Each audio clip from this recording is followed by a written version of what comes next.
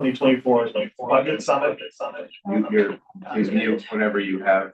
I can hear people speak. So originally the plan was to have a little short intro and have Brian Valentine present the budget overview that he's prepared.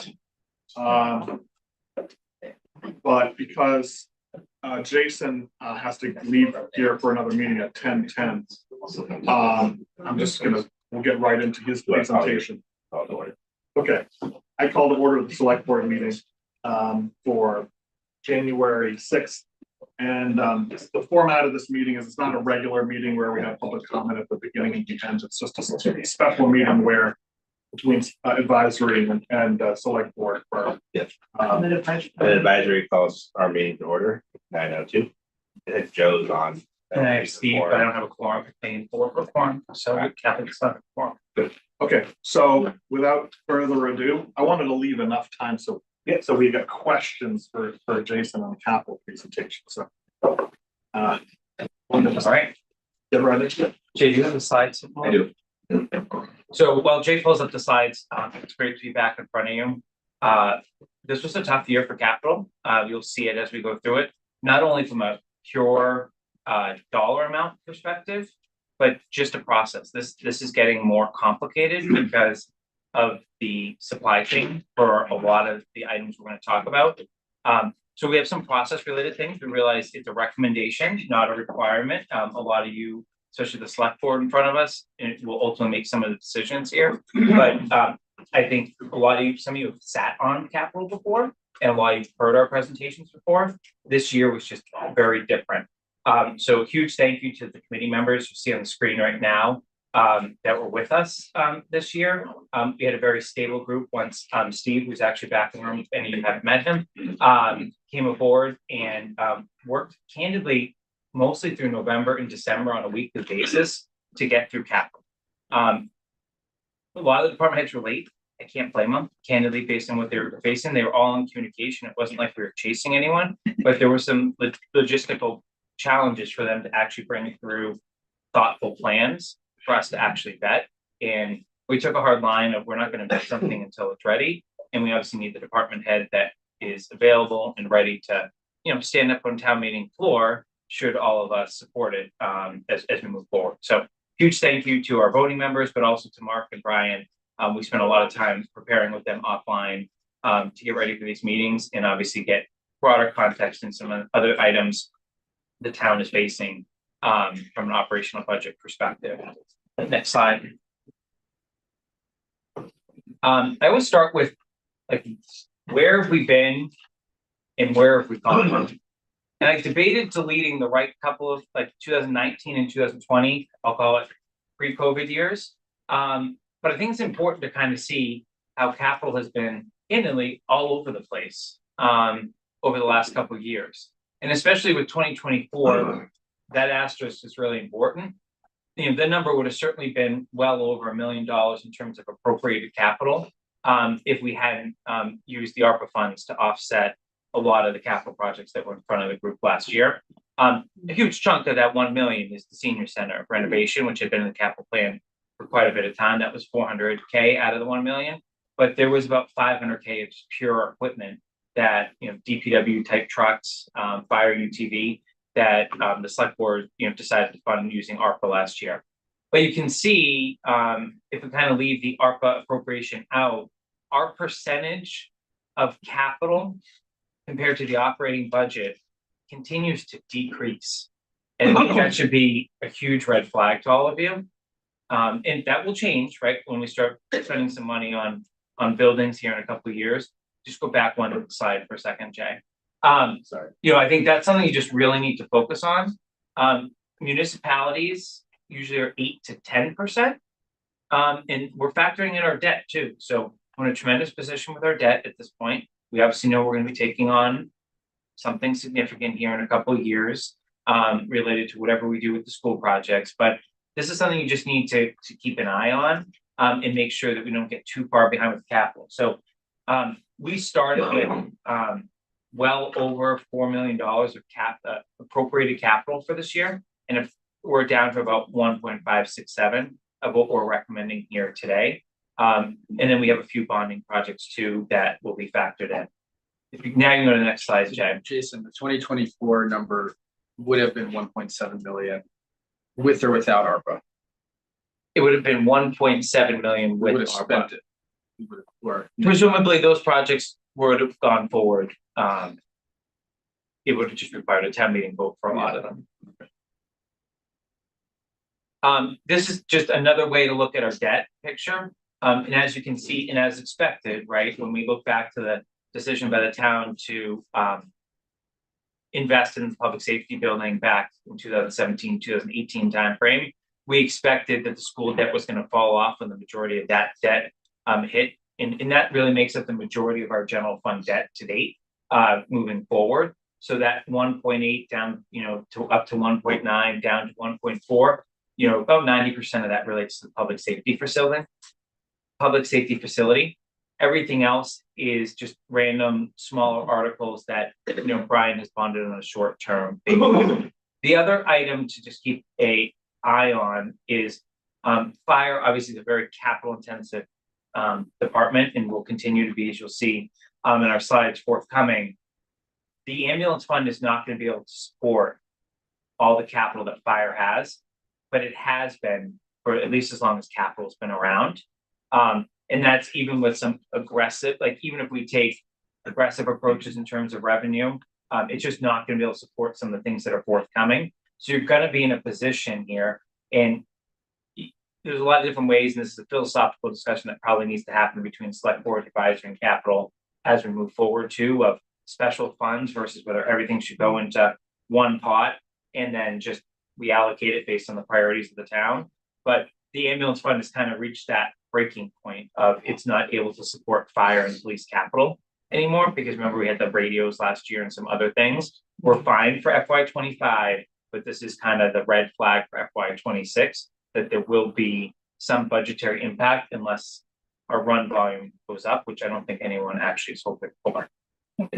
Jason, for this, does this include Portable Road, Trotter Roof, and the tower? This is just What's been approved at prior town meeting? prior town Okay. meeting.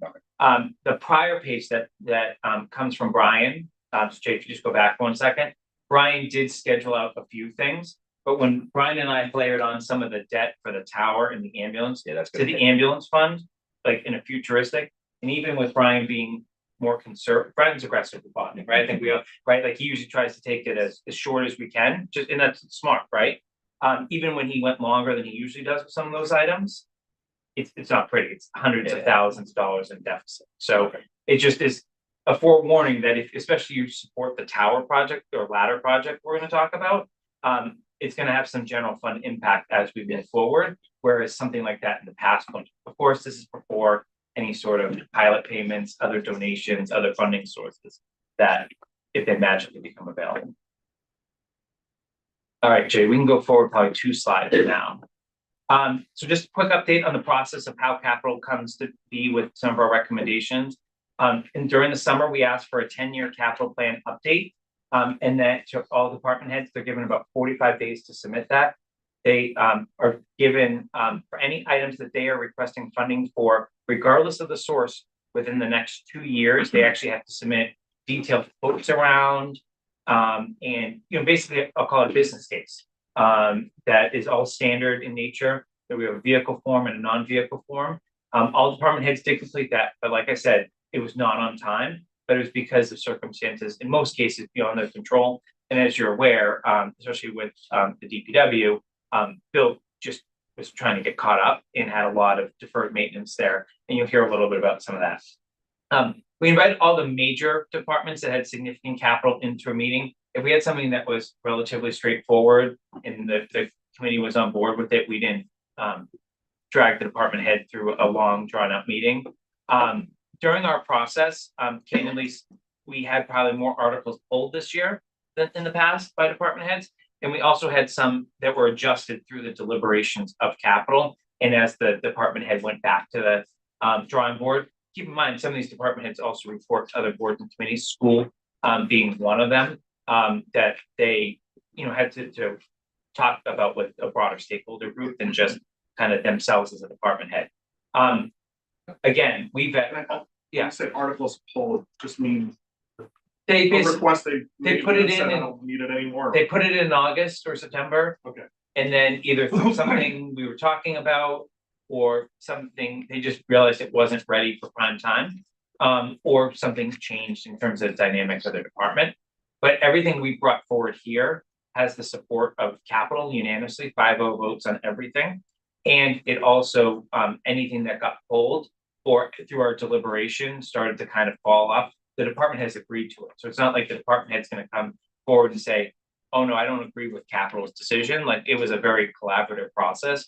And not for Bill in particular, right? The DPW had a lot and we worked through with him, but used his expertise to weed down the list as opposed to us just saying we like this better than that, because none of us are in particular experts in that area. So that's what I meant by that. Okay, got it. So then I can't say this enough. The changing cost estimates, it's ridiculous. This is not the department head's fault. The vendors are just very non-committal to things. In particular, vehicles are an incredible challenge right now. And this goes beyond the chip demand thing. This goes beyond hybrid versus electric. When you talk about police for a little bit, this is just any type of vehicle, whether it's a truck for the DPW, an ambulance for the fire department, or just a regular Ford Explorer for the police department. There's challenges and they're not all interconnected, but that seems to be very difficult still. And there's no end in sight from what we can at least tell from department heads. And as they talk with some of these vendors. So we brought forward the numbers that were today. As I walked through some of the numbers we're presenting, capital believes they're high. Probably gonna go in and still recommend that we appropriate that, but that there be some real rigors and controls on the back end, that just because we approved it, doesn't all get spent. And we're gonna ask for you to really hold some of these department heads accountable, that if they really thought this was the right year to go for it, they need to actually be ordering it when they're actually allowed to, and not sitting on it for 6 months. So like really prepare like it's gonna get approved at town meeting, have the contracts in place, ready to go, and just subject to signature, depending upon the funding source and whether we can sign it on the end of March or July 1st. So, again, very challenging. Next slide, Jackie. So what we're bringing forward to you today is 3.871 million of total expenditures. It breaks down as follows. This is our best estimate based on really collaboration with Brian in particular about where we think it should fall within the budget. These can change based on your deliberations and where you all end up, but 1.567 million of it would come from capital.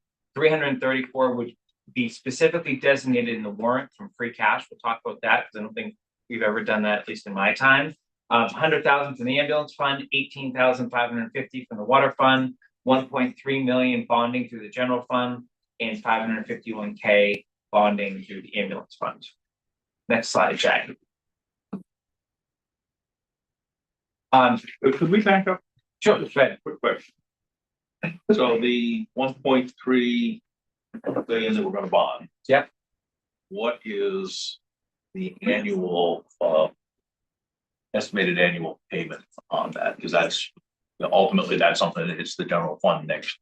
Yeah, so that's the ladder. 170, 160K. Yeah. Okay. Great. Over how many years? Would be Is it 10. 10? No, 12. Sounds like Okay, I was gonna say 12. I thought it was 12. Yeah, okay. 12 It for averages to 142 over the life. Yeah.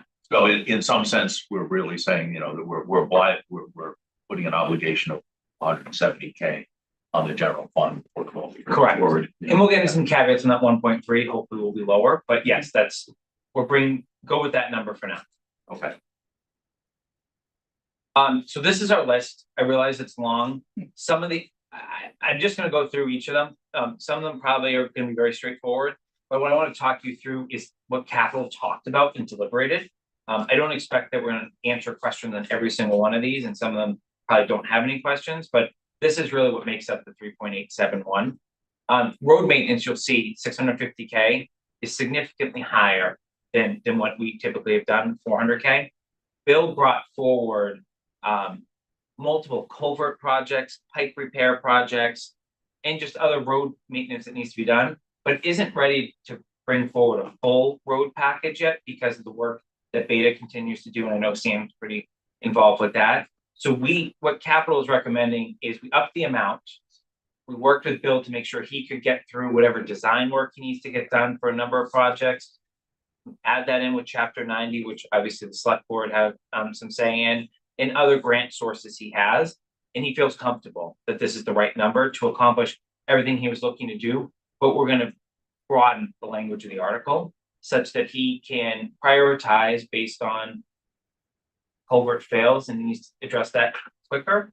And he can't get legislative support for, a backfill from Senator Eldridge, as we saw on Northborough Road, or there isn't a grant cycle that's open in that moment. He'll have some flexibility to deal with it.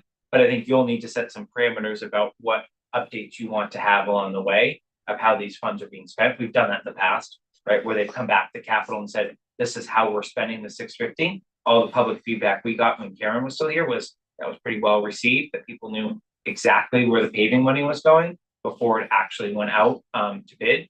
And people were able to submit requests and we were able to adjust it. So that's a big change this year, but it's also trusting the expertise that exists within that department to make some decisions as they move forward without, boxing it into too many boxes. The next is Jason? yeah.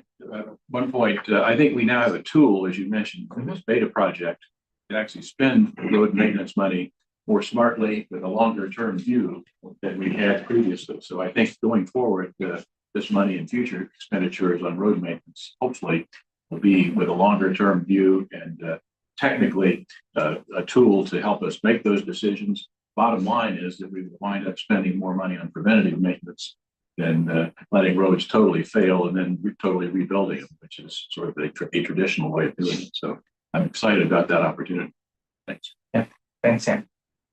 Next is a trash trailer. This is actually to haul trash from the DPW to the ultimate disposal site. So this is a trailer that goes on the Mass Pike basically every day or ever often. There's 2 trailers in their inventory.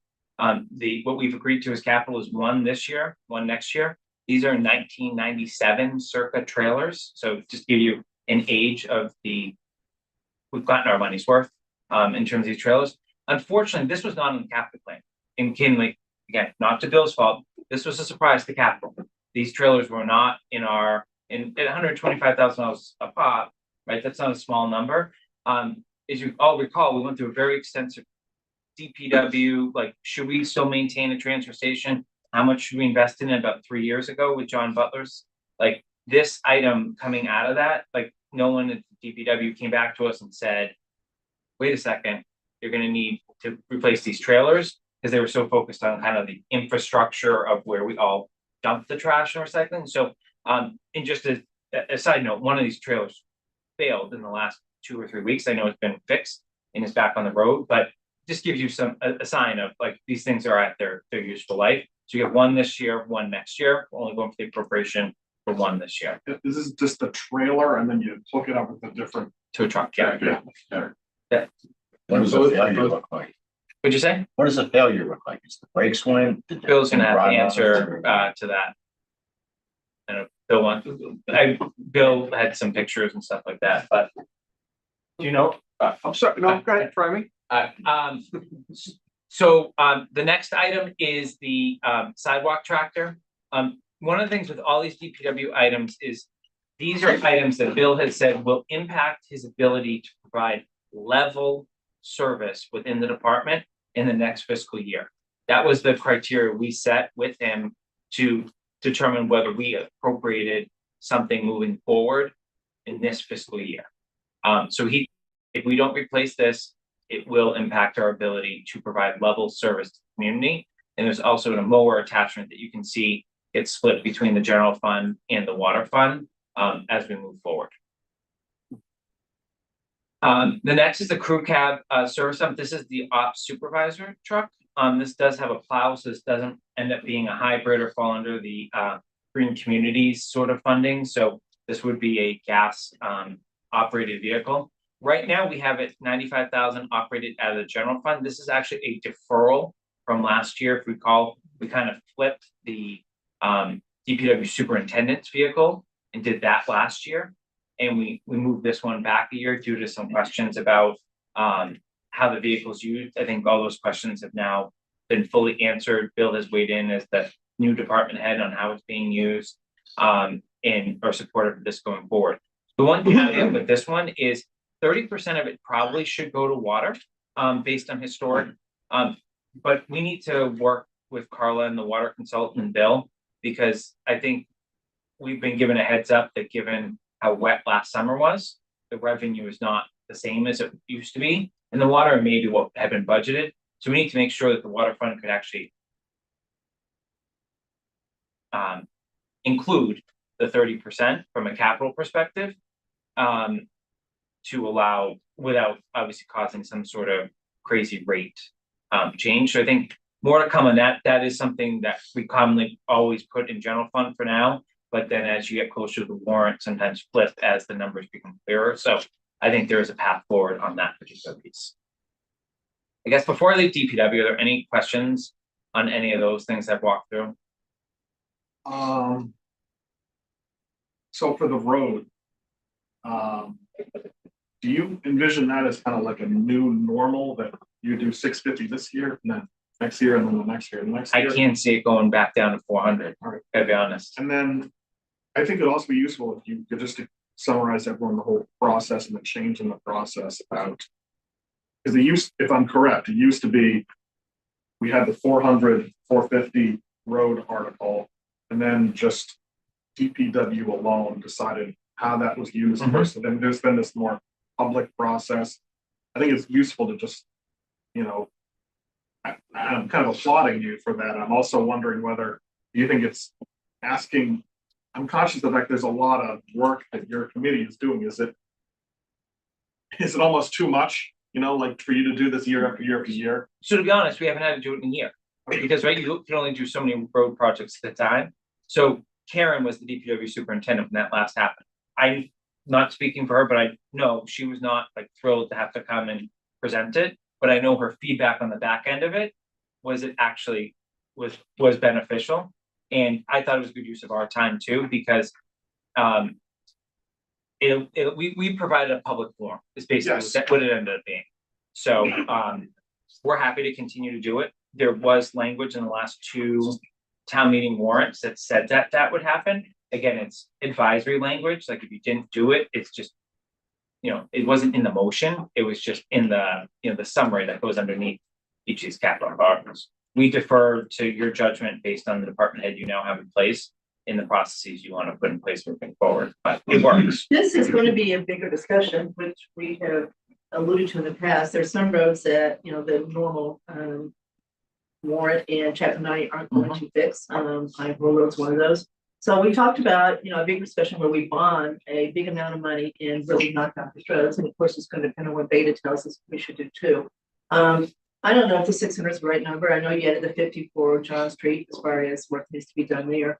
But we've also got more money coming in from the state because of the recent 200K that's being added on to the chapter 90. So, you know, this was always a little bit of a guessing game as far as what the right number was. So probably more to come as far as this piece of it.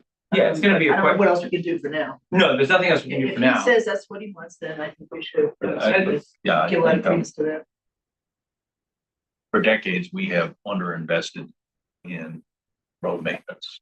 And, that's a number that's similar to what I think I suggested 10 years ago, so.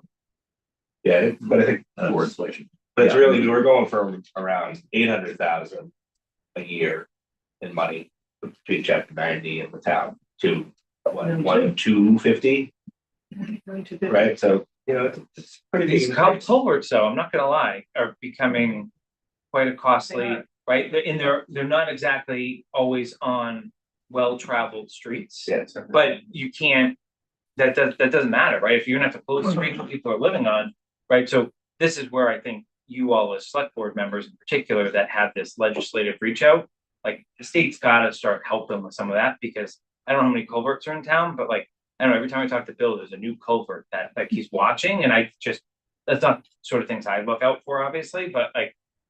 I think to Kathy's point, there's gonna be a question probably next year of whether we fund 650 or some other number. Or we have a very large one-time bond package that's spread out over a long period of time to just catch up. But that's obviously, It really would have been a good thing to do, probably, but maybe they'll start coming down next year, so it'll be more. Yeah, and once we get the info from Beta and we do some assessments on the culverts and all the drainage and get that and look at our new MS4 permit requirements and get that all packaged up, we might say we need to do a big bonding project and tackle it in lump sum. right, it's just true, we can't recommend that now, because we don't have the final details. We don't have the data in terms of Exactly. when it's there. I mean, the culverts are sort of a ticking time bomb. And the corrugated pipe that went in decades ago, the water sits in the bottom of those things, they rust. And then they're gonna go at some point here. And Bill, I think, is looking to figure out where those problems are, scoping the system or something to get better information on it. Right, and for paving a street, he's Yeah. making sure he understands what's Yeah. underneath it too. I don't know that that was done, Don't want to pave and then have to rip it up to do it all. which we've done, is my understanding. Shocking. Yes. Yes, we have. Any other questions on DPW? Oh, just one, I think Bill Condit is gonna be here very shortly to speak to some of these. If anyone's got a more detailed DPW question, they'll be here shortly. I'm just surprised by the cost of the sidewalk tractor. It's a lot for a tractor. It's a very specialized, it's very narrow. But This you is can- this snow blower thrower? no, it's a very specialized, like, as a cab and the motor's behind it, but it fits into a sidewalk, but you can do a lot more sidewalks, so I can do something. Than What just your sidewalks? regular.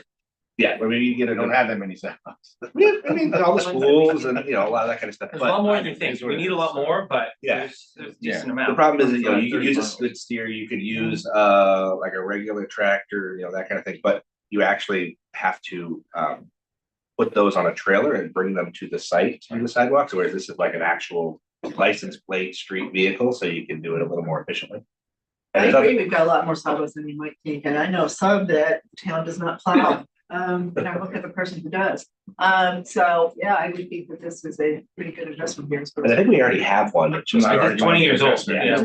Yeah. What are all the things it's actually used for?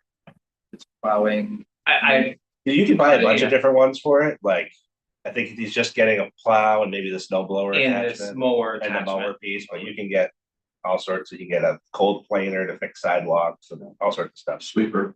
sweeper. Bill has a lot of, I'll call it, attachments to this device that he has in the capital plan coming up, but this is an asset that we already own that is about ready to fail and is providing service.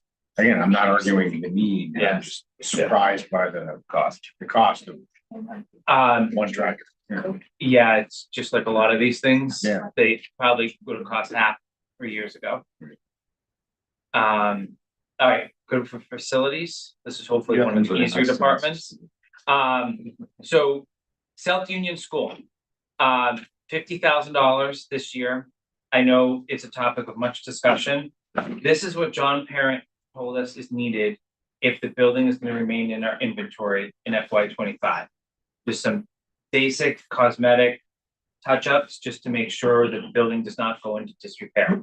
You'll see on our request for select board slide later on, there's a comment about South Union. We, as capital, recommend spending 50,000 if you are not going to action anything on South Union and it's going to remain a municipal building housing employees next year. You're going to do something that would dispose of the property or anything like that, whether it be in the spring or the fall or anywhere in between. We don't know if this is the wisest use of funds, but if you're gonna have people in that building and continue to operate as a municipal building next fiscal year, we're supporting $50,000 to do some of the things just to keep it up and running. If you had looked at our capital plan 6 months ago, there was about 500 to 750K of capital related to South Union in the next 1 to 2 years, including for FY 25. John has been able to mitigate most of that while you all work on the final resolution for that property. So this is kind of what it's needed to operate. Just as a suggestion, what about if we upped the maintenance fund to 150, which would then, if you know, because if we don't do it, we approve this and then we end up saying we don't want to do it because we're going to dispose of it after that time being whatever it, then we have to close out the article, return the funds. But if we just put it in the maintenance fund, John could use it for other properties again. And Or- some flexibility. Or not. Or not, but like, you know, then maybe next year we have left over, we only put 50,000 of. Yeah, the maintenance fund transcends years, it's not an Yeah. operating thing. Or if it was free cash and then the select board decided not to use it because something's happening, does it just go back to free cash immediately? Or? No. so you- Close it out when you're ready to close it out. Yeah. But, So just- it's not a bad idea, No, just just to put it- keep the I mean, he number of can s- articles down. He should be able to spend everything he needs to do out of that article, out of that maintenance. As long as it's clear to him that obviously it's not gonna be 150 moving forward, Yeah, unless obviously there's Well, we have to remember justification. that, so. Yeah. but Um, 100's pretty low anyway, as I think Mr. Hamilton Yeah. will agree. Yeah. So I'm all for just making it 150 and I get think rid that of makes one sense. article. And then I really leave it up to you, but if it's help, I definitely don't want to go off and like have a whole tangential discussion about the whole issue. Well, that's what I'm saying. If it's helpful, I can give for the advisory committee a really brief overview, which is where the issue stands on the select board side. yeah, why don't we take that off after? Makes you know, sense. Let Jason get out of here on time, but I think, Yeah. you know. This kind of takes it off of, it's not a South Union article, we're upping it because there is some maintenance that might have to be done if we don't, and it kind of softens the message. I don't foresee any issues with that from our perspective. And then the capital maintenance article, 100K, we challenged John of whether it should be more, given that things just cost more and it's been 100 for a long time, and he feels very comfortable because again, he has been bringing projects over 10K forward as capital articles, which I think is the right answer. So he's not doing large projects with this capital maintenance fund. He's doing smaller projects with it and bringing forward something like South Union as a separate article each year. So the bathrooms, obviously the townhouse, a lot of the work at Porterville, those have all been smaller, separate articles. And that's the way it was intended. This was to Mm-hmm. give him money when things go wrong that are unexpected, when the Mhm. septic failed in the townhouse Yeah. that year. So this is good. We've got old buildings, you can't predict everything. So this is give him a fund to use when it's not budgeted, and not say we gotta wait another year for something that can't wait. Yes. Okay, now we're gonna go to fire. And you're gonna see, this is where, remember my comment earlier, there's items here specifically coming out of the general fund. This is the first time I can remember in a while that we're funding fire capital items out of the general fund. This could change, especially these smaller ones, if donations come into play for some of these things, but they usually do. And, or we get a more rosy picture on the revenue. In the ambulance fund, we could probably throw at least the first two items into it, but for now, we want everyone thinking about this is going to be appropriated. So the first is the power stretcher for the ambulance. This ties right into ambulance 28 that we're going to talk about bonding later on. They go kind of hand in hand. Yes, it's a very expensive stretcher, but it's powered and there's a mechanism that goes actually into the physical ambulance as well. That is a good quote. We've vetted it pretty hard with Chief Achilles. And that is recommended for 65.5. The PPE for FY25 fire, as you remember, we set up a PPE every year. The turnout gear, all the gear the firefighters wear to protect themselves. We set this up on a rotating basis. We had been funding it as much as 40K a year. We're now down to about 20K.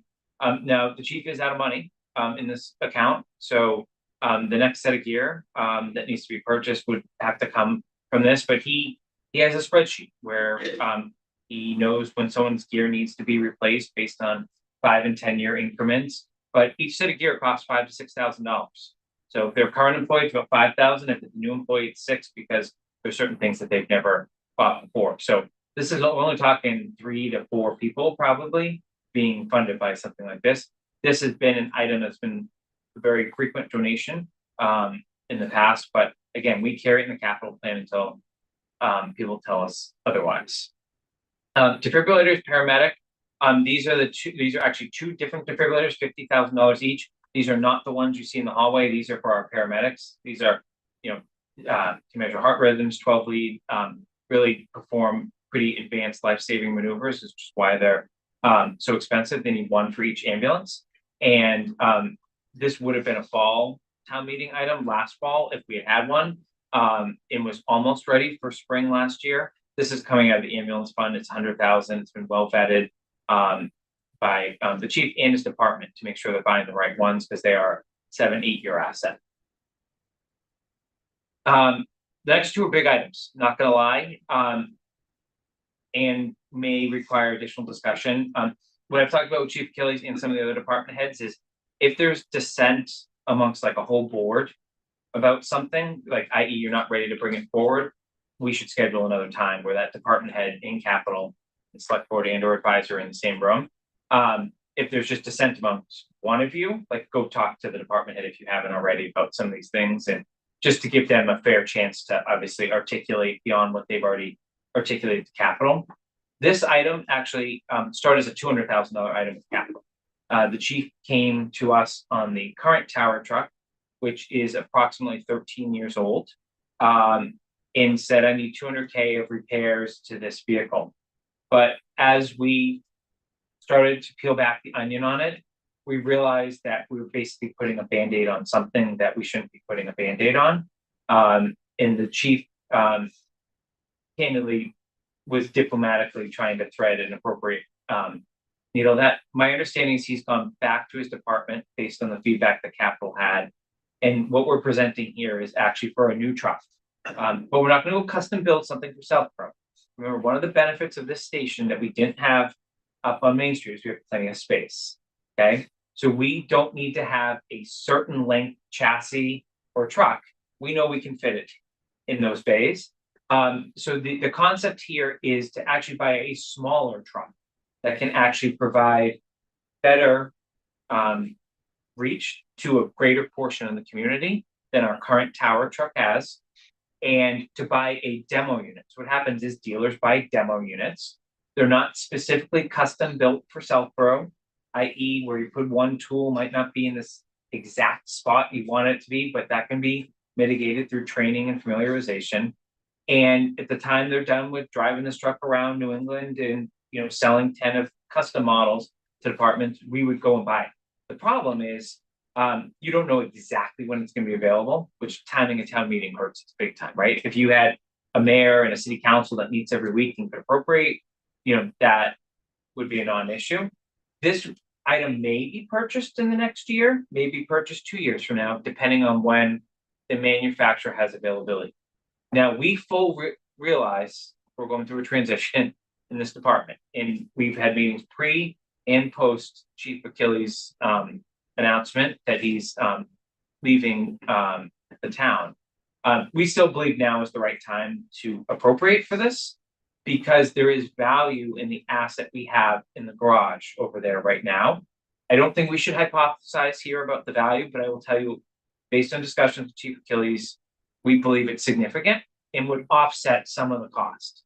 But that asset is frequently out of service right now, and would be out of service if we went for that $200K chassis repair. The main reason that Capital is bringing forward this way, as opposed to the way it originally started with Chief Achilles, is one, the functionality. We believe it's going to give the department greater function. And two, that $200,000 would only get us 5 or 6 years. And in 5 years from now, we'd be looking at close to a $2 million replacement project. So you don't need to be good with math to do the math there of what the total cost to the community would be over that time. There is the philosophy of, do we even need a ladder truck, tower truck? I think our committee remains convinced that based on the chief's expertise in that area and the department's recommendations, we absolutely do. And that leaves even the ISO rating and home insurance ratings off to the side. And so it's a big ask. And I realized there was a ton of politics involved with the purchase of the current vehicle that's there. But we do believe that this is the right decision right now. We just are going to need some help with whoever's in the interim spot, and obviously the current officers, of the department to make sure this continues to move forward until the new chief arrived and is permanently in place. So Jason, I don't remember the politics, I'm sure, sounds like you do. I remember the huge effort that was made to raise the money that was raised. We know all kinds of fundraisers were done to do that. So the politics that's involved, whether you need it or not. I wasn't in town, but I guess what I've learned through my research and welcome others that were in town is, I think there were some questions of whether we need it or not, how big it needed to be, who should be paying for it, how much it should cost. I know there was fundraising. Buildings here, that's probably the premise of, do we need? Yeah, but a fire ladder or tower truck should be used for residential too. In most cases, that truck cannot fit into most driveways in this town. Or if it did, it would need to be some very careful orchestration. It obviously could deal with all of our properties along Route 9 seamlessly. Also, it's not just a matter of height, it's a matter of distance. Sometimes you have to Reach from the street is what Chief Achilles kept saying. A long ladder to get to the back of the house, for example, from the driveway. So that's the other problem. So let me understand. So the 1.3 is what you think essentially the list price of the new piece of equipment is. The max list price. Max. We think it And may be then- less. The You demo. would net against that, whatever the existing truck is worth. Correct. Which, and do you have guesstimate as to what that is? I'm I assuming do, it's I six don't want to figures. negotiate, I'm comfortable saying 6 figures, but I don't think we want to negotiate against ourselves. So, Sure. but I think assume 6 figures is a good assumption. Right, we wouldn't really net it against, right? We would return it to free cash, it would be a revenue, we return it to free cash. Well, if you authorize it, we just don't spend, Yeah, we just get the authorization and then we just spend what we need to. but you would bond, you'd have to do the article bond for the full amount. Oh, yeah, And whatever we revenue. do it for the 1.3 and then The Well, revenue would come in as free you cash. just don't use it. So we're gonna So get he's saying- authorization. I'm saying what you're saying, No, You're saying you so- don't use the whole 1.3, you use 600, 700, whatever. Right, so we're gonna get authorization for 1.3, let's just say. Right. Let's just say we sell it, I'll use Al's 6 figure, let's call it 100 for a second. You get 100 in, but the 100 comes in prior to having to pay the 1.3 to the vendor. Are you bonding 1.2 or are you bonding 1.3 when you go out to the debt markets? You No, can't- you'd borrow less. You'd borrow Right. less. But you can't use that revenue immediately, right? No, there'd be a lag, you're right. Okay, I was just gonna suggest that, Let me ask one more question. We're going out. I would like to suggest we put this on our list to bring capital and the chief in to talk through it in more detail. He's gonna be here.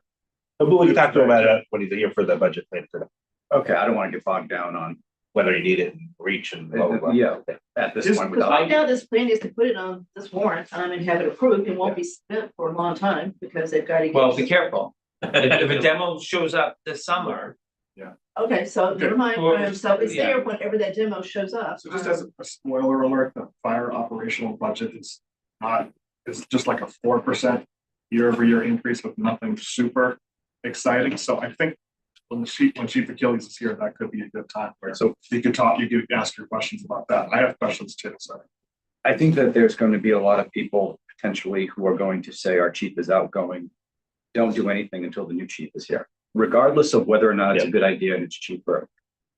We have a new person coming in, let them set the strategy for the next 5 years. Yeah, Tim, I think, not to steal Jason's thunder, he's gonna have something he wants to say about that as far as waiting.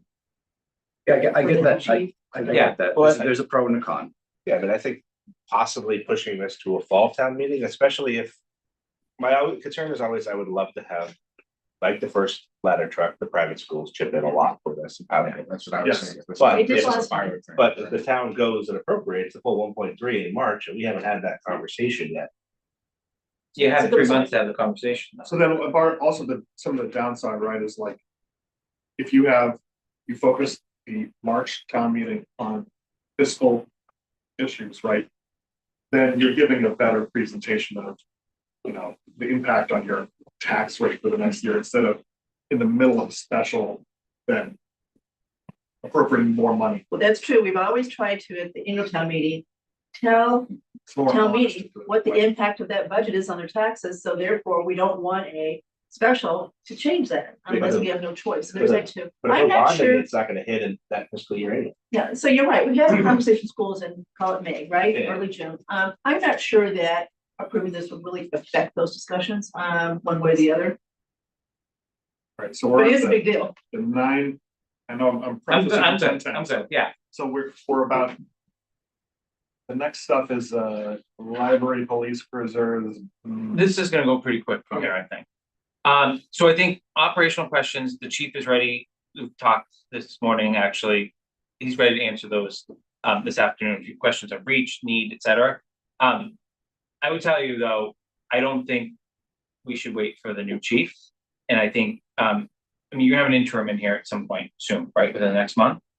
That's another person that is going to have significant prior experience that ultimately is probably going to be the person standing up on town meeting floor when someone asks questions about it. So you're going to have another person to vet Chief Achilles' opinion on this, but this is something he's been talking to us about for 2 to 3 years. This is not something that just came out of the blue. Otherwise, you're going to be faced with a situation, regardless whether you have fall town meeting or not, where that tower is not going to be used. It's going to be out of service, and the town will not have a ladder truck. Period. End of story. And will be fully reliant on mutual aid, which is fine for a temporary period of time. It happens all the time. Ladders go out more often than any other type of physical apparatus, but that's just something you need to be aware of, and the chief should, I'll make sure he. Well, one Raises point you that. made, I didn't know is, so if your town doesn't have a ladder truck, then your home insurance rates go up? Once, this is something called an ISO rating. Okay. They look at the type of apparatus, training, staffing you have. Yeah, so our home insurance rates now are based on distance to the fire department. Do you have hydrants? Do you not? And the operations of the department, and it looks at your vehicles. Okay. But it's not that like, if it's out for 4 months, they're gonna reassess the rate. They do it Exactly. like- They do it like every 10 Yeah. years. Yes, they are not very good about updating the moment. So if we let's just say we completely That was last time. decommissioned the ladder truck and the town said, nope, we're not gonna have a ladder truck. It's gonna take a while for the home insurance companies to catch, but they will catch up, and everyone needs to be on notice. About I that. think if we're gonna talk about that, we need to bring numbers into play. You know, we can't just say there's an insurance hit without saying, well, here's what your insurance hit will be on average versus here's what your tax hit will be on average. You don't know what they would reclassify you from an ISO perspective, I'm because there's just, so I'm just saying, many. if we don't have numbers, then it's meaningless. I think it's a, I mean, he's right. If Yeah. it's a small, tiny, Yeah. $2, whatever. Right. Yeah. But who cares, right? I wouldn't say that's, $300. and the reason we didn't Right. raise it to date is because we don't think that's the gating issue of whether you do this or not. But if someone's trying to make a decision, because we didn't entertain the conversation of really decommissioning a ladder or a tower truck. Based on the chief's recommendations. If that's where the conversation wants to go, then I think it's a totally different analysis than we've done today. When Capital met with Chief to talk about these big things, right? Did you have the discussion about what our mutual aid neighbors have that we could use did. instead? We So you're satisfied that we need that here versus relying on Framingham for one side of town, Westboro for another side of town? Framingham, Hopkinton, and Westboro and Marlboro, right? Our main, that's who they use mutually. They all have these, I'll use a non-fire, like they're monstrosity trucks, these tower trucks. There's a difference between a tower and a ladder, and the chief will I'll let him do all that fun, but they're big trucks. We have them around, we're surrounded by them. So what we're actually trying to do is have something that's more functional for Southborough, as opposed to we have a tower truck too. And like he can get, they already will still get Hopkinton or Westboro or Framingham or Marlboro, depending on what side of town their run cards, they're still gonna get that.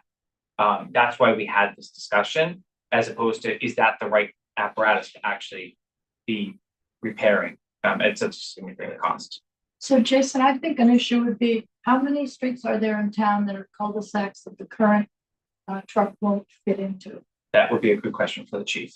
I think he mentioned on their call, like I think it was Lovers Lane or one of those that Basically, if they go down it, they have to drive like 5 miles an hour. I don't think you're getting a tower truck on Lover's Lane or up and down any of those driveways, regardless of what size it is. Like you're Yeah. on Lover's Lane, you're probably using plots. It's that ridiculous. I mean, he said when they took it down there, Yeah. they had to like, Well, there's also, yeah, our current one has issues with the motor, which is the main issue in terms of its ability to get up hills. We have some hills in town.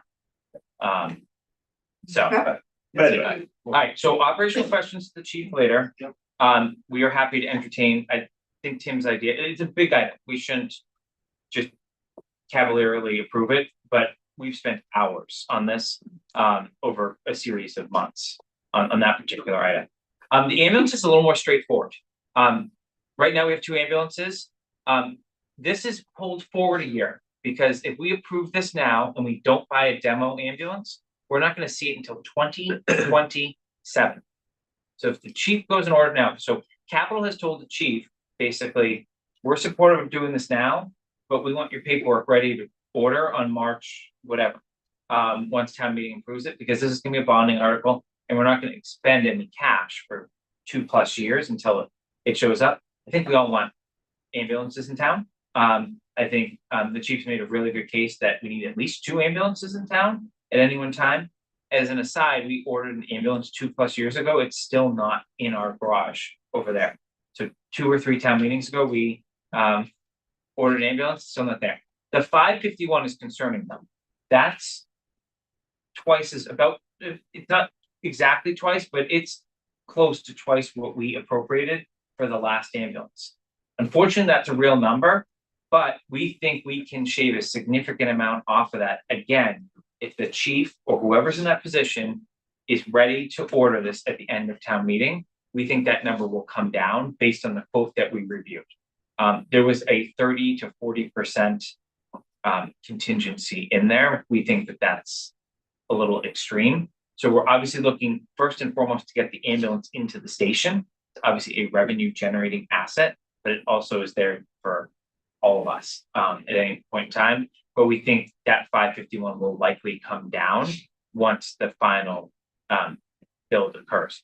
The other thing just to note with ambulances, which is different than some of these other items, is the contracts aren't for certain amounts anymore. They are building in contingencies, much like when you go and build a building. There's certain unknowns. They are building in these contingencies now that if you get a 2025 chassis versus a 2026 chassis, it's going to be a different cost. And it's not our problem if you get the 2026 chassis that costs more. Again, all the more reason to get this thing ordered and try to mitigate the cost number. Jason, I mean, obviously we can ask the chief, but is this something you could do a demo ambulance as well? It certainly is. And that's one thing he certainly noted to me is, well, you want them to look as close as possible just because they swap, right? Like ambulance 1 can go out now, ambulance 2 can need to go out 2 minutes later, happens all the time. You want them to be like have the same cabinets in the same spot, so you're not going to look for supply A when seconds count. What are our 2 ambulance numbers right now? 28 and 29. Okay, so this is a new 28. Yes. And Okay, 29, is one's going to be replaced by the one that's still not in. Mhm. So the stretchers are for which one? 28, Current 28 or new 28? new 28. So you pay 551 and don't get a stretcher? Correct. All right, I firmly believe that 551 is going to come down based on what we reviewed in my other expertise, but I think it's prudent to keep this number there now, but hold whoever you hire as an interim chief accountable that if this passes at town meeting, there better be an order going in April. Okay, so March 25th, they can order this because it's going to be funded by ambulance. Right. And Chief Achilles is doing a lot of the legwork now based on our conversation with them. So that's there. And look, they've got a very competent group of officers there that can support this along the way too. In help the interim with this. This is Is there a price point where you would say, don't buy it? not in my opinion. No. Not in In my other words, opinion. Tim, the revenue wouldn't support it, is what you're saying? Well, I'm just saying, yeah, I mean, I'm just saying, you said there's a 40% contingency on it. Why does it, I mean, You'll be down one ambulance, so you'll be relying on Framingham, Westboro, Hopkinton, for your second ambulance. I guess the question is, when is it are you gonna more cost appropriate? effective to repair the one we have? What's wrong? Oh, it's at its life. I mean, if you take- Those are hard miles those things take. They go out in snowstorms. They're not driven like we drive our cars. They're very rarely just driving around town. I guess what I'm saying is, if it's only gonna cost $350, right? Why not put that figure in? You're much more likely, well, maybe not much more likely, forgive me. You're more like, the lower the figure, the more likely it's gonna pass. The more likely you'll have Well, it to spend. this is part of capital strategy that I completely agree with you.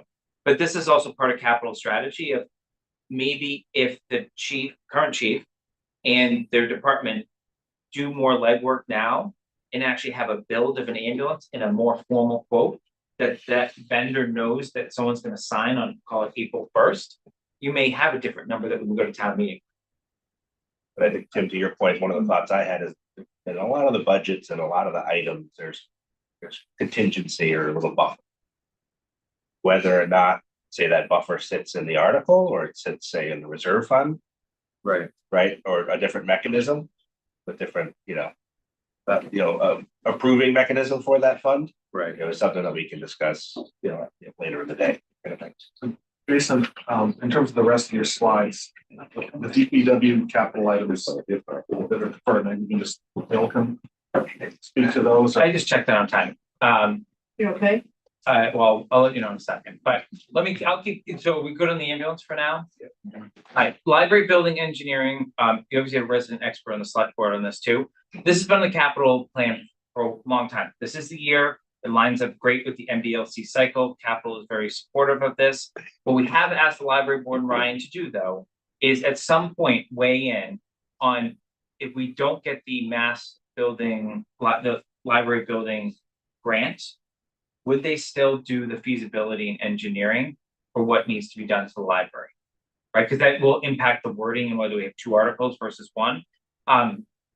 Personally, both with my capital hat on, my NERI hat on, and Canada my community center hat on, we kind of need to know the full picture so that you all can make educated decisions on what we recommend to the voters of what needs to be done to the schools, what needs to be done for community center, and what needs to be done to the library. We may not approve it all at the same time, but at least if we go eyes wide open into those are our 3 big infrastructure projects that are building related, we'll have an idea. So I personally am supportive of figuring out what we need to do in the library, regardless of the grant or not.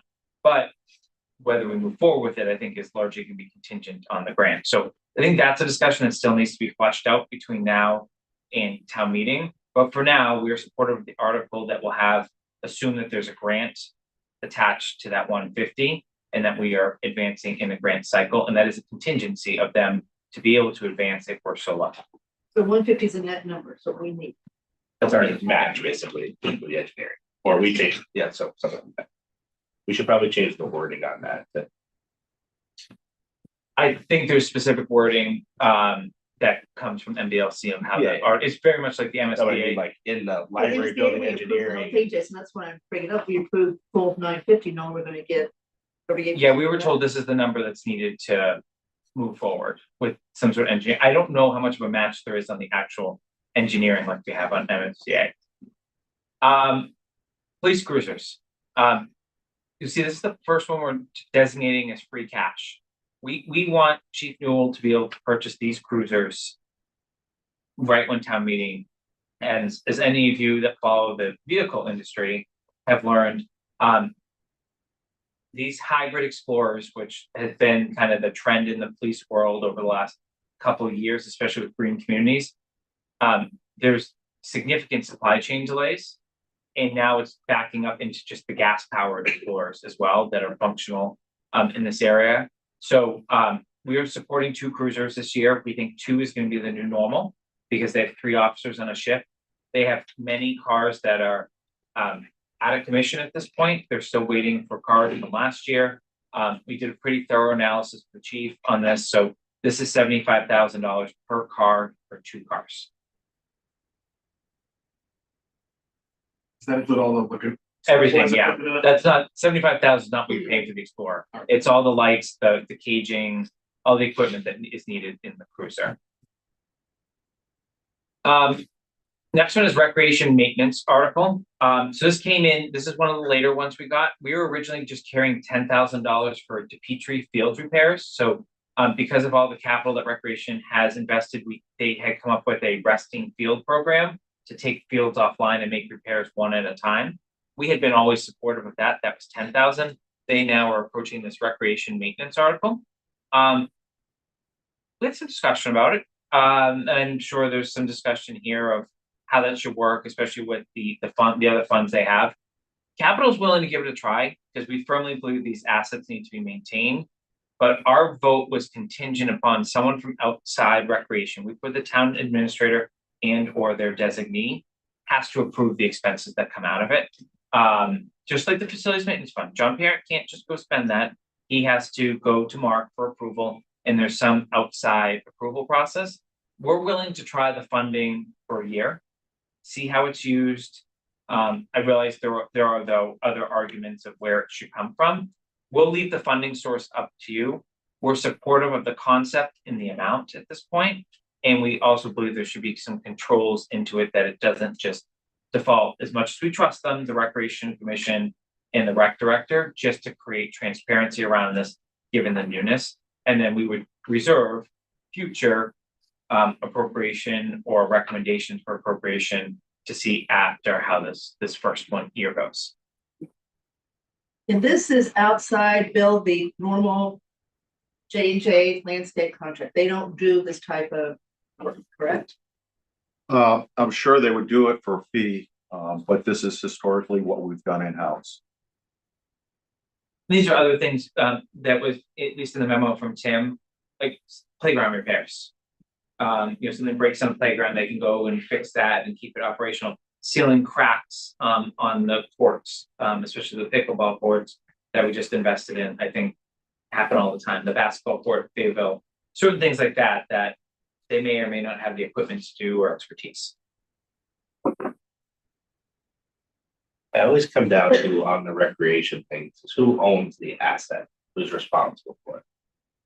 Right? If it's a field, if it's a pickleball court, if it's a playground, I mean, that work, Bill, is done by usually your team. You have the facilities team, and then so John doesn't do basically the outside stuff. Does that fall on DPW? And just because it's a recreational asset or it's a trail asset, I mean, I don't mind if we allocate the cost, but the control over it, deciding how it gets fixed and what materials, and I think should either sit with facilities or DPW.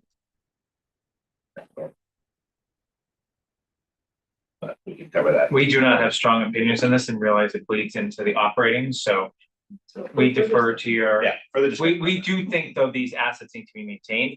How you're gonna maintain them, we think we defer to your guidance on that. Algonquin Regional, this is open, but I think you should anticipate about 200K here. This is gonna be a series of plan. We have not invested in that building. We invested in the field, but we've not invested in that building in over 20 years. The regional school committee has a pretty comprehensive capital plan, and they have a subcommittee that deals with this as well. We estimate it's gonna be about $400,000 total split between the two towns. We're about 40-ish%, but I haven't gotten the exact number from Becky of what they're voting.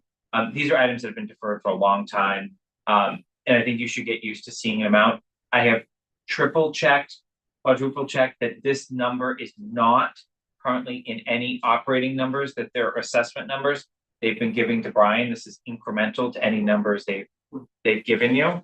We're just gonna have to all stay coordinated to make sure it either ends up in the capital article or that they're gonna put it into their assessment. But do know that capital has vetted there's small projects that add up to a larger amount, what they are doing there. And even though they don't have to come to us, because the policy doesn't, Greg and his team come to our meetings, they present just like any department head that falls under your authority.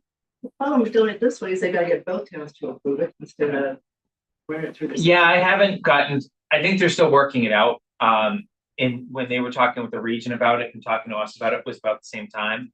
So they obviously were waiting for some guidance from the school committee. So it may come through the assessment, but I told them we will carry it until they put it in their assessment so that there's no 200K pops at any point.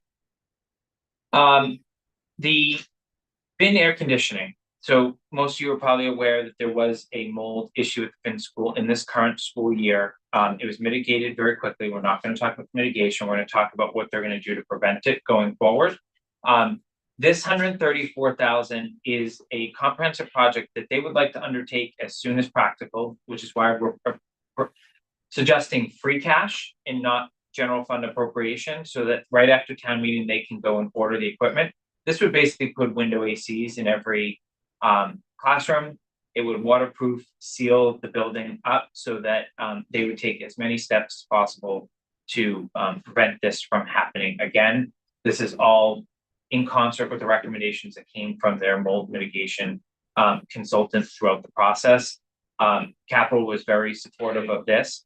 They did bring forward every other school at the same time to do something very similar. We paused that a little bit, and Greg and his team in the school committee are on board with this. And we only then went to the next step of design funding for Woodward to actually put permanent HVAC AC in there, not window units.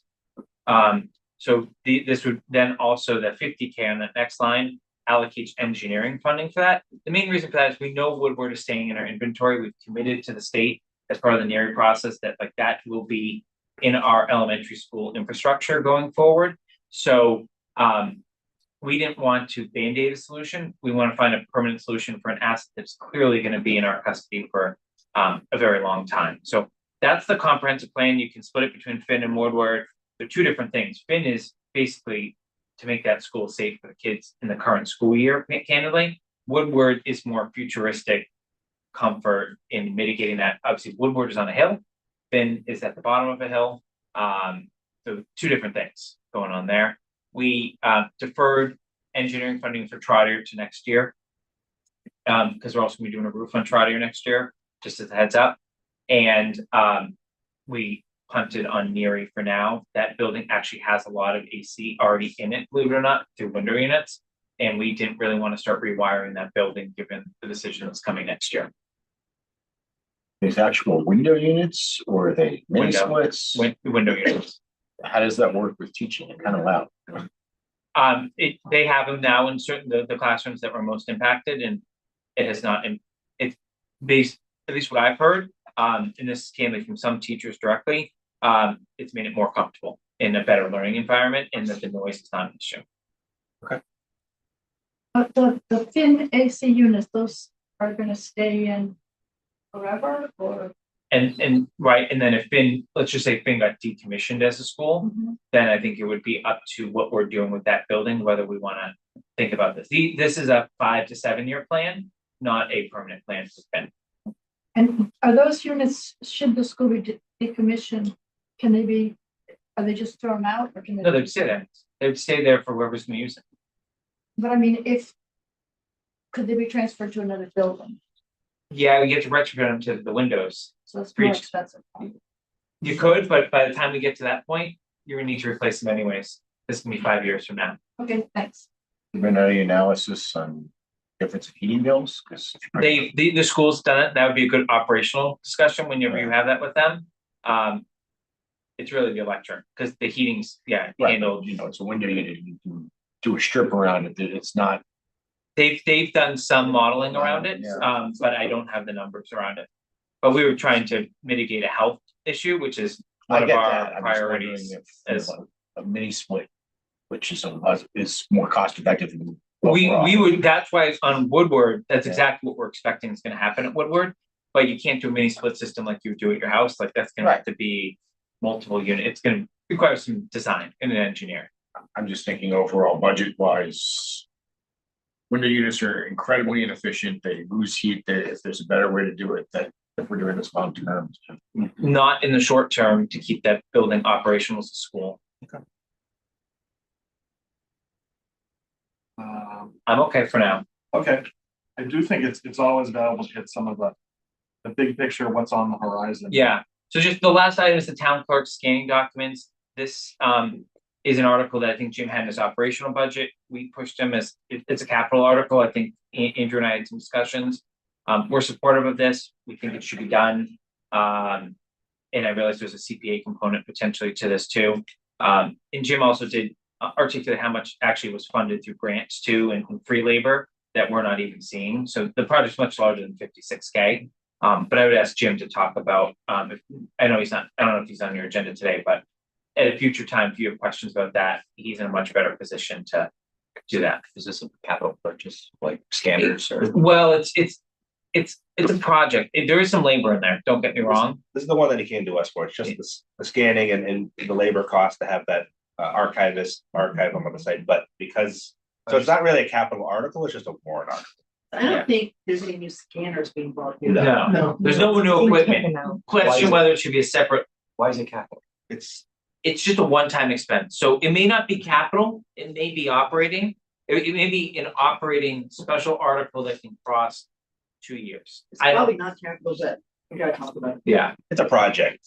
It's a Yeah. one-time project. whether you put it in the capital article or a separate one, I don't I'm think, just confused. One-time projects are often their own article.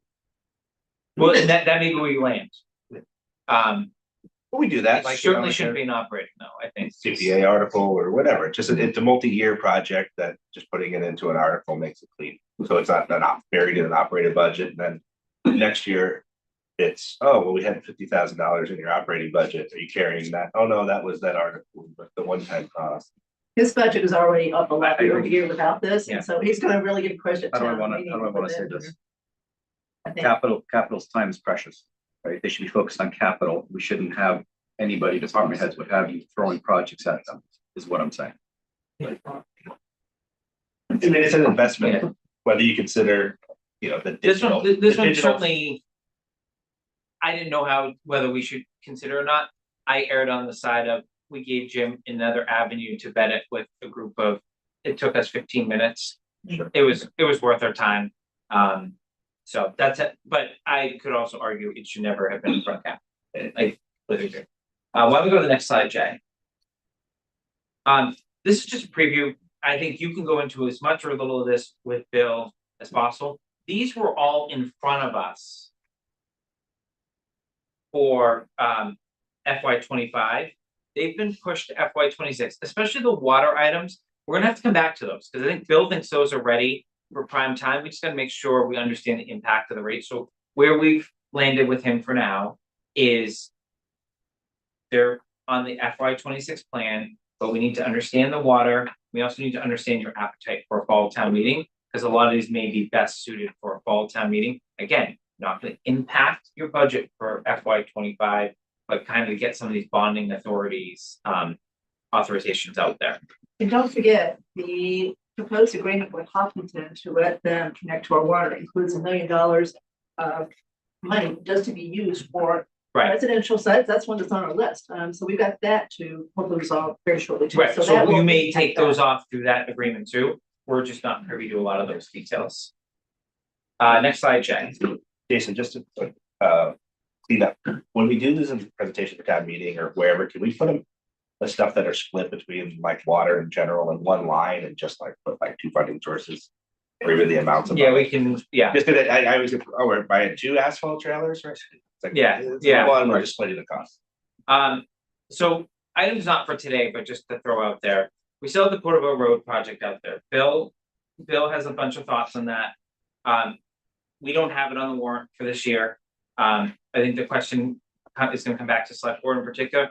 Is this a tip project that we wanna basically completely change that, or are we just gonna use local funding? Local funding is $5 million. This is not a light decision.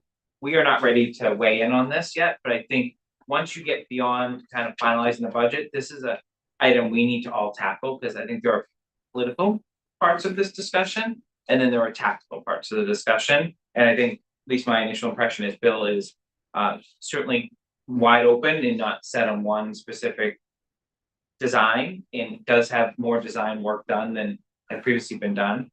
I think we already talked about the road budget, like, is it enough? Where do we go with that? I think we've dealt with that. And then you've kind of heard throughout my whole summary, what are we gonna do with these long lead time items going forward? Which gets me to my next slide, once we get, I'll do the horizon first. So go to the next one, Jay. So like, when you look at next year, like if you thought this year was bad, next year we are gonna have a special town meeting, likely, for Neary. It may or may not involve a community center. That's a forthcoming discussion. We also have a roof at Trotter that needs to be dealt with. And then we're gonna have the continued Algonquin investment, a recreation project, obviously that may go to CPA. But you can kind of see there's something every year that is significant here for the next 4 to 5 years. Yes. So do you have any interest in helping to push CPA to go to 3%? Uh, Well, that's a Look- loaded question. I'm just looking at your time frame because it would have to be done in then. I need to see more on it. We haven't candidly been provided anything. I think capital should weigh in on that, but we haven't. But right off the bat of those things there, like, look at the things that would be. It's all recreation, which I know they don't always just allocate to one source, right? Historical and others, obviously the affordable housing is a huge priority of all of your. Yeah, but that's just 10%, 10%. You still got the Yeah. 70 that could be. Yeah. For this, and if you went to 3, you've got a lot Some more of that. match money coming. Yeah, I'm looking at, the track, the fields, Mooney, Ben. Yeah. That could all be taken off. Yeah, it could be, and we may be able to afford, we should probably schedule out, can we afford it now with 1%? I think we know the answer, but I think someone should do that first What and happens show to our how, bonding how capacity short, of yeah, CPA, what happens to the match? yeah, someone should do that, It I would think be- first. But Yeah. remember, the point of doing the match, increasing the match, is not to increase taxes, it's to fund getting more state money, the same Yes. thing you'd have to fund the general fund. So we're not trying to add new projects that would be funded in the general fund. So in the end, it should save money, not cost money, but that's, we gotta make the case. Are you gonna go back to the one that you wanna have bonded this year? The DPW piece that you talked about at the meeting the other night? I want to hear your reaction to my next slide first.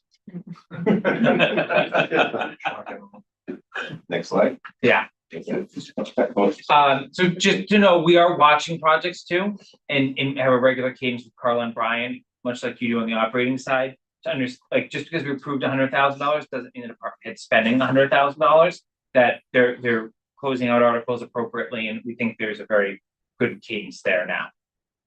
Next slide, Jack. This is the slide. So I realize the first one is well outside of our control. But as you can tell, like doing this once a year is very challenging based on the macroeconomic conditions we're dealing with. And we'd actually just consider whether fall town meeting could be held short in nature, get some new faces there that may not want to sit for 4 or 5 hours. And maybe it's a 1 or 2 hour meeting, even if you don't have a hot button issue to get people out.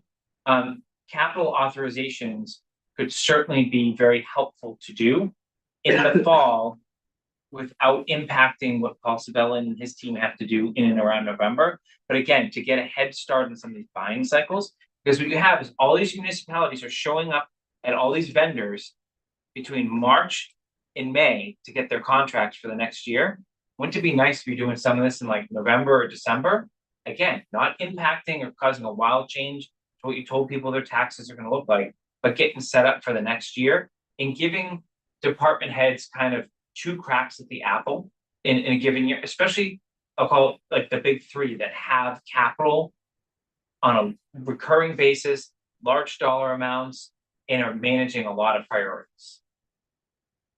So again, something to consider. You don't need to decide that today, but I think that impacts, Kathy, your comment of there are items on DPW for next year that you know we could consider pulling forward and authorizing some bonding for now, but there are also items that I think teeter on the edge of whether Brian's even comfortable bonding, which is the discussion we had the other night that I think you heard. You've heard our position on free cash. We think, especially given the free cash year you're in, the warrant needs to be presented in a way that the articles we designate as free cash are actually done that way, so that the department heads can go and purchase these things right away, given the timing of those.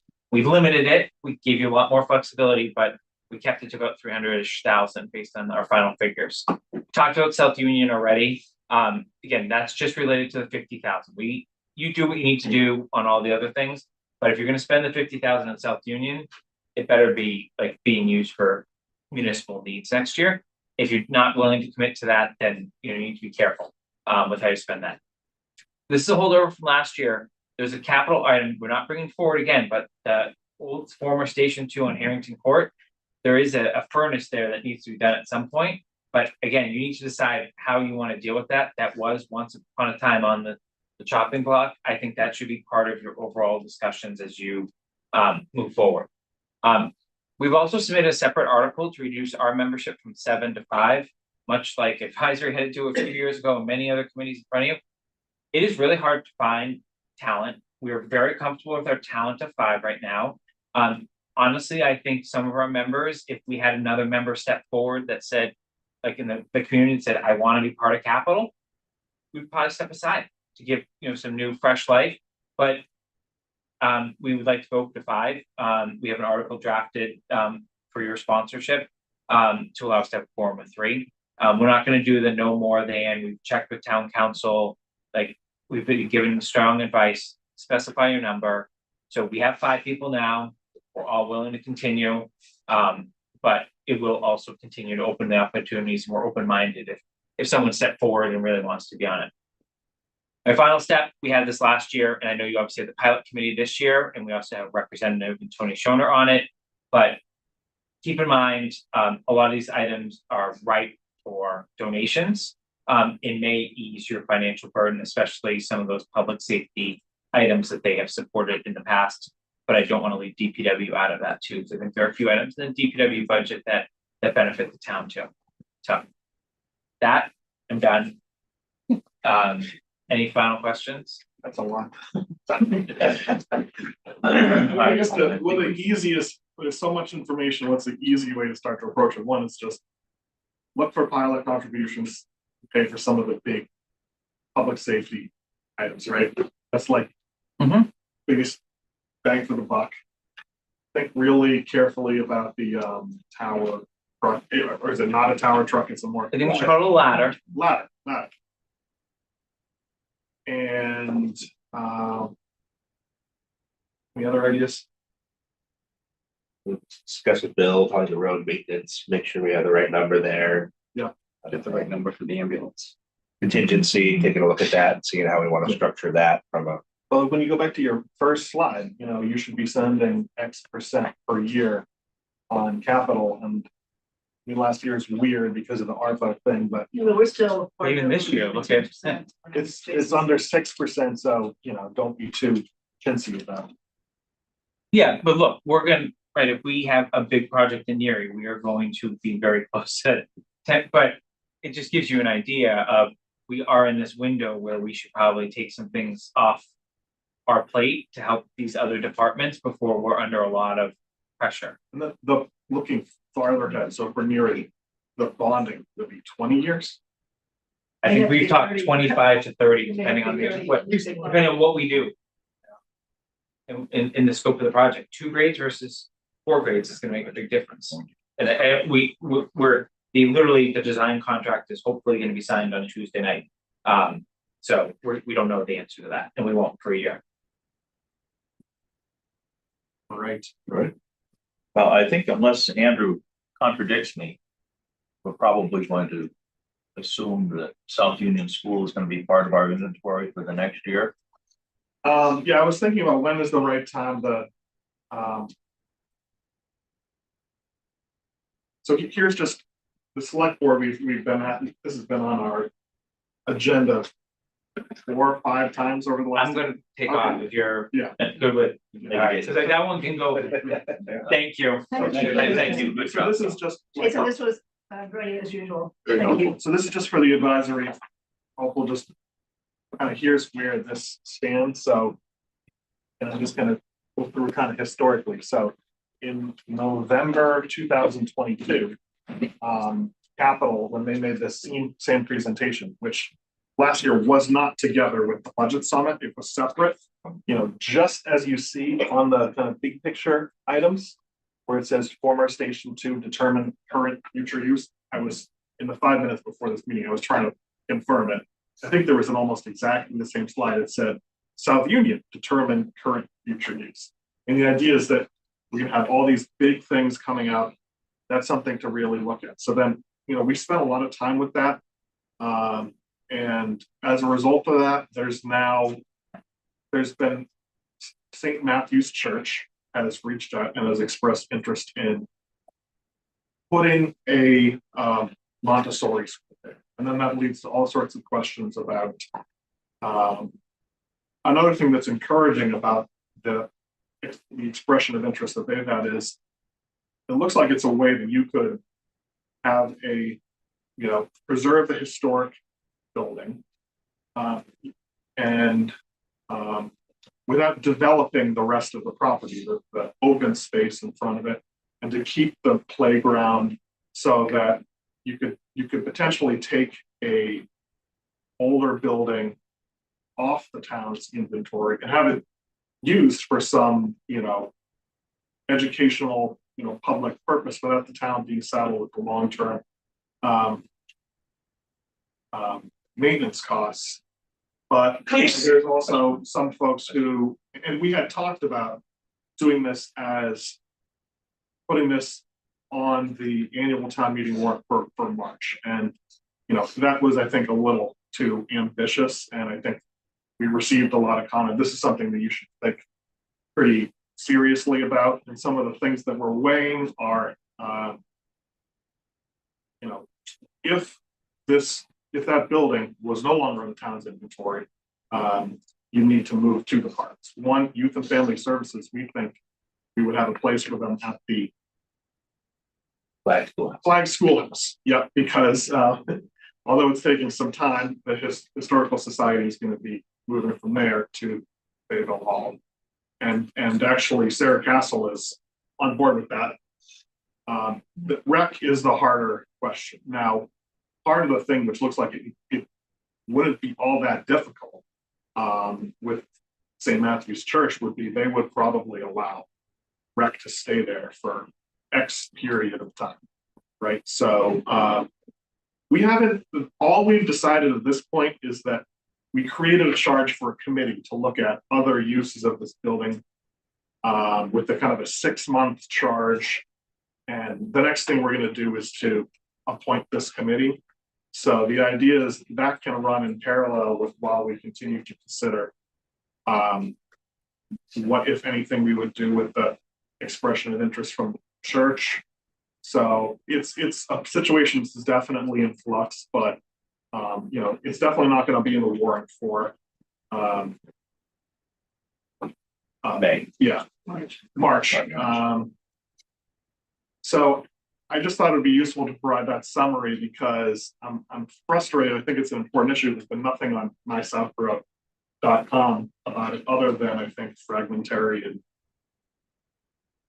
information that's not a complete picture. That's basically where we are. So can I add a little to that? So the reason it's so complicated is because the NERI project is part of this too. So remember the NERI project, there's 3 different choices we have that we've agreed with the state.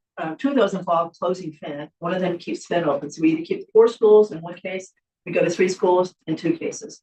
If we were to close Finn as a school, it's hard to envision not moving rec to Finn because then you go, what are you going to use it for? It'd be, that would probably have to happen. Rec loves 21 Highland. They want to stay there. They want the whole building. They've got plans for it. So they really like it too. So there's really 2 parallel paths to go with 21 Highland. Keep it as a town building, spend a little money on it, or sell it to someone like the church or someone else. We got to do the process. What we've given up on, at least for the moment, is affordable housing. We don't think it works. So those were our 2 paths. The good news is if anybody's been to 21 Highland, it's in much better shape than you might have thought. Otherwise, there's just been little bits. And there's been a lot of care by the 2 departments. They're very comfortable there. John Parent thinks the building is actually in really good shape. And ironically, so does Bill DePietri, who walked through the building on behalf of the church. He's a parishioner there. So he's a builder. He knows what he's looking at. He came back and says, you don't need to spend money on this. $500,000 should do the trick as far as HVAC, whatever. He thinks the building is in great shape. And this is from someone who a few years ago told me he thought it was a dump. I mean, he said he was so surprised about how good shape that building's in. So it's quite a dilemma as far as what to do with it. So that's kind of why I don't know if we're going to spend the 50 or not. Yeah. We don't know if we're going to keep it or not. So there's a whole lot of things to be ironed out before that building is. Yeah. How big is the rec department right now? You go in, you walk up the. I mean, in terms of people. You got 3, I think. 3. So why would a whole building be used by three? Well, They do got programs. multiple stairs, they got a lot of, they're Go, using you for take lots a of look at the building, programs. you go up the flight of stairs, you go up the first flight of stairs, and then to the left is rec. It's basically a big office, and then to the right, youth and family services, and then it looks more kind of like a doctor's office, because there's some, and then if you go up to the top floor, it's very interesting, it's used for pickleball and karate, it's got good bones, but it's not the most attractive. Intergroup uses it. Downstairs too, these Downstairs, same classes, so thing. they're using It's- it for programs and classes, we're not talking about their office expanding, it's to use for. So my ask is just keep an open mind, because there are citizens petitions on the warrant that basically ask for a vote from town meeting to not allow any disposition of this property to certain defined just like arbitrary dates, and we'd like some more time to just think about what the options are before being constrained by any arbitrary. Non-binding. Yeah, So the reality is that, one town meeting can't find another town meeting, so. I'm curious though, haven't been in that building. One thing it's not is anywhere close to ADA compliant. It's stairs everywhere. Is that something we would have to address? Well, that's one of the, It has an old. yeah, No. we should probably avoid getting too bogged down into the Yeah, details. no, I'm just thinking, That's one of the If it's a cost issue, benefits of right? having, if someone else, correct. That's Shift just that someone cost else's to their someone else. problem. I'm just saying, if we keep it as a town, there is an elevator. It depends on how much money you spend on whether you really have to make it ADA compliant. We're not talking about spending that kind of money. right? And the thing that we learned, select board, is the neighborhood likes that building. They want that building kept. They want to use it for budding and they love the Yeah, and the playground. and all Yeah. that. yeah. So they really are into this and would like to see that asset retained as a town So I asset. think we found a way to, Historic. or not necessarily preserve it, but at least the space, don't alter what it looks like right now. All right, so should we move on to Yes. DPW? Okay.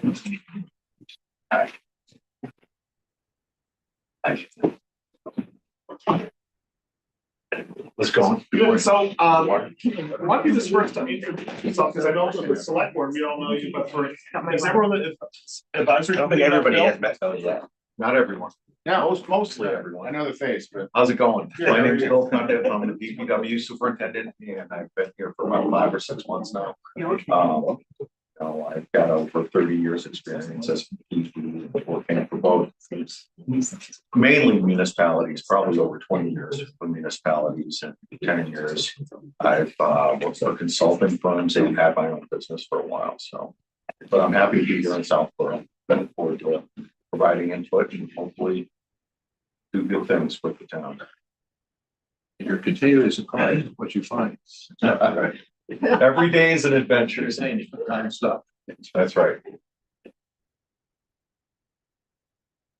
So how do we do this? So why don't we just talk about the process of the liaisons first and then turn it over to Bill. So there were 2 liaisons from select board. It was myself and Mr. Hamilton, and then 2 from advisory, Marcy and Andrew. So we met with Bill, reviewed the budget. There's really not much in it as far as increase, except for one major thing. That's what we probably ought to spend a lot of time talking about, which is Bill has requested the addition of a town engineer back into the DPW.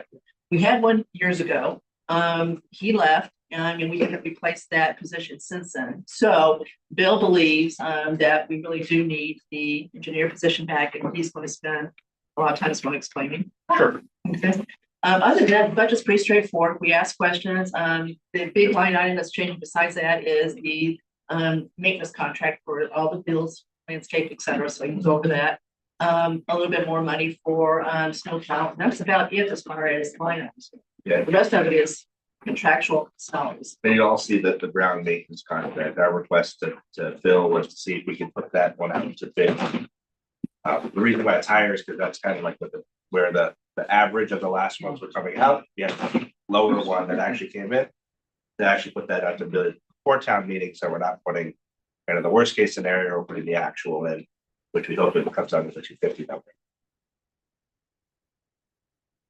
250 is not set in stone. So, to speak to the town engineer position, we just went through a bunch of paving projects in town, with 2 contractors, and, I did a brief calculation for Al, last night, and, the combination of those contracts, totaled about $1.75 million. Now granted, my understanding is historically we skip a year, we'll pave a year, we'll skip a year, and so on and so forth. I want to emphasize the importance of monitoring the construction of these roads, because it really goes to the life of the road. Typically, you're going to get a road that gets paved. You want to get about a 25-year life out of that road, assuming regular routine maintenance, nothing big. There are many components that play into the life of that road. Asphalt content, mix design, the type of road, the type of traffic, and compaction. Having this position would allow someone to be on site monitoring that construction and making sure we are getting what we're paying for. I only focused in my calculation for Al on one aspect of that life. And if there's been a number of studies that have been done that show for every 1% compaction that is below the desired level, and usually the desired level is between 93 and 95% compaction of the asphalt. For every 1% below that, you're going to lose 10% of your life of paving. So having someone on staff that's able to do that could save, in this example, if it's 1% below optimum, they could save $175,000 over the life of that project. That's not to say this person wouldn't have other things that they bring to the town, and there would be some deferred costs that we could do in-house instead of hiring outside consultants. But really, for my example, I'm just focusing on that one aspect because I think it's so critical to have someone in-house that does that. We could hire an outside consultant to do that, and I've done that in the past. The things you lose when you hire an outside consultant, the outside consultant usually puts some young engineer out there, hasn't done this in the past, may not have the specific training needed, and basically you're paying for a warm body to be on site that maybe you're not getting the value that you want to get with the position that I have in mind. I'm not looking for a PE that has a stamp. I have a PE. This person would work under my direction, and if we had him doing data gathering, data collecting, I would oversee it and basically be responsible for it. So the position is listed for $80,000 a year. As I mentioned, the calculation I provided to Al just for that one aspect is about $175,000 for that one project. So let's divide that over 2 years. If we do a similar size project and scope over every other year. So I think it speaks for itself, and I'm genuine when I say that. I'm not doing it because I think the town, there's no value for the town. I really think the town would benefit for this in the long run. When I worked for the town of Douglas, it's interesting. I had that role, and if you look at the roads that were constructed before my position and after my position, to this day, you can see a big difference in the quality of the work. Basically. No, there's another element of this too. I think in addition to compaction, there's shaping. In the sense, we've seen examples of where if the road crown, for example, is not done correctly, it affects water flow, storm water flow, et cetera, in ways that not necessarily a direct cost issue, but in terms of water going where it needs to go versus going into residence properties and creating a lot of extra work. Sure. To follow up on those kind of things. So this monitoring process, I think, is extremely important. It's not only roads, but there's other construction activities that the town spends a fair amount of money, construction generally, And having engineering oversight to all of those projects, I think saves you a lot of money in the long run. Yeah, well, to your point, you know, I'm shocked coming to town and I see catch basins, and for those that don't know what a catch basin is, it's that grate that you see on the side of the road that collects stormwater. And most of the roads don't have berms. And, you know, I scratch my head because really that catch basin's only collecting the 2 square feet of rainwater that falls over. You need a bigger catch basin. You know, Depends on the hill. you know, these are the things that need to be thought about in this person.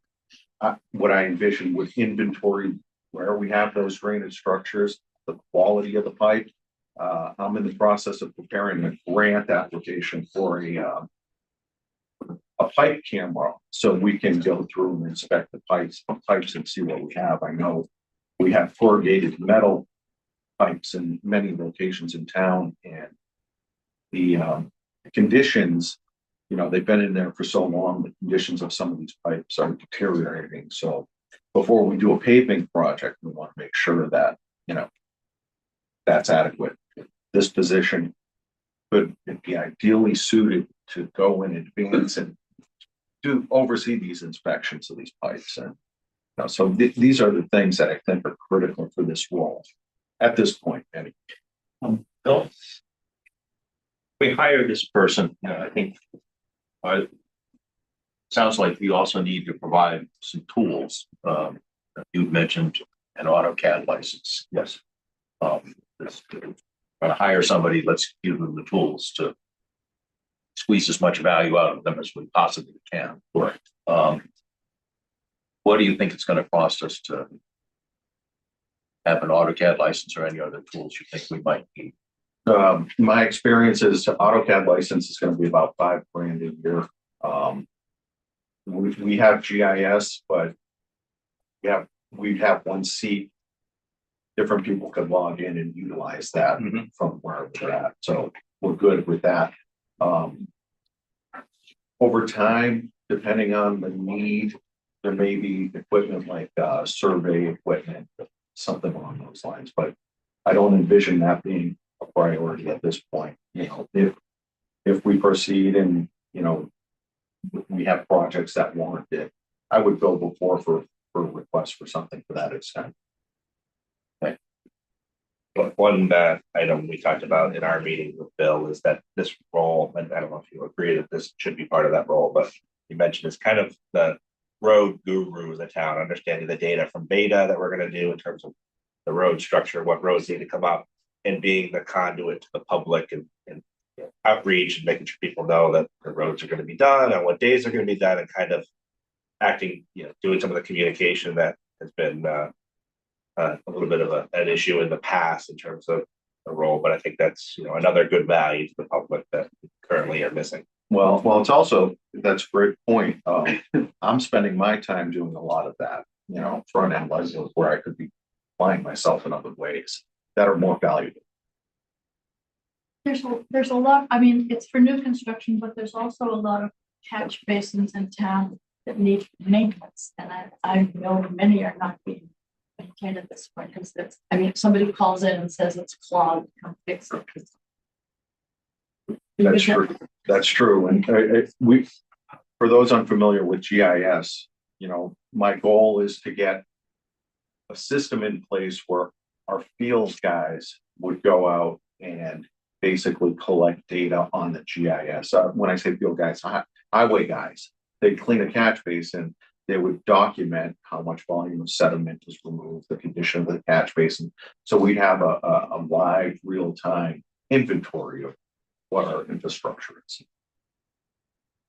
Including the pipe structure, which I've heard Correct. Frightening stories about how that process was developed over decades. Knowing what's there has got to be a huge plus. Right. Understand what it's meant. Appreciate I have a question that didn't come up the other day. After I looked at the staffing that you have 3 division supervisors, all of them very experienced, 20 years plus. Since there's shifting priorities, have you looked at what duties they're doing now that maybe they no longer need to do that could free them up to do some of this work that needs to be done? It's an evolution. I think whenever you're implementing technology, are you saying for the road inspections? Yeah, so hypothetically, let's say this isn't approved. Are you gonna look at the 3 supervisors you have and say, this is still a priority? What are they doing now that they don't need to do any longer, possibly to free them up to do some of this work? Yeah, the two things to that point, we're understaffed as it is. For the highway department, they've got a backlog of work that, could keep them busy for a year easily. This would be a dedicated person that needs to be on site full time for this construction. And I don't have the luxury of having my staff having the ability to do that. The only other question I had is, how are you going to answer questions at town meeting about hiring this person versus a tree warden or arborist? Because I'm pretty sure that will come up. I think the value is the return on the investment in roadway infrastructure. For me, it's a simple economic analysis. And while it's not cash in hand, it's deferred cost because you're not spending it on the roads that are constructed sooner. I appreciate the explanation that it's not a PD licensed person, it's a junior position, because my first question when it said engineer, it's operating, right, didn't jive to me. So if it's a junior person, is that, I believe that's your expertise, but is that the right approach?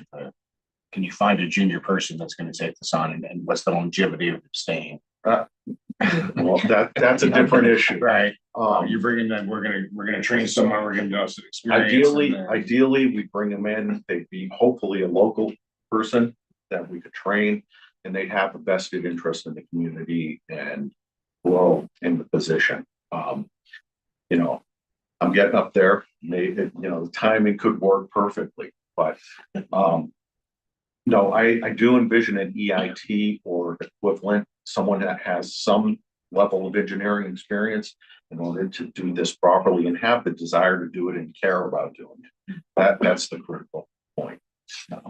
But yeah, I don't think we need a PD for this.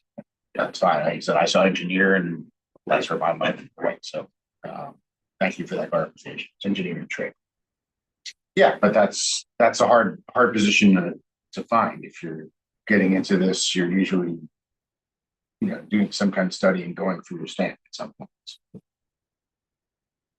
So then just the salary of the person is, I'm looking, okay, but then what about? And you pay for, is some of it also offset by what? Paid through water? Or just all? No, this would be intended for highway. Primarily, everything that they'd be doing, they may play a role in some of the water construction projects doing the similar thing, inspecting. But it's really surrounded in my head around highway. Okay. All right.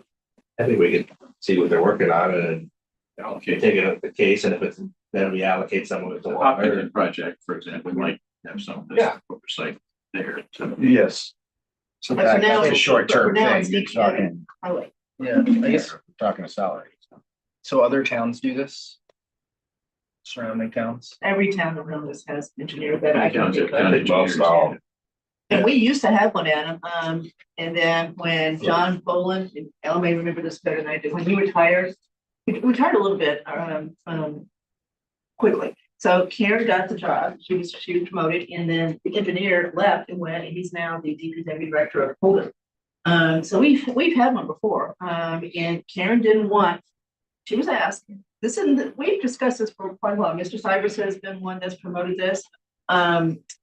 One of the first questions that Andrew Fath asked to Bill is, okay, I would support this if you're going to offset directly the outside engineering firm we use, DHB. And he said, nope, no, that's not what this is for. This is truly to manage this road process primarily. So you're not going to get the savings there, but you will get the savings over the length of the road life. So we do think everybody, I mean, who doesn't have it? We know Northborough does, you know, Westborough does. It does, there might be some small, like a easy culvert or something, or a drain pipe that this person could do the engineering and build to stamp it, that would save some money, but he didn't want to include that in the pitch, because basically the road sells it on its own, but.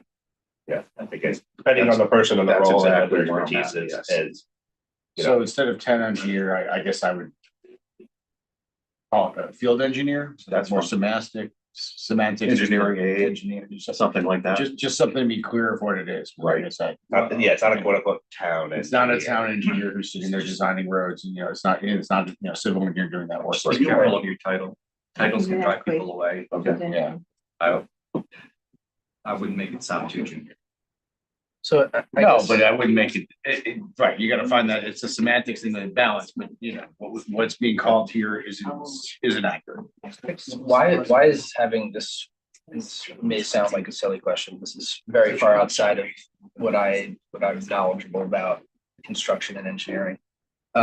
Is it an assumption that having this role will catch the 1% differences that you're talking about? Or is there data that sort of backs up having that person focused outside the engineering firm does actually catch these things? Because why are they more skilled than the engineering firm doing the work? Yeah, so for example, the contracts that we just put in were done in-house. They were called what we call in the industry a book job, where there's no design plans, there's no details. It's just written text in a contract. You start here, you go to here, you basically mirror the field conditions that are out there. To Sam's earlier point, this person would also have the ability to interact with the residents and take into consideration their concerns and make sure the contractor is addressing those concerns as they're moving along. We could hire an outside consultant for it. They don't do the same quality, I can tell. Okay. This person having a vested interest in the community would basically make sure the residents get what they want and the town as a whole gets a good product that they were supposed to get. That's not to suggest we're not currently, but I think there's room for improvement. In terms of empirical testing, yes, we would hire testing companies. They would manage the testing companies. We would do it at a certain frequency to ensure that we're getting, in this case, the compaction that we need. At times, we'll also go to the asphalt plant and do testing there. We work with the lab to do that. Okay. So, And I don't know if you've watched the paving process, but these contractor guys are not engineers clearly. And running the paving machinery, they're not doing a lot of the quality control kind of stuff here. And they're eager to get the job done as quickly as possible. And they generally want to do a good job. On the other hand, it's not very analytical at all. So some oversight, I believe, would have a huge impact on the quality of the product. Well, we've had an example of the last contract we just finished with 13 roads. And so Bill has spent enormous amount of time dealing with a resident concern over one of the roads. And then second, we do have a problem already with one of the paving on one of the roads. So there's two examples of where if we had this person maybe upfront more, we might not have at least the second one, maybe not the first one. And then as far as being able again to have this person really in charge of roads from beginning to end and getting out to the public, we can all remember the criticism we received that the road in front of Marl's got paved the day before Thanksgiving, and with no notice. So that one still is scarred me as far as what happened. But that's the kind of thing I think we need. And I'm looking at you again, and I can't think of any town around us that doesn't have a town engineer.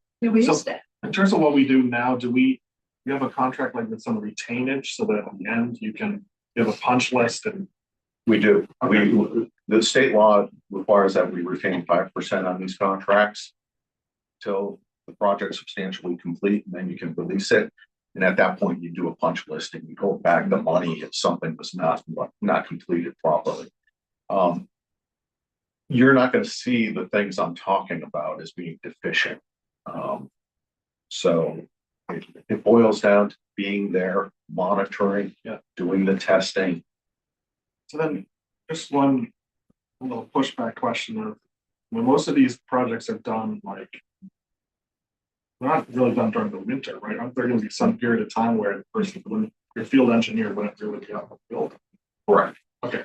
But we have, Getting ready for that. we have a lot of backlog in terms of, like I keep saying, with GIS. We really need, we have really minimal GIS database that we're utilized. I've been working with Jay on, talking to Esri and Beta on establishing some base parameters so that we can inventory what we have. And I also think that, so that would be off months. So lessening some of the load on you, another function this person could have is to encourage them to, scary as it may seem, interact with us and advisory a little bit. So like on the road, what roads are gonna get paved in the next year? We were just talking about, the capital article for road maintenance. That's something where you don't necessarily need to be involved in it, any public forum about whether this road gets, that's something where, the more junior person could get their feet wet. And I've seen, like, if you watch Northborough's advisory, capital meetings, when they do this stuff, they come in, they say, we're at an 85 score right now. Right. We've looked at every road in town. If we spend an extra $300,000, we can get to an 87. We would do these roads. This is the condition. This is what we would do from a water perspective while the road's open. This is what we would do for drainage. It's just the amount of data you need to be able to basically get your real hands around this town and all the stuff. And I think we're at a critical point in the future of this town where the majority of roads say 25 years or so, the culverts last for 25, 30 years, the water pipes, some of them are old. A lot of the build of this town was done in those early 90s years. And the roads are needing to be replaced, the sidewalks need to be replaced, the culverts need to be replaced. And until we get our hands around all the data in terms of coming up with a plan for that, we're just going to be responding to incident after incident and failure to failure, and kind of, what we've done in the past, we've paved over culverts that need to be replaced. Yeah. And so I think having a resource like this, to your point, like if they're not paving, but they can be working on that plan, working on the data, really getting a handle on things, communicating to the public. And I think it makes sense. And it also includes sidewalk data. Okay. And in fact, it is with capability, we've got video of their process along all town roads. And in that is data for street trees. Many towns actually have their street trees tagged and have a database to say, here's what's going on with all these trees. Given the conversations we've had about trees in town, that kind of information over some period of time will be hugely helpful, I think, as well. So, but we're getting into the data age here in the road world, which we've not been nearly up to speed on. It's clear to me, we described that we know this person is going to stay busy. We still may not want to support it, but I think we made the case of what he's going to do. So that's kind of the nuts and bolts of the operations budget. Any more questions on the budget before we talk about capital for a minute? Well, so I think based on this discussion, it does seem like this person has more than enough to do. It's going to be impactful. The skill set that we're talking about, though, as far as analysis, strategy for the town, long-term planning, communicating with the town at meetings and individually, are we going to find that person for $80,000? That's what worries me, actually, that this isn't enough. I think this is the idea is like a recent graduate, yeah. And now this role might need to get undergrad, probably master's, right? No, undergrad. For undergrad. But are you going to find an undergrad who does all the things we just talked about and can actually proficiently do them for $80,000? I think so. Yeah, Bill has told us, Adam, that he's willing to train this person too. He knows as part of his job, he's going to take this person under his wing. But I think to your point, seems like a lot. In 2 or 3 years, we might be looking to upgrade the position. I think that was my concern, right? You can find someone who graduated looking at civil engineering. It's a lot of responsibility we're talking about. This is an ideal for that. It's a longevity thing for me. They're not going to stay. That's reality. Yeah. No one stays more than 5 these days. Yeah, if they stay for 5 years and then they want a great database, right? Then we hire the next kid out of school. I've just been thinking of how much time and energy this town has wasted because residents aren't clear about what's going on with the roads. It's amazing, and people get so upset, their streets being paved, they didn't know, this doesn't work, blah, blah, blah. You're trying to address that, I think. I think we've made some improvements on that, you know. I'll tell you, my prior job, we did have a reverse 911 that we employed to notify residents. So it wasn't just local residents, it was townwide, which was good. And I'm not sure if we have that here. I don't believe we do. We do, actually. Does anybody use it? Perhaps it's legally used, I'm not sure, but it can be abused too. I respect that, but It's like the weather service, right? It's like, right. it's gonna rain. Well, I do have a, by the way, it looks like we're doing pretty okay on time. For time, Yeah, yeah. but so, I just think this is a very big deal, personally. the tree warden Yes. position, because I hate to bring it up, but it looks like We don't want the it. plan for next year is just, there's a stipend for it, Yes. and then just continues in the same amount, and we're just because So in terms of a new position with the qualifications discussed, and I've let Tim know my position on it. I don't support that approach. I don't think it's required. I think it's overkill for the position. So my position is not what the current scenario is, but go back to what we used to have, where there was one individual tree warden. The particular tree warden designee that we have is more than qualified, has plenty of years of experience, I think, to create another position to overshoot what the state law requires is not worth okay.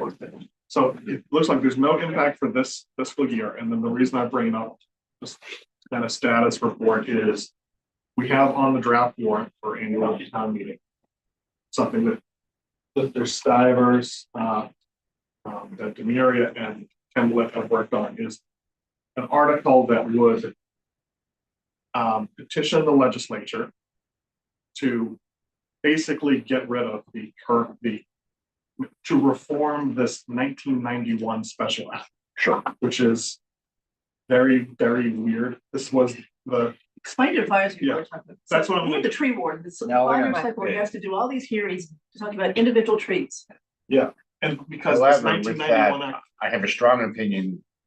No offense, the tree warden should not answer to you That's fine. I don't. because Well, do you think it should be the select board? you shouldn't answer, the tree warden shouldn't answer to the person who they report to. There's a conflict of interest when the tree warden reports to their boss, who's in a different position. He signs the paycheck, I'm very adamant that the tree warden should not answer to the director. Then who reduced the pay? Whether it's planning or selectmen, they have a role and they have, but it's a conflict of interest. If a tree is in conflict with the road, who has the superiority, you can't answer to your boss inside the road. The tree has to stay when you've got what has to come down for the road. There's a All right, conflict in the TBD, person's we're not on gonna it. settle that today, but in your budget, nothing's changed, you've got Chris Lori still being designee, being Correct. paid $4,000. Correct. I think the real open issue has been historically having a certified arborist opine on trees to be removed. And again, many places have the tree warden being that certified arborist, for example. I think the planning board has pushed hard on the need for that independent professional opinion on trees. I think there are other ways we can do that, but I think that's an important part of the process going forward, to have that input in the process for the trees not to be pruned, taken down, et cetera. I respect that. We do currently consult with an arborist, and I do want to underscore that the state law does not require that as a condition. So, Understand? yeah, let's be clear about that. so just to complete the, maybe I was giving I was given the long-winded historical explanation of it, but basically that we on the warrant for March is going to be an article that asks the state legislature to get rid of the Public Works Planning Board and no longer have the select board be the tree board, which is talk about our time. We've had all these hearings where we're going tree by tree. And it's, I don't want to 100 do. trees on one. Yeah. I remember the. So that leads to the discussion of, okay, well then what does the next tree order looks like? It's not as if you just, this town meeting passes this request to petition the state legislature and they just pass it immediately. There'll be this delay.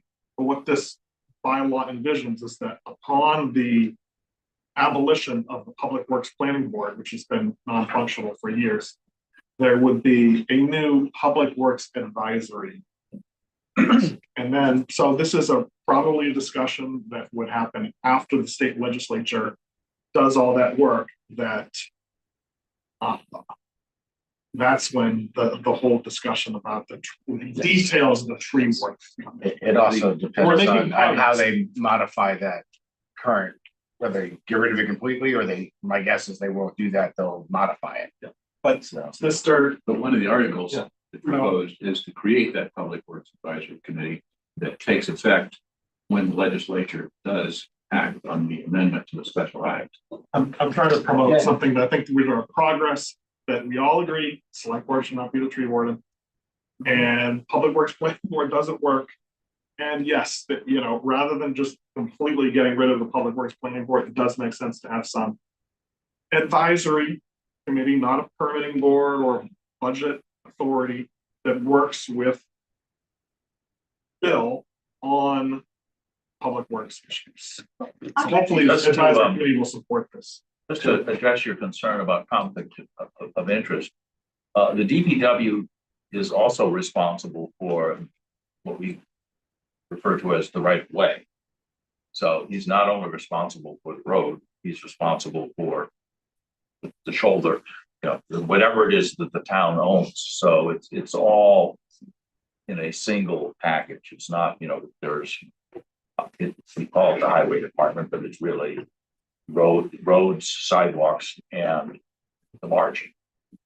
Brian, theoretically, could we, like we do with emergency management, could we have a separate budget for tree warden to put the stipend in there, as opposed to buried in the DPD budget? So then as tree warden, in theory, it could be a DPW employee, it could be another employee of the town, it could be a citizen at large or somebody else, but just to kind of alleviate Howard's concern and, you know, who that actual person is, but maybe there's a tree budget that the warden kind of stipend in there. Good. I don't know if it gets into an issue It's a good idea. in terms of the DPW contract. Try to get this resolved first before we decide what budget we're doing and how much it's gonna be. And that's beyond the scope of talking about bills and DPW budget. So we still have to sort out, you know, tree warden's role, reporting responsibility, So you were qualifications here. The only other one we talked about with Bill is the increase in water for irrigation. But in the next year, maybe start to look at possibly the engineering around digging an irrigation well or two at certain fields. With all the amount of rain we've been getting, Yeah. it just And makes. Bill agrees with that, he says we can't get it done for this. Yeah, That's fine. yeah, but we wanted to That's- plant the seed that, you know, start to think about it, maybe Couldn't for next agree town more. meeting or a fall town meeting, that digging an irrigation well for some of these fields might make sense. And I'm sorry, the ground maintenance contract, that's the one we're. We're hoping comes in with the actual. Comes in with an actual, that's out to bid, I'm assuming to. Or- It's on my desk. I have a draft. Do we want to move on to see if there's any capital questions? So Bill, we did your capital before you got here. So they already asked Jason, so people already asked Jason about some of those. Yep. Jay, can you put that slide back up that shows all the capital that constructed DPW and see if there's any further questions to ask Bill of those? While that's loading up, you have a lot of zeros here in terms of percent change. Yes. Any watchouts there? Any what? Any watchouts? Just, I mean, keeping it at 0%. No, I'm still getting familiar with the budget, and I want to make sure I was given guidance, maintain level of service. I'm comfortable with what I had presented that we can do that. Next year, I'll probably have different recommendations and ideas. So Bill, we started at the top, so 1, 2, 3, 4, 5, 6 are what we discussed. Yes. That's what capital has approved and recommended to us. Okay. And some questions were asked there, so I don't know if there's any further questions from anybody that. So Bill, I brought up the question of, historically, we had 400 in road maintenance, and we had 400 and change. Right. Chapter 90, right? Right. This year, we're gonna have, I don't know, 650 or so in chapter 90, and then another 650 with this. So, right, so like about a 1.3, maybe 850 to 1.3 change. Yes. Is this the year that we need to do that? Because lowering that back down to 400 or 450 would certainly help. And we don't have the overall plan, and we talked about getting the plan, and maybe we bond something large. So also, if I could. Sure. Yeah, so my initial request came in with a number of items broken out separately. One of them being the Willow Street culvert replacement. For those of you unfamiliar, the recent storm we had, and this has been identified as a problem even before I started working here. But during this last rain event, we had to close the road because the water topped the road and actually washed out a portion of the road. It's a complicated scenario. It's not my engineer, I had 350,000 in the request for not only the design, but the construction of the repair of this. So we're actively seeking grants to help with this. We were denied one. I have a second one I've got to work on this weekend. But we're going to take it on a step-by-step approach. We're going to focus just on the engineering at this point. And there's a number of businesses that really rely on this access way because the other end of Willow goes under a low bridge and then it has a hairpin turn to get into. It's not practical. So really these people would be stranded and their businesses would suffer as a result of this bridge going or culvert going out like it did. There's also the New England Children's School, autistic school that's at the intersection of Route 9 and Willow. That they rely on this also for the bus traffic.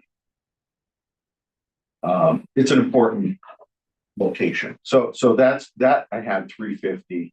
I had stormwater BMP, which is actually capital. It's not the study. It's a physical constructing of stormwater BMP.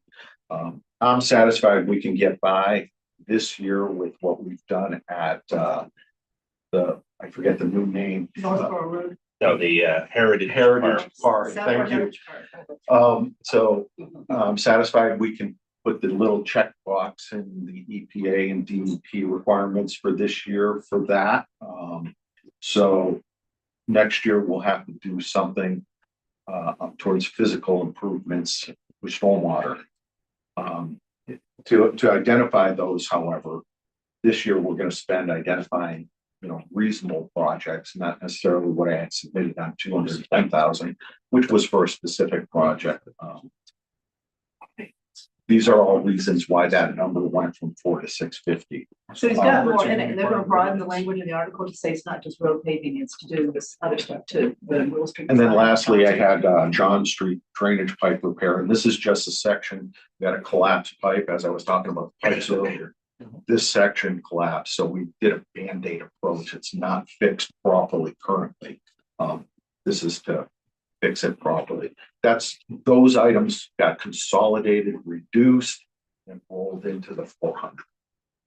Can I add one that you may not know about yet? I keep meaning to mention it.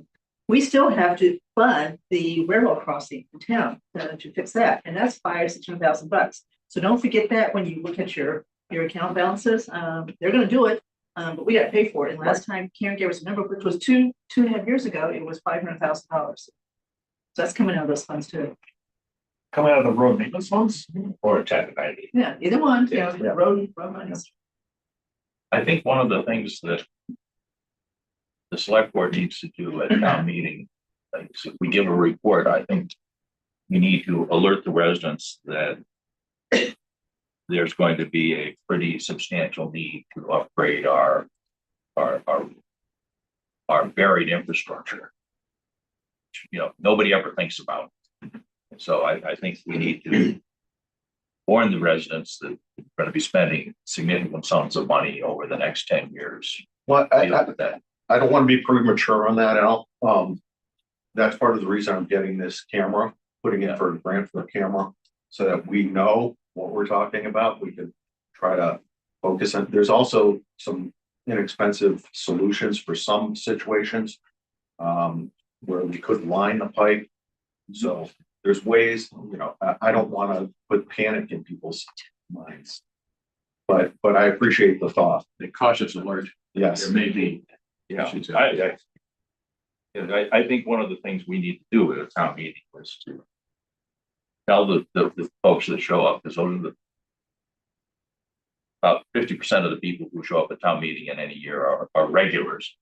And that there are issues that we're going to need to be facing, and I think that capital maintenance of our road and subsurface infrastructure is one of them that's going to, I think, consume more money in the future than it has in the past.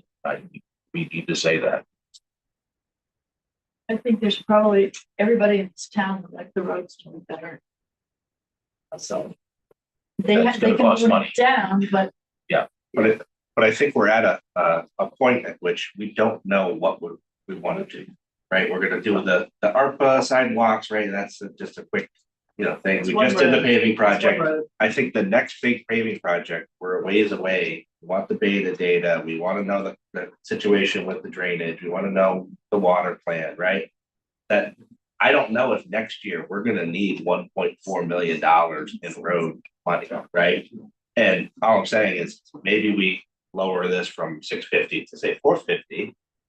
Like, do we have between the 450 from this plus the 650 from the state, which is $225 more than we've ever gotten, have enough to do John Street, the culvert, whatever maintenance we need to do? We should already have that $500 or $600 earmarked in our current chapter 90 funds from the prior one. So do we have enough funds to get through the next year while we get the data, while we had hired the engineer, get our arms around it, and then we might need to make this number $1 million next year, right? It sounds like Bill has done that calculation, and 650 is the number to. That's actually below what I would like, but that is. But that's So we see where it's coming, we can talk, you know, we see where he's coming from. Totally get your point too. I think. But given he's rolling in these other things into that number that we haven't had in the past, it makes sense. So maybe move on to one real big one that's coming down the road to kind of keep that, and that's the kind of thing that should be brought up as far as Al's report to town meeting. We've got two potential tip park projects that are on the table. You know, we finished the one downtown, right? State funded that. The state funded that one. We did our piece of it. There's always a piece of locally we have to do too. So there's two that could be tip projects.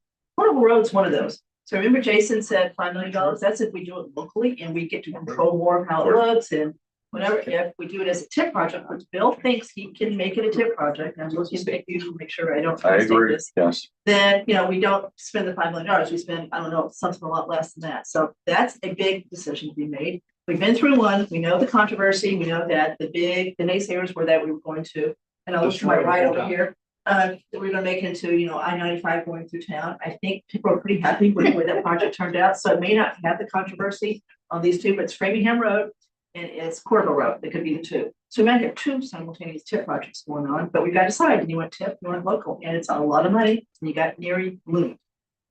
So is the issue that if you go tips, you're gonna meet all these additional state requirements and then. That's right. It's an arduous review, which they haven't even begun yet. You know, they have a number of milestones that they do periodic reviews, which we still have to go through with Porterville or Framingham Road, both, you know, 25%, 50%, 75%. And they pick it apart, and we're going to end up losing a little control on one hand with what we end up with. But we save a lot of money.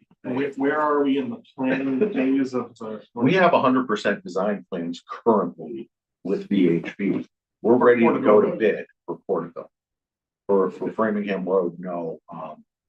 I just submitted the tip application and, we're on the hook for a 20%, which is, 200,000, I think. So those 100% bid that has the two sidewalks on both, or it's a wider road. The footprint is bigger for the state projects, basically. Right, and there may be more takings. Now, we're still on the hook for takings. 100% is our project. We haven't done it as a TIP project. So Okay. the design would have to change Oh, probably we to don't know. and Bill told us the other day, remember, they said, yeah, local, but probably 25% for state is where you really are with that project. They're gonna start next plan, it's gonna have to be changed quite a bit to get to a TIP project. The other thing, it's not that we wouldn't be on the hook for anything. We would still, if the state determines, hey, you need this swap of land that's this wide because we're gonna put bike paths or whatever they want, because that's the kind of thing that they focus on now. We may end up taking some properties, or easements on properties that we would have to have appraisals done for and then compensate for. Litigation. What's the timing on if we do this ourselves, when can we start? And if we did this through the TIP process, when would that? If we went to town meeting and got the 5.2 million funded, we could go out next construction season or this coming construction season. Okay. Okay. And if it were a The TIP, TIP If process. it were a tip, we could be out 5, 7, 8 years. It looks definitely, I live on, that side, so I drive it all the time. It's definitely degrading over time. It definitely needs a fix. Probably could go a couple more years, but at some point, sidewalks are in just very bad shape. And when they did the replacement of the overpasses of Mass Pike, they improved and widened that. It looks so much better, It's nice to have the rest of the road match up with that for where Route 9 is. But the people you take the easement from may disagree. Yeah, we don't know what it would look like. That's always Bill, the can you start the design process? And then basically, if there was too much taking or it was too difficult to say thanks, but no thanks, or are you locked in at that point? We could say that, but I wouldn't advise that. A lot of what we do is working with a relationship with Mass DOT. And that's money that could have been utilized elsewhere. So I'm not sure how politically that would fair for the town in the long run. Okay, so. I'm also thinking if there are land takings, there's gonna be litigation from homeowners. So that. It's a very defined process, Marguerite. There wasn't for the Main Street, no litigation there, as I recall, right? But even if there is, the taking is town meeting vote and we take it, then you can argue over the value later. Yeah, if I remember saying there was a lot of discussion, Negotiation. discussion. I don't know if there was any That's the litigation. understatement of the but year. there was plenty of- That was years too. Absolutely, but we said there was no litigation, but there was, it's not a fair statement. There was a lot of Yes. pre-litigation, that it was resolved ahead of time. There was Mediation. A lot of mediation. That's a Yes. word that happened. It does seem to me that given our other claims on capital, TIP projects, we ought to be looking for leverage. You have the state pay for stuff. Yes. Yeah. That's a pro of doing this, for sure, the big pro. All right, so enough of, I think of that for the moment. Anybody have any other question on the next 5? 1, 2, 3, 4, 5? I'm still in awe on the cost of the tractor, but The Cadillac. Have you seen Heck them? of a tractor. Tell us so. about the track. It's really compact. It looks like a tow behind generator for, an air compressor. It's very compact. You go on the sidewalks and, that's really the goal and intended use for this is really getting in those nooks and crannies, and it's very efficient and durable. So do you know if there's anything around the poles that are on Main Street? Because right now that's a problem. Yeah, that's often a problem. Usually if you don't have that, 52-inch width to get by, you have to either go out into the road or, So we don't know that. we have locations that are a problem. Yes. Any other questions on the slides? The only one that I want to make sure that select board's aware, the trash trailer, I want to make sure that gets incorporated into the fees, like that we're making sure we capture that as part of the costs for The transfer station. Not that we need to pay all 125 out of it, maybe if we end up bonding it or financing it, the debt service will be covered by the fees or something like that. We set fees in June. So just to, since you brought up, I'm gonna do a kind of a deep dive in the transfer station operation. I'll have recommendations for the selectmen on fees when that time comes. But I think there's room for improvement in what we're doing. Yeah, I mean, the reality is there's $6,000 a year of depreciation there that ought to show up in whatever are the expenses associated with the transfer station, right? Okay. So. No more questions for Bill? Yeah, so thank you, Bill. Thank you, everyone. Time we ready Thank you. to- Enjoy the rest of your Saturday. Well, I know what you're gonna be doing tonight. You don't want to stick around? I'm actually working on a grant. So. Somebody Don't know what's for the culvert. Want to take down the phone room? Or you want to try to get ahead? And then go before lunch? When are we breaking for lunch, Mark? Lunch will be here within a half hour. Yeah, I So- think we should go. Yeah, let's go. I think you can do this. I think you can do IT for lunch. All right. Let's do it.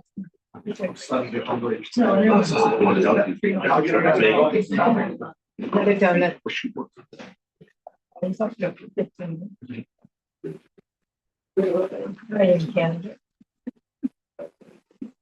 You saw the. Yeah, I'm still learning, so I can play dumb when they. Maybe that's what I'm doing. While I have you, are you guys available Wednesday at 9? I said yes, but I got hard stop at 9:30. Okay. It's not Tuesday, it's Wednesday. You changed it? I had to change it. Oh, We 8, did- 9, 10. Yeah, so that's what's better, please. Okay. I don't have hard stop. Yeah. Wednesday. You sent me. It will hopefully be short. You said that. Well, I tried. I fell for that last time. It wasn't my fault you guys got caught. Yeah, Joe damn fault. Personnel board meets at 9. So we're going to still see it. Another recommend. Purchase and sale. Thank you. Contingency, so. Yeah, we gotta go sell, yeah, purchase and sale. Yeah. Contingency, so they're able to get a variance. That's okay. Yeah. House on that lot. I like catch up version of it. And a four-bedroom, House as a business place. not just a house. What's the 5-minute version? What that does is that protects our Let me know. property. Still So apply. you talk to him. People who are special permit for duplex. But as long as we have the right to build a house. Without the agenda. You got a form here. Oh, okay. On the other hand, I can tell you, but this is very interesting, right? I'll be able to. It's hard to.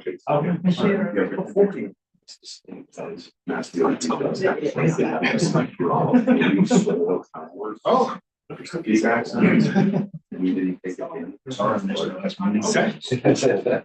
Unexpectedly jank that it's not. Okay. So can I get started? Yeah. Okay, so here, we're going to do IT. Thank you, Jay, for rearranging your, you're going to be here for the public anyway. So liaisons on this one were Sam and I from Select Board and Larry Sandberg, who came from MTC, who was so perfect for this role. Matt Probst was here. He didn't get the memo that we switched times, but we chatted. MTC is all in support of this budget. They looked at it, they agreed with it together. part of MTC's role is to work with the budget with Jay. They have agreed, he confirmed that, for that. So MTC has this agreement funded. So I'm not gonna say a lot because we've got in-house expertise here with Mr. Sandberg.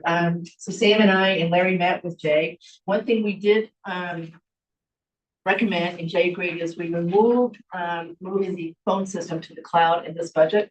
It was gonna actually be quite expensive. And none of us felt like that was the, critical need at this point as far as getting to the cloud. But I will say this real quick. I have been really pleasantly surprised about how far along Jay is in moving us to the cloud. He's going to explain, and looking at you, Mr. Martell. So he's going to give us an overview of where he is as far as his process. But he's got a very good process, and he's on board with it. And we are, in my opinion, definitely heading in the right direction. With that, Larry, why don't you take it from here, and then you and Jay kind of decide who's going to say what, and then Sam can fill you in as he wants to. Sure. So, as Kathy said, the only real change that we agreed to Jay's original budget was removing the movement of the telephone system to the cloud. And there were a few reasons that we took that approach. The first, of course, was simply that was a really big number. It was, I believe, 25,000 in capital for the conversion, and then an operational expense of about $40,000 a year. So that made us look twice at it. Both Kathy and I believe, had earlier meetings with Jay individually, and I came away from the earlier meeting uncomfortable with that. The number just seemed very high to me. I haven't really done any research. But if you look at really the state of the world, it really doesn't make sense for us to do this right now, for a number of reasons. The first is the current telephone system is working just fine. Maintenance on it is quite low. We have a resilient infrastructure from the point of view of having it be reliable. We have it's a virtualized capability. We have redundant servers. We have redundant internet connections that are decorrelated because they're in different buildings. We have our own fiber between those locations. So we have very robust infrastructure to support PBX.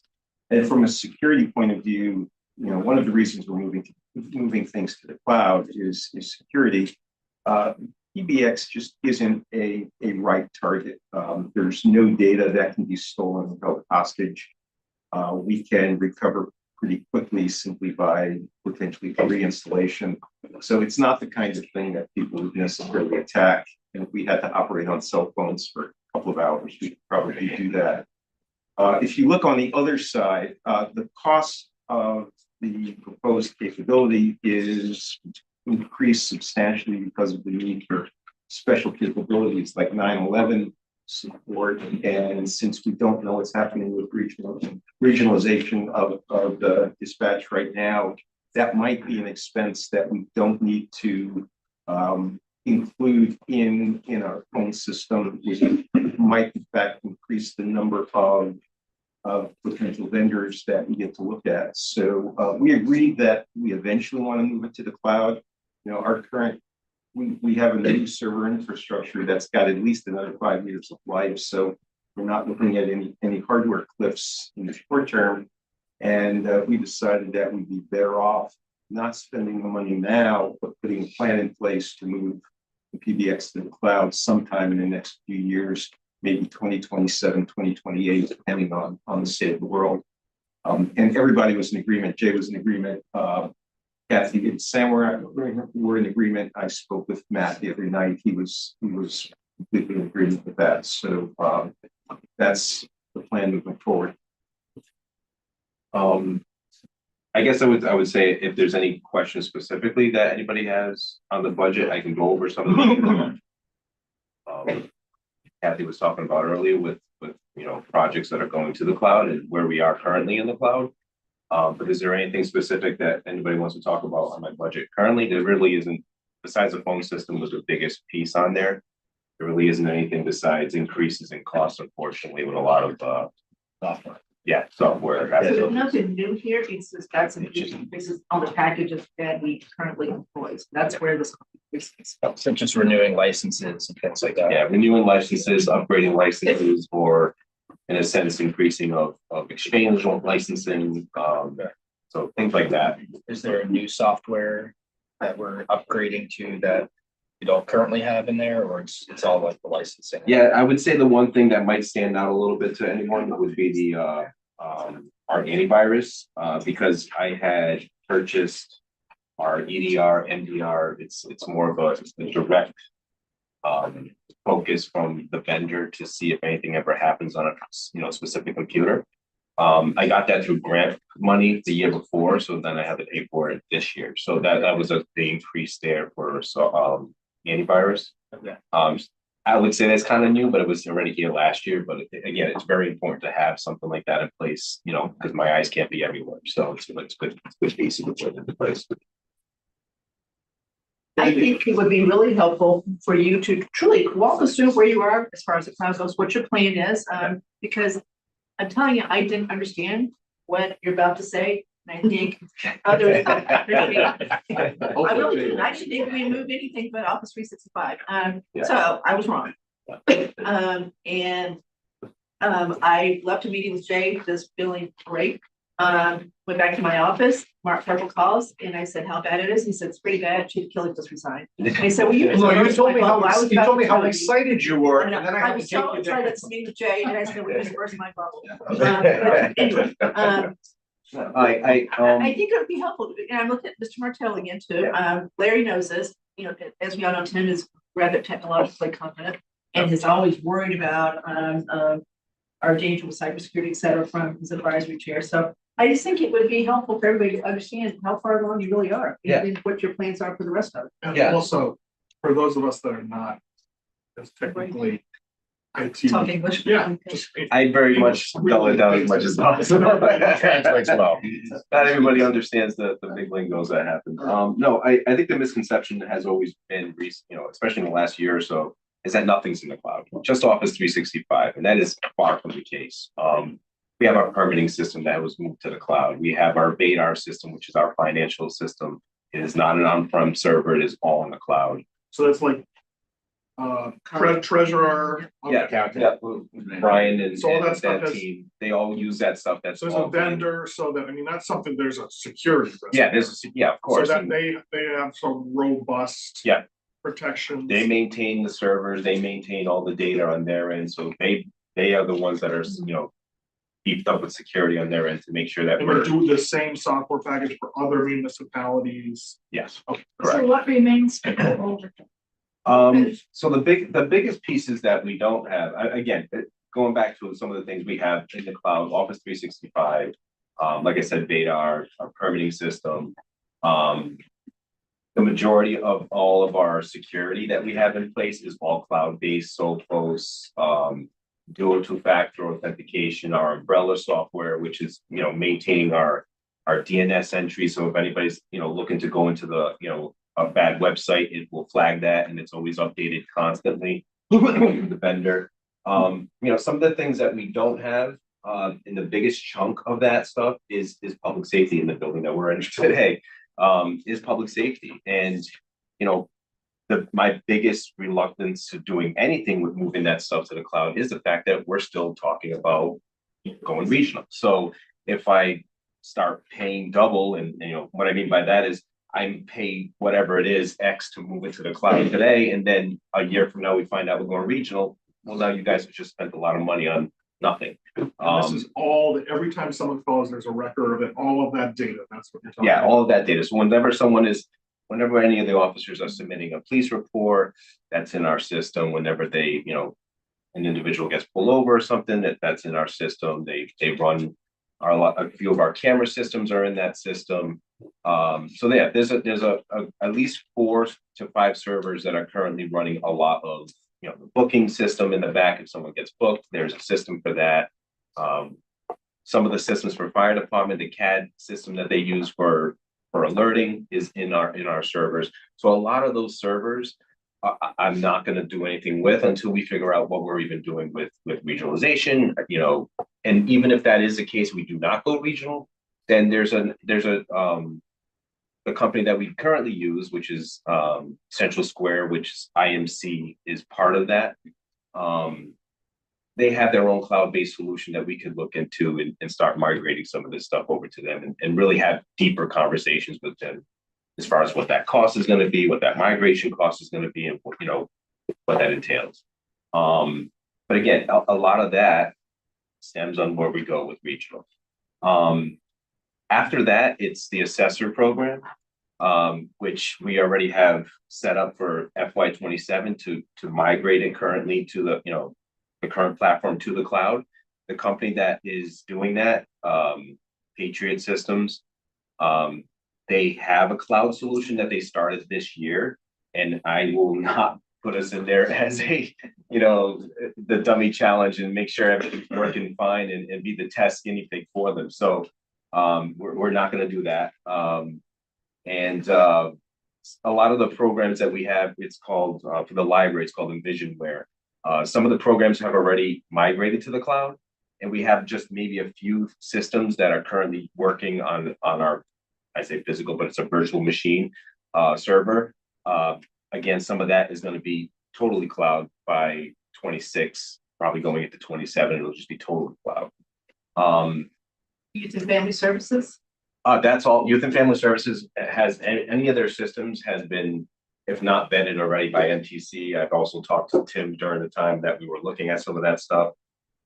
Is all cloud services. So there's nothing there that's on-prem. Then that just leaves us with our domain controllers. I know some people might not know what that is. If they do, that's just our handshakes with logging into our computers and making sure you are who you are. And it talks to Duo in the background. And that's really a hybrid approach with Office 365 with Azure. So it kind of like, it lives hybrid. In a setup the way we have currently, you don't necessarily need to be fully cloud with your domain controllers because we're not like a 5,000 company, 10,000 individuals here, 200 people maybe on a good day. And the majority of our licensing when it comes to Office 365 is a lot of the people that are sitting in this room, committee members, board members, or however it is. It's the majority of our licensing goes to that. So, and that's kind of where my increase goes in my budget when it comes to Office 365 licensing, because we keep on increasing more committees in town. So I have to buy more licenses for us. Which costing us So if you want to stop costs, That would be an interesting point to have. To Yeah. say, Yeah. select board, next time we have a committee, that's gonna cost us. Yeah. Well, this is gonna cost us $1,200 in Office 365. Is it how much? It's like $150 a head. Yeah, at least. And I've had that's increased at least $1,500 to $2,000 over the last couple of years alone, just by increasing the amount of committee. I think we have about 52 committees, if I'm not mistaken, in town. You guys love them. We've been told we have too many by extent also years ago, we were told. And we have truly tried to address it, but everyone we get rid of, we seem to. Is, and I don't know if it's in the new draft of public safety. DPW advisor is a sunset provision that every new committee which is created automatically goes away after 10 years unless it's renewed. And then if it's actually working, it's on a consent agenda, and if it's not, it basically gets euthanized. Yeah. But the point is, it costs money for a committee, so it's not. Yeah. Painless. Margaret, does that answer your question as far as what's? Yes, thank you. Do we purge the list? We always go through that list with the town clerk's office. Okay. We're always in communication with them at least once to twice a month, Okay. especially when new committees are created or new members are added. And we're like talking to the town clerk's office, hey, who's been dropped, who's not been dropped? And then we try to go through that list as much as humanly possible as we can to just make sure everybody is, licensed that needs to be licensed and is not licensed when they don't need to be. The reality is that if a committee is doing useful work, $150 is cheap. Yeah, let's see that. It's also only for new people that aren't currently on. Right, Yeah. if you took people that are existing. Yeah, exactly. We know When we any need one to of you are continue on to like use multiple that. committees, it's just, adding you to that list, right? But it's not a license. It's just, you know, when you add more people and new committees with more people that are outside of that scope, then yeah, we're adding more licenses to that. Internally, when it comes to growth, as far as employees, team members, it doesn't really fluctuate much. If someone's out, someone's in, I just remove a license. I've had a few times where I've had to actually add some licenses for the different levels, because I don't want to continue purchasing Microsoft Office suites where it's included in a certain license class. I can just add that license and give them you know, the newest copy of Office. But that, again, it really doesn't grow that much. So how concerned should we be that public safety is not in the cloud? I would not be. I say that because there's a lot of policies and procedures in the background that they have to follow and abide by, that our systems need to be at in order for them to even get certified the way they do. So But you have offsite backup. and we have offsite So backup for all of our physically running servers. Day to physically. day, it's still backed up. This stuff? This stuff requires somewhere to be backed up somewhere else. Yeah, all of our virtual machines are all backed up cloud-based. Again, another cloud solution that's just totally handled in the cloud. So if something did happen physically, we could restore from that. But again, all their besides that stuff, they have other things like CGIS that they work with, which is a state-run operation. But that's all cloud-based. That's just something that CGIS works with, and we don't handle internally. There's We certain were told things a you few years don't. ago that it didn't work on the cloud either, so I don't know where that stands, but, okay, so, There's certain again, things that looking you toward, I'm looking don't toward want. Mr. Martell, so where do we stand with the backup internet service? We currently have two ISPs in place. We have Verizon here, and we have Spectrum over at DPW. I tried other vendors. I could not get any other vendors without them actually having to do some type of construction to bring fiber into the town. So Spectrum will end up being the best option that I could put in for a secondary. Again, chances of Verizon, where some wood, this is some fake wood, but Verizon going down is very slim. But it's always good to have that redundancy in place in case, especially if we're moving so many things to the cloud, and we have so many things in the cloud. If something does go down, we want to at least have a fallback. Did you look at Starlink as a third option? I did look at Starlink, and I am in communications with them to even look at something where they can put something here. And Starlink is for anybody, it's mostly like satellite. I have it. It's yeah. great. It's not terribly expensive. I mean, No, I it's not. wouldn't want to run it every day, but as a backup, especially if we lose power, Yeah. it still works. There's a company that is really big with working with towns and cities or municipalities around Massachusetts specifically, that I've been talking to see if maybe we want to put something like that even here at public safety in case, the two options we have in place fail. But again, at that point, I always say the world is ending. We don't should be worried about anything to do with internet at that point. And I've seen it too, like deployed almost like a apparatus you can put on the back of the truck. Yeah, Just yep. like, we're gonna drive to the townhouse because they're out, and Yep. here's a townhouse has Wi-Fi, right? Yep, It just, It's literally like an apparatus that they just put in place, or it could even be just a setup machine with satellite communication to ISPs. I do believe though, because I've wanted to see this second connection for a while, that it's going to be important to test the failover Absolutely. once a month. I go once a year typically. I mean, it's what I Well, would the usually problem do, is that, you do a router patch or something and it breaks your switch over, some cable gets confused, and then Verizon goes down and it takes you 3 hours to come back up because you don't know why you didn't switch over. And it's a router patch that was put in 3 weeks ago. So, a year I think is not often enough. Maybe a month is too often, but some frequency. Yep. The other thing is with another piece that I added to this ginormous puzzle is an MSP. So the managed service provider is monitoring our higher level items, and that could be something that I could, even add to their list of just disaster recovery in a sense. Making sure that things are still running, even if it's a quarterly basis We added or. them last year, right? Yeah. So it's clear, that's not new this year, that was last year. We've gone from one person IT, Tim, remember on advisory, Tom LaFlamme came to us, I don't know, November of that year and said, don't worry, I'm never going anywhere. Don't worry, don't worry. They come sign the next month, and we were without an IT person for 6 months. Now we've got Jay, we've got Hassan, and then we've got the MSP behind it. So we've definitely gone a long way to, again, getting probably where we should have been all along as far as what was going on IT. So before we open up to everybody else with specific questions, Sandy, you want to have a chance to One say more comment, something? yeah. Following up Kathy's and Larry's comments, my long-term concerns have been two things. One is data security in the cloud. And second is redundant access to the cloud. And I think that we've made great progress on both of those. And again, for me, I'm less concerned about spending a lot of money to get to the cloud with everything immediately for a variety of reasons, as Jay has mentioned. I think we're doing this pretty sensibly. I also think that we're a fairly low profile target for hackers, ransomware kind of people. There's always that. But somebody has to be working. Yeah, I already know. It's pretty hard to get to us. We've got some defenses in place, so we're not, the door is not necessarily wide open for us, which hopefully people would, try to attack and get discouraged and go someplace else. That's not perfect, but it would be better if we could get there faster. But I guess I was comforted that there is a plan. We are making progress, and we're going to get there over the next couple of years in terms of being far more robust and secure. So again, I'm much more satisfied than I was a couple of years ago, certainly, than last year. And I think we're making good progress. I'm hoping I defer to Mr. Martell.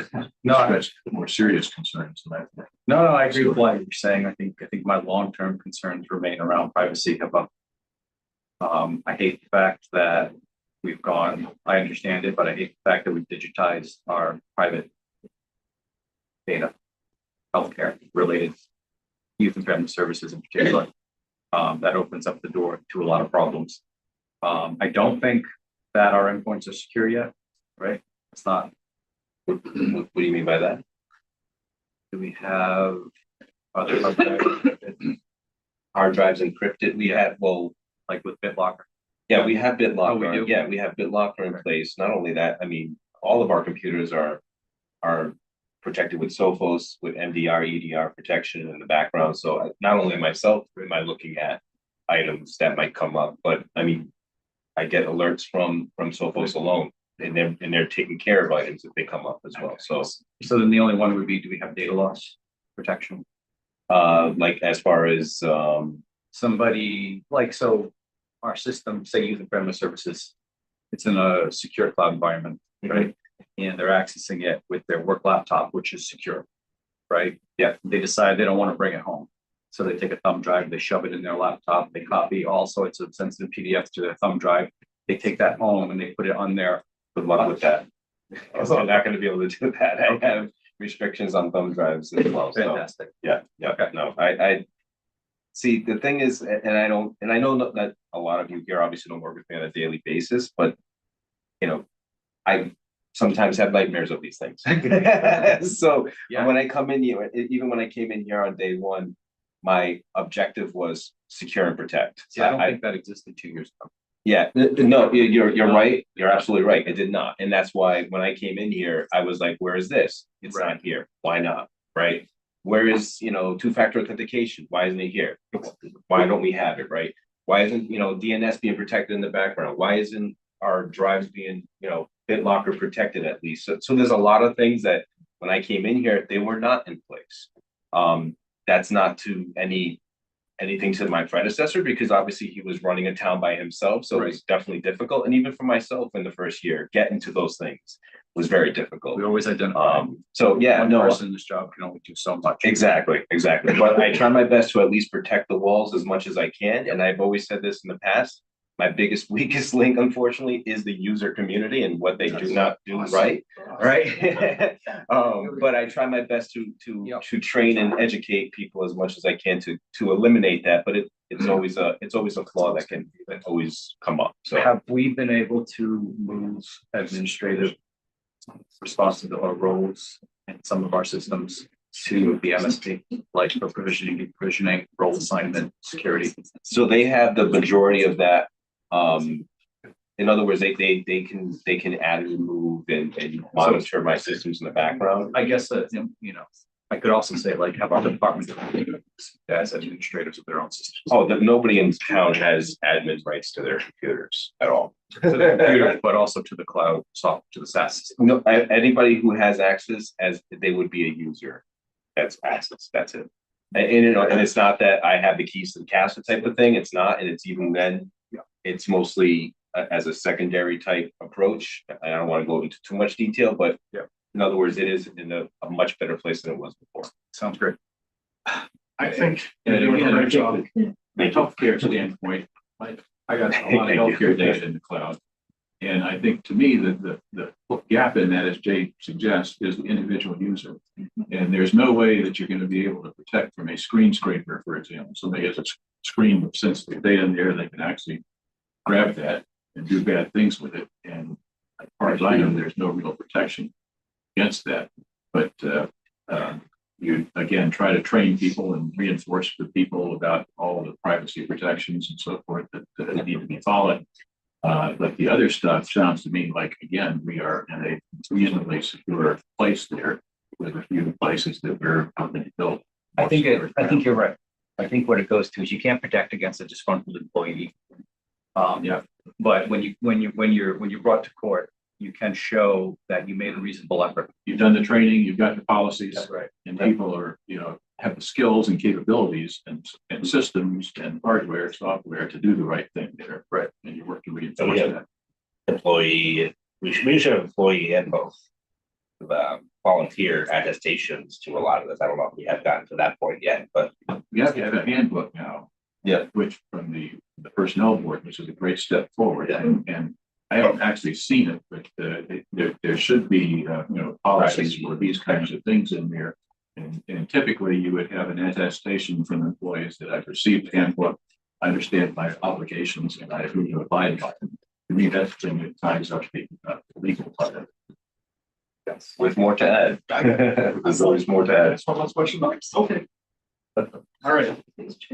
I feel good. All this progress has been made. And I'm looking at the one thing that the spreadsheet shows that the budget has more than doubled since from FY21 to FY22. And we were clearly not spending enough before, right? But progress has tripled. So here's my next question is, can we expect that this rate of increase will just start to level off a little bit?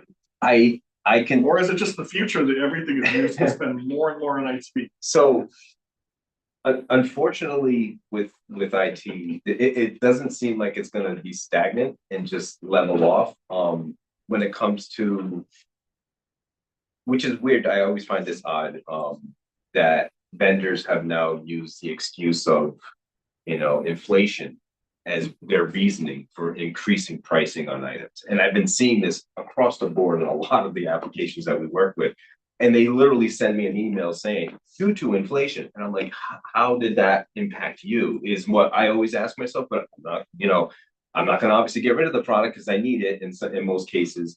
So I can't say that it will, level off, especially if we're looking to move things like our phone system to the cloud and any other servers that we decide in the future that we can't keep on-prem, that we're going to move to the cloud. There's always going to be, now we're not going to so much purchase new servers, but now there's going to be that annual cost going forward, and they could increase their cost going forward, moving whatever servers that we do move to a cloud-based solution. I wish I could say it's going to be completely flat. I can't promise that. It's too much fluctuation in IT, and there could be something else that emerges in the next 3 years or 2 years or tomorrow that can make that change for me. So I think we can promise you it won't be flat. yeah, that we can. All go down. Well, I was just trying to, we had a nice positive discussion then, and it was positive. But back in those years, we acknowledged we were spending way too little on IT there, Oh, on advisory, and we vividly thought it was on remember. there, and we all said it was way too little. So, just to kind of toot Jason on for a second, as far as all he's accomplished the last year or so, he has completely upgraded the website. That part's done.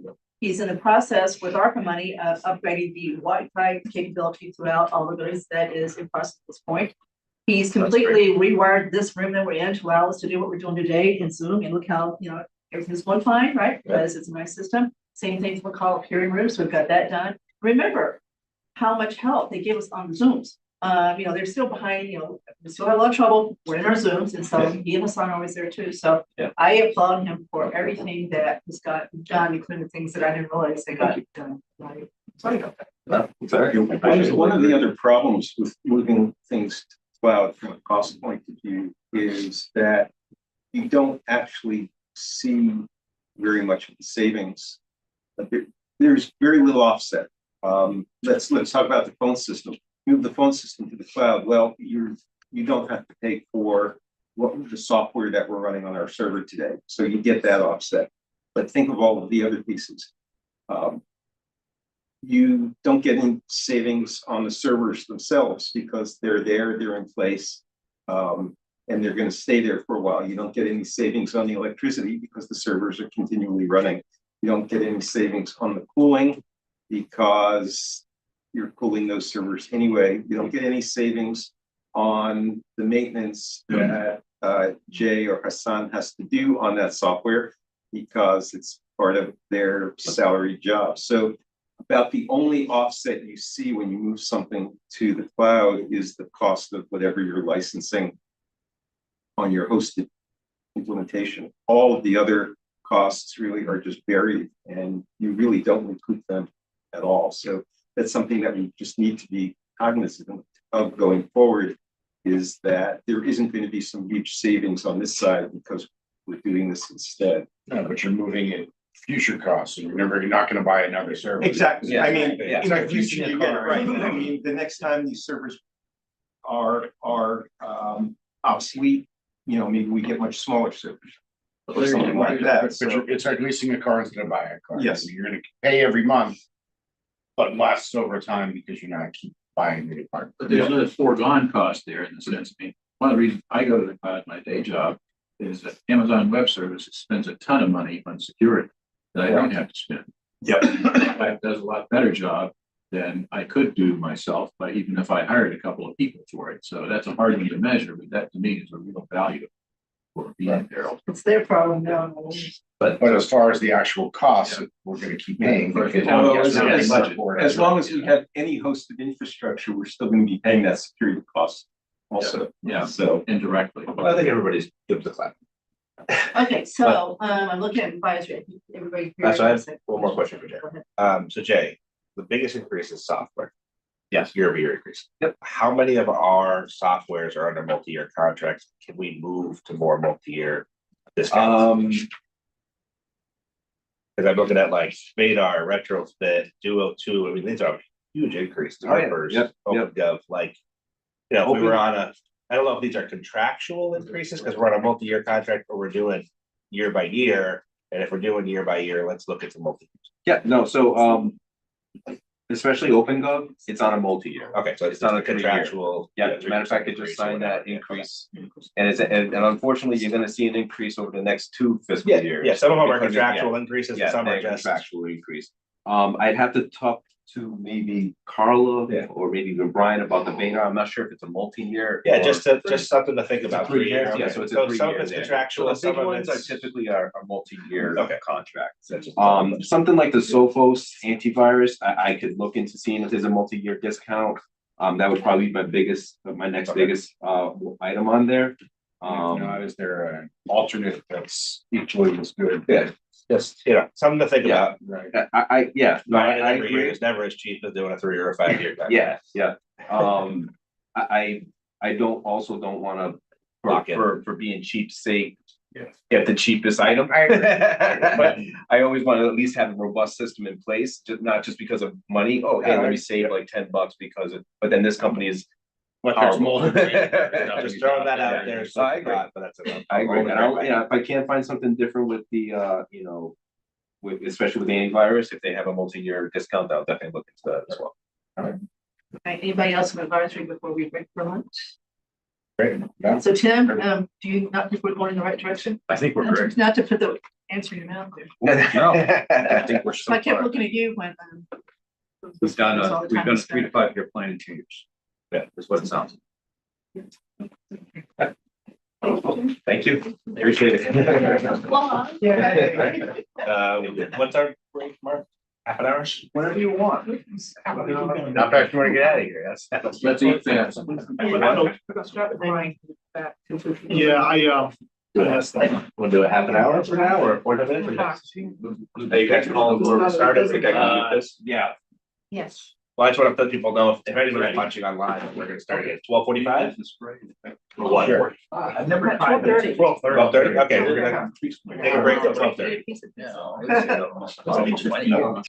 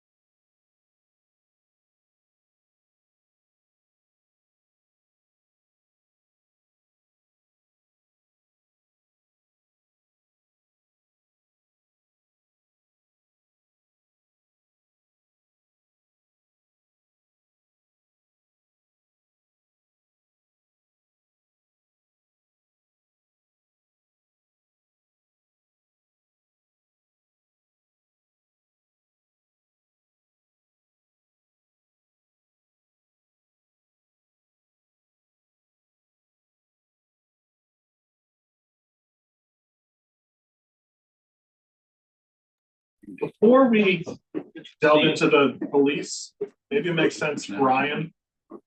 You want to talk about the overview that you have prepared and what are the kind of assumptions that go into it?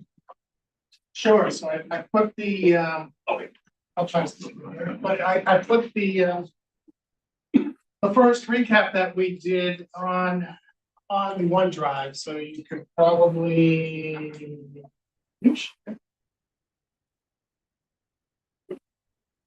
There it is, I'm locked up. So you can see it here. There's our little box that we have the estimated tax increase. And obviously down lower, you can see our levy capacity, projected levy capacity, going from 4.4 to about 1.3. So we've eaten up in this scenario up to date, about $3 million. This is the worst case scenario, so it puts, if there were departments that put in multiple budgets, it takes the highest one and puts them in there. It assumes the dispatches are in there with the associated benefits, and assumes level local aid. And right now, at least, the local receipts are level funded too. And we usually update those as we get closer to town meeting. So I'm hoping this is the worst case scenario. The other thing is the values that we had, the value issue that we had last year. For the most part, a lot more mitigated this year. There may be a slight value shift between the residential and commercial, but it should be much less than it was last year. Remember last year we started out looking at like 16%, and then it ended up being a little less than that, but it should be after we have a little more work to do with the assessor to have a conversation with him, but it should be a lot less than that. So that's good news. And we also have to talk to him about the town values and the residential values and where they're going, because that can really impact this estimate. Can really swing it either way. So this also has all the capital that Jason went through this morning. And so it's fairly up to date. I know that it's a working document. It's going to change as we go along. But for right now, one thing that Kathy was good enough to do is, and I meant to do this, was figure out how much 1% on the tax rate was, and it's about 500,000 even, I'm told, which is kind of actually what I thought it would be close to that. So that's good. So if just real rough mathematics, if you're trying to get down to a 3 or 4% tax rate increase, at least the way things are right now, you're looking at $3 million you probably have to cut from certain things in this budget. Last thing is the schools. They're at 5 and 6%. 6 for K-8, 5 for regional. Greg gave a little information on that a month or two ago, and it seemed to indicate something like that. I'm not going to pin him down, but that's why I use that number. Remember what Jason said though about we don't have their capital yet. Regional K-8, I feel less confident about because I think it's well known they have a very high estimated increase right now.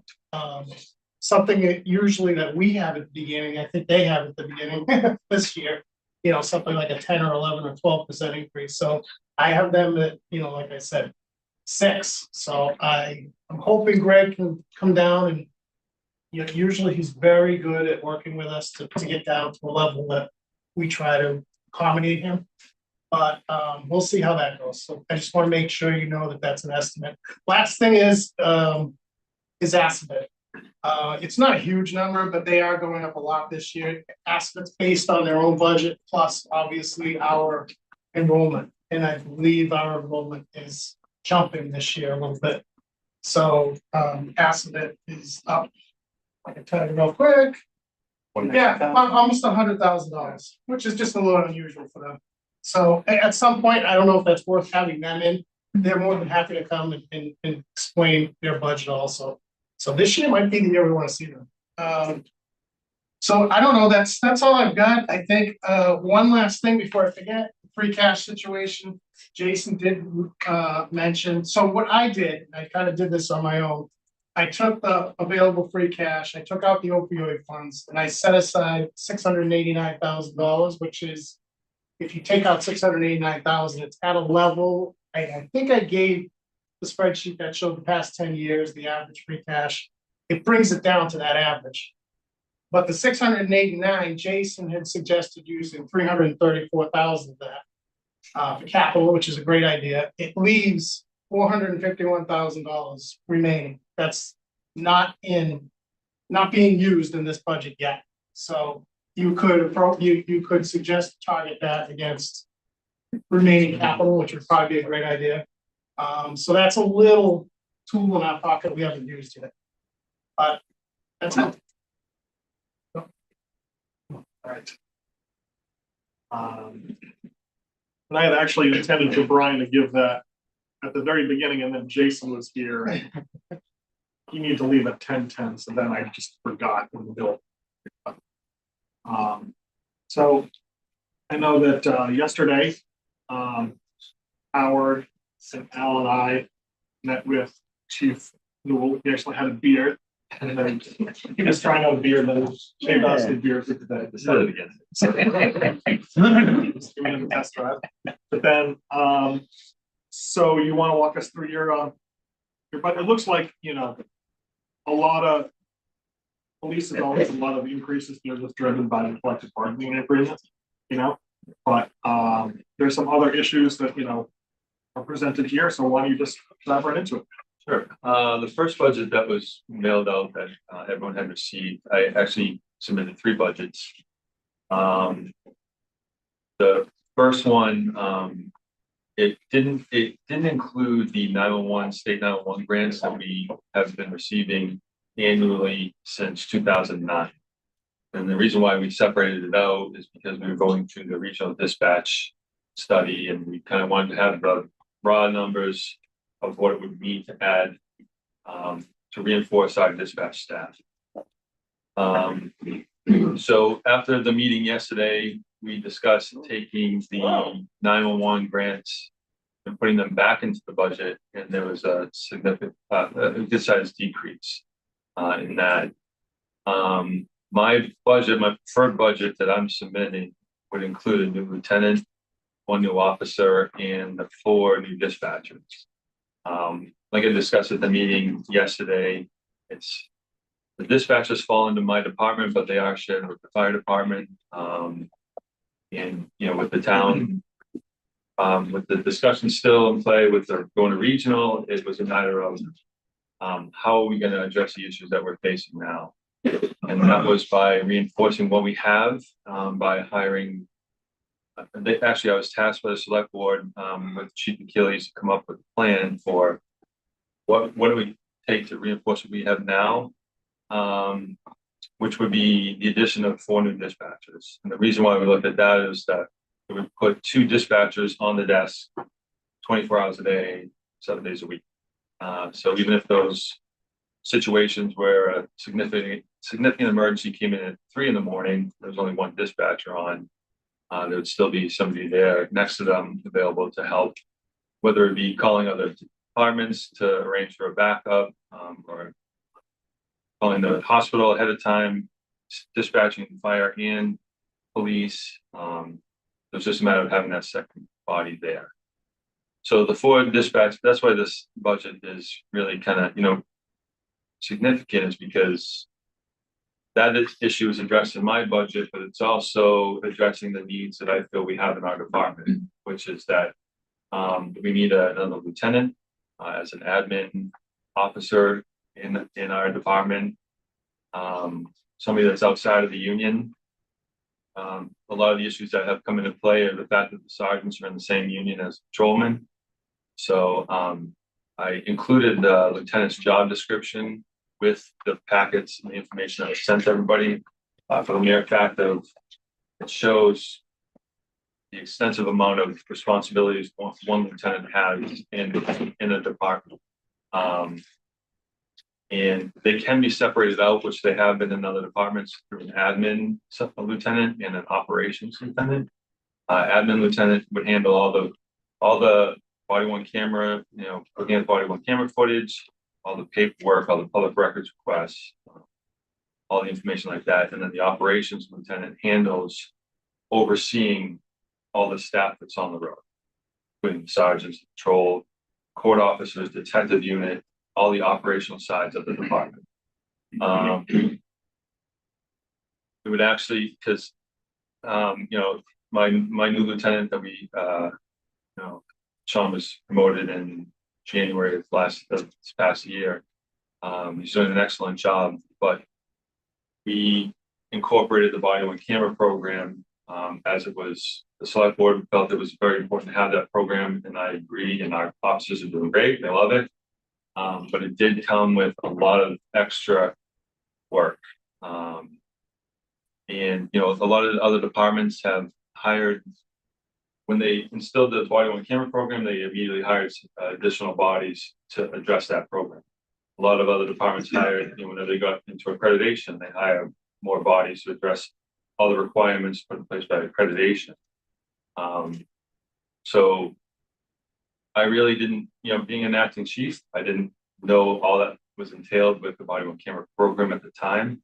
And then coupled with post progression as it's developing, they're putting up more mandates, more oversight, more things that are needed to show compliance and feedback. A lot more admin work. So between the two, it takes up, but actually there's, with being the keeper of records, supervising all department members, they're in charge of the holding facilities, the evidence room, the armory, all these responsibilities that are big responsibilities fall under the lieutenant.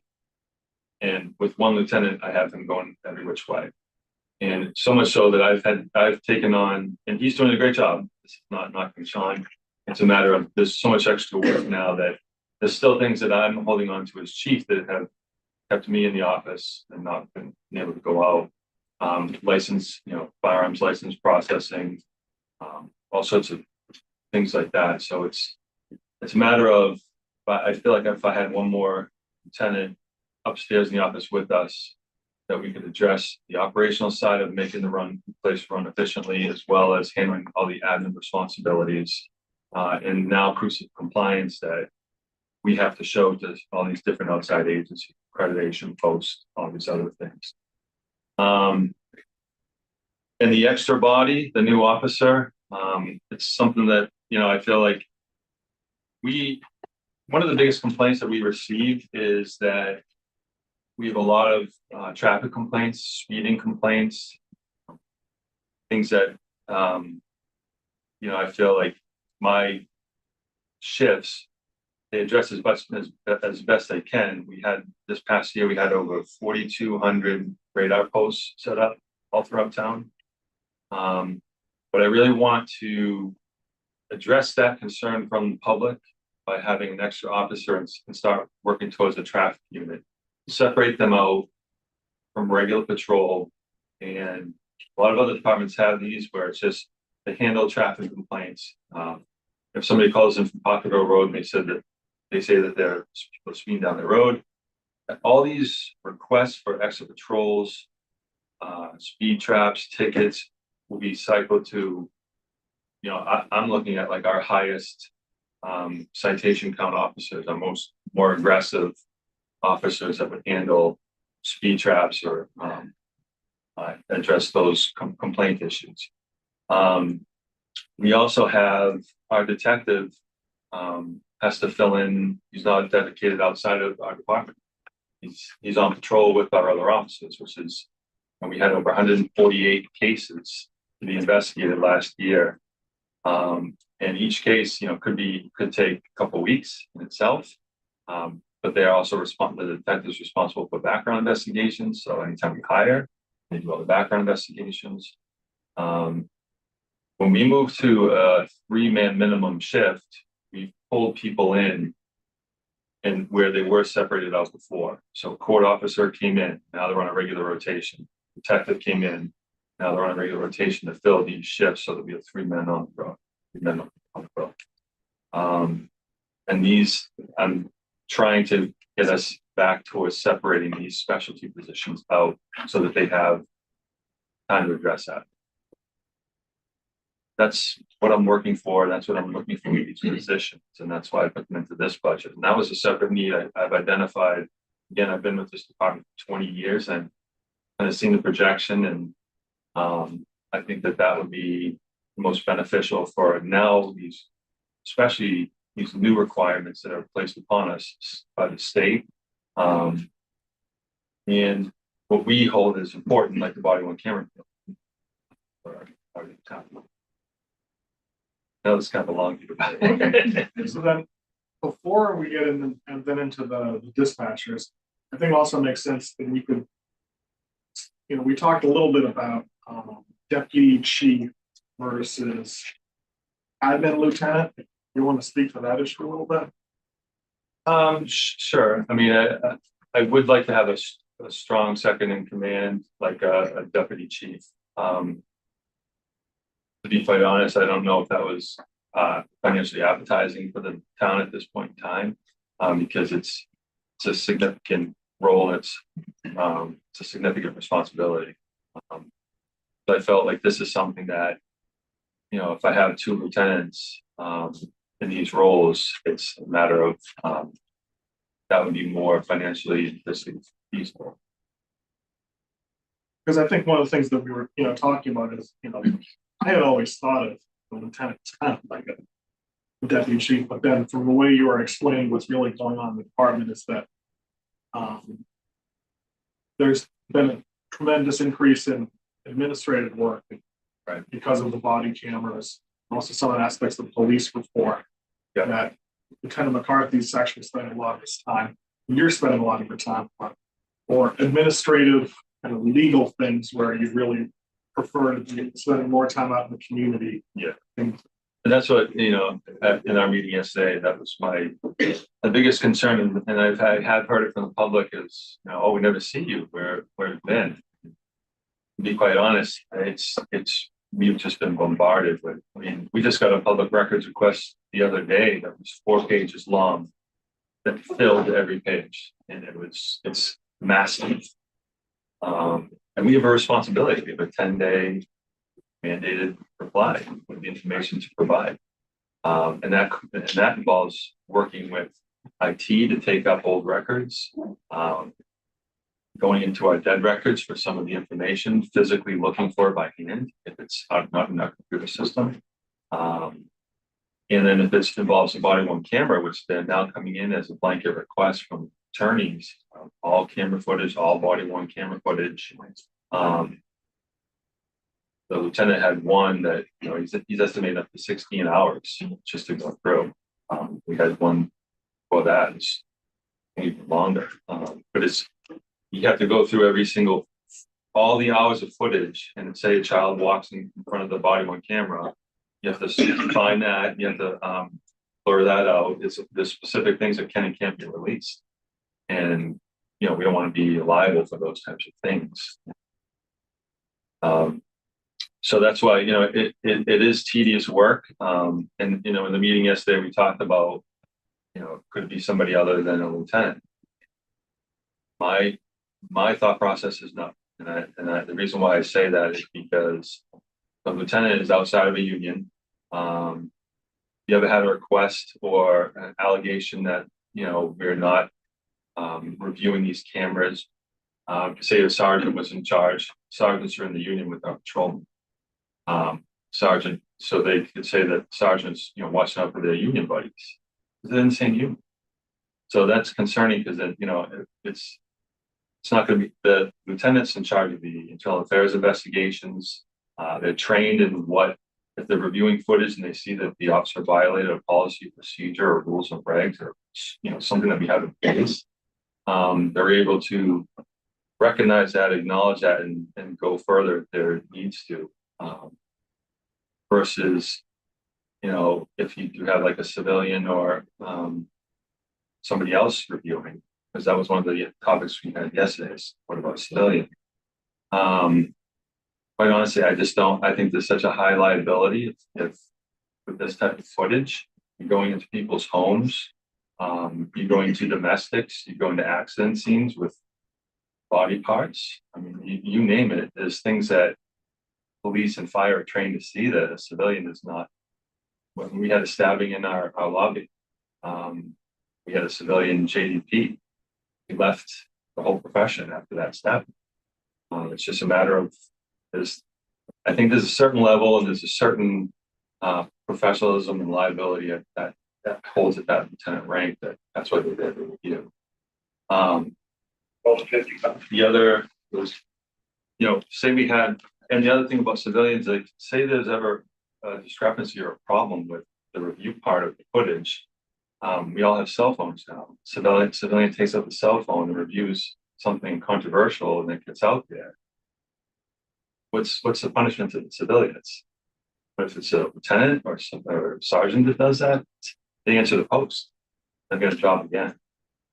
There's liability and things that I think you have to think about when you have oversight of such a private nature of this body camera footage. And again, that's, I did reach out to other departments after the meeting yesterday. I spoke to about 10 other chiefs. The lowest rank was sergeant for the review of the body on camera footage.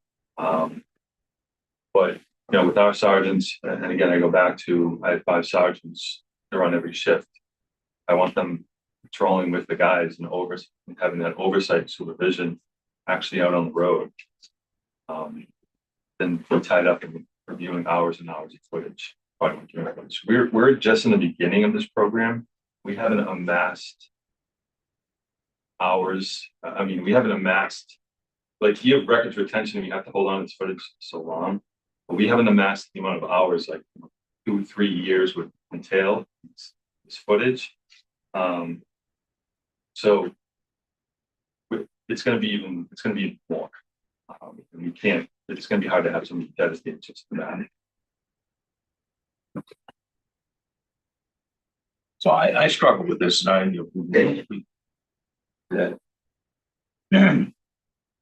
I think it's worth taking a little deeper dive on the administrative burdens, and maybe not here, because the review of the camera footage seems to me to be a task that is ideally delegated to a paraprofessional. And there are other professions which have nearly identical challenges. Anybody who works in the medical profession really has the same sort of confidentiality concerns that we do. Anybody who works in the legal profession has the same sorts of constraints. So I think there are other models that we ought to take a hard look at. I don't want our executives mired in video editing. I think that is a poor use of their time.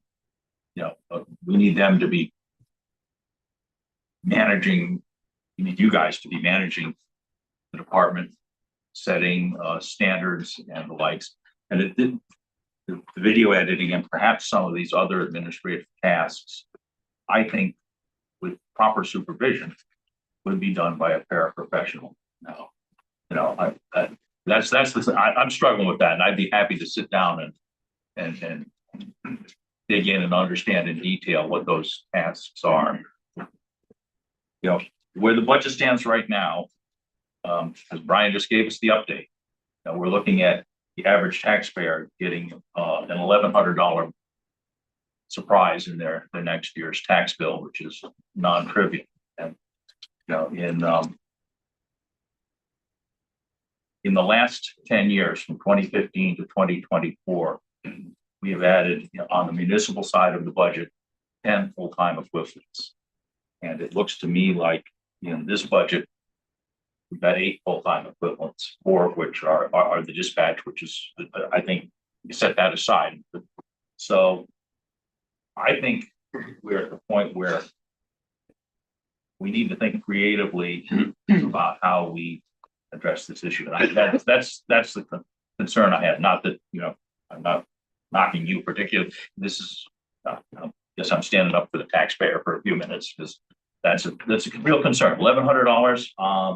Now we have families in town for whom $1,100 is painful.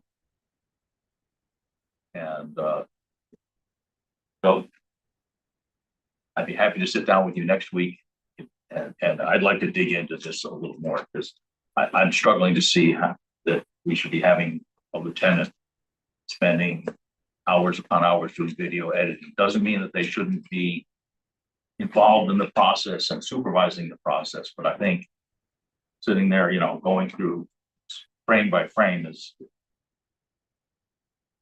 they're not earning their pay if they're doing that. And I don't think, and I think we want them, these are executives, and we want them to be doing the higher level work that is absolutely critical, and to get you out of the office so that we can see your shining face now that the beard is gone.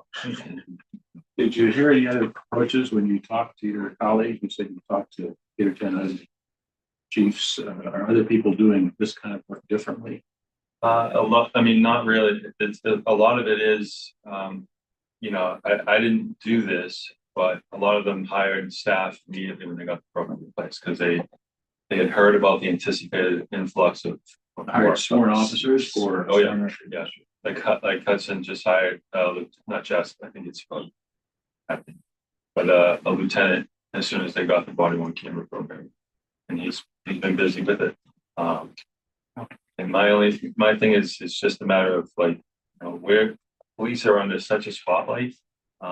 Any wrongdoing, it's going to be in the news, right? And my concern is that if you don't have capable and responsible and accountable people viewing footage that is so private, going into people's homes,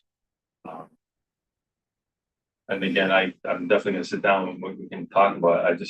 It's at such a level, like if the town and the police department wanted this program in place, this is the fail-safe that keeps us in the public's interest in mind.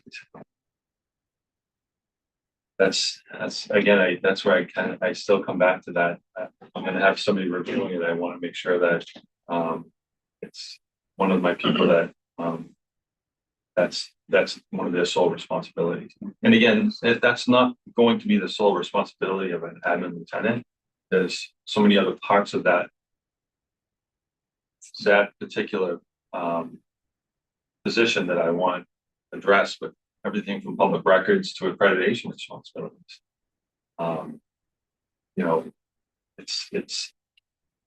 I mean, I have a whole. I've sent you the lieutenant job description. If you go through it, you can see it. It reads as a deputy chief, and that's one person. Department. That's the struggle. And I was the one who asked you those questions, had on the background of the video editing, and well aware of the time and sensitivity. Your answers make sense. It's the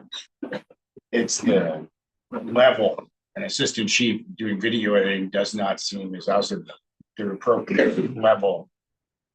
I want them doing more important things. There's got to be. I'm curious.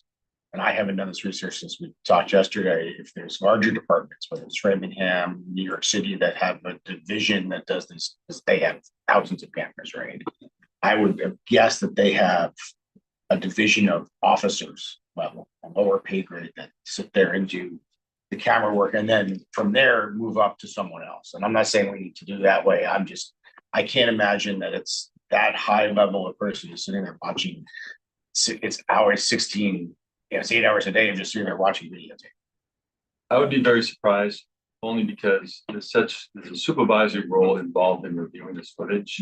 If you observe an officer, violating a policy as a sergeant or a lieutenant versus patrolman, it'll be very different. You're not going to get that accountability. That was the whole point of us getting this, the body worn camera program in the first place. It's part of that oversight of post and being with the times and saying that we trust our officers and we're putting them out there with cameras. I have a question on that. Isn't there a code of conduct, though, that an officer, if they saw another officer doing wrongdoing, would be mandated to report that? So you're not suggesting that someone would say, oh, I'm not gonna report that because I'm in the union with that person. No, I'm definitely not like saying that that's what Right. would happen. It's just a matter of, there is an oversight there when it's a supervisor reviewing it versus your best friend that, you know. work. I get it. I'm just saying, like, I think there has to be a professional code of conduct by anyone reviewing such material, right? Like, Yeah, I mean, there's duty to intervene, obviously, if that you see when this one of the officers hurting somebody or being excessive, it's that. But, you know, for this type of thing, you know, it's high liability work. Like I said, you know, we've seen those departments where somebody leaked footage. You know, I know that nothing would never happen here. But I just would never want that to be, you know, even an issue or called into question. Seems like right now there's such a gotcha attitude for police departments nationally that I can see your point. And again, I think we see the value certainly in body cameras and the footage. It's just, and I'm not sure it's made aware to the board. It's pretty me, I think, that the amount of extra work that came with the program. And now we're sitting here looking for a position that's a pretty high level position you're asking for with a significant bump in budget. I guess we're a little taken back by that and looking for more palatable ways to get it done. And there may not be, and we're not, what you're saying makes sense. I told you it's balancing for us that $1,100 bump to the taxpayer to making this program successful, and is there a way in between? Yeah, I mean, it's one of those things. It's like this, like saying, you know, with police being that gotcha attitude, something were ever to happen, it's there'll be our department out there, and then liability would fall, you know, on the town for the insurance. So it's that's why I proposed this budget. I feel like this is the safest, most safest way to address this particular extra work that we're facing. And again, like I said, and I'll keep saying, is that it's not body worn camera footage is just one part of that admin position. So then, you know, this is all like yesterday where a lot of the discussion really had to do with the new lieutenant. Yeah. But then somewhere you should also obviously talk about that. For dispatchers, and I think you spoke briefly about the need for a new officer, but you could just reiterate there. And this budget, the one that's got the 22.7% increase, it's got the lieutenant, the new officer, and the 4 dispatchers, right? It says lieutenant, officer, and 4 And where's the 9/11 grant show?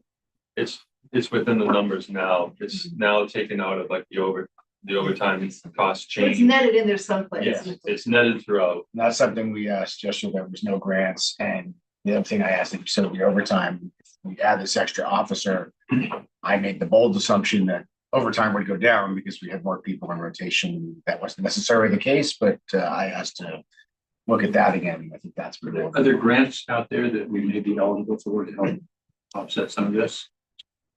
You know me, I'm always looking for grants. So, I mean, Nothing will that you know of continue. now. No. Yeah, unfortunately, it's a matter of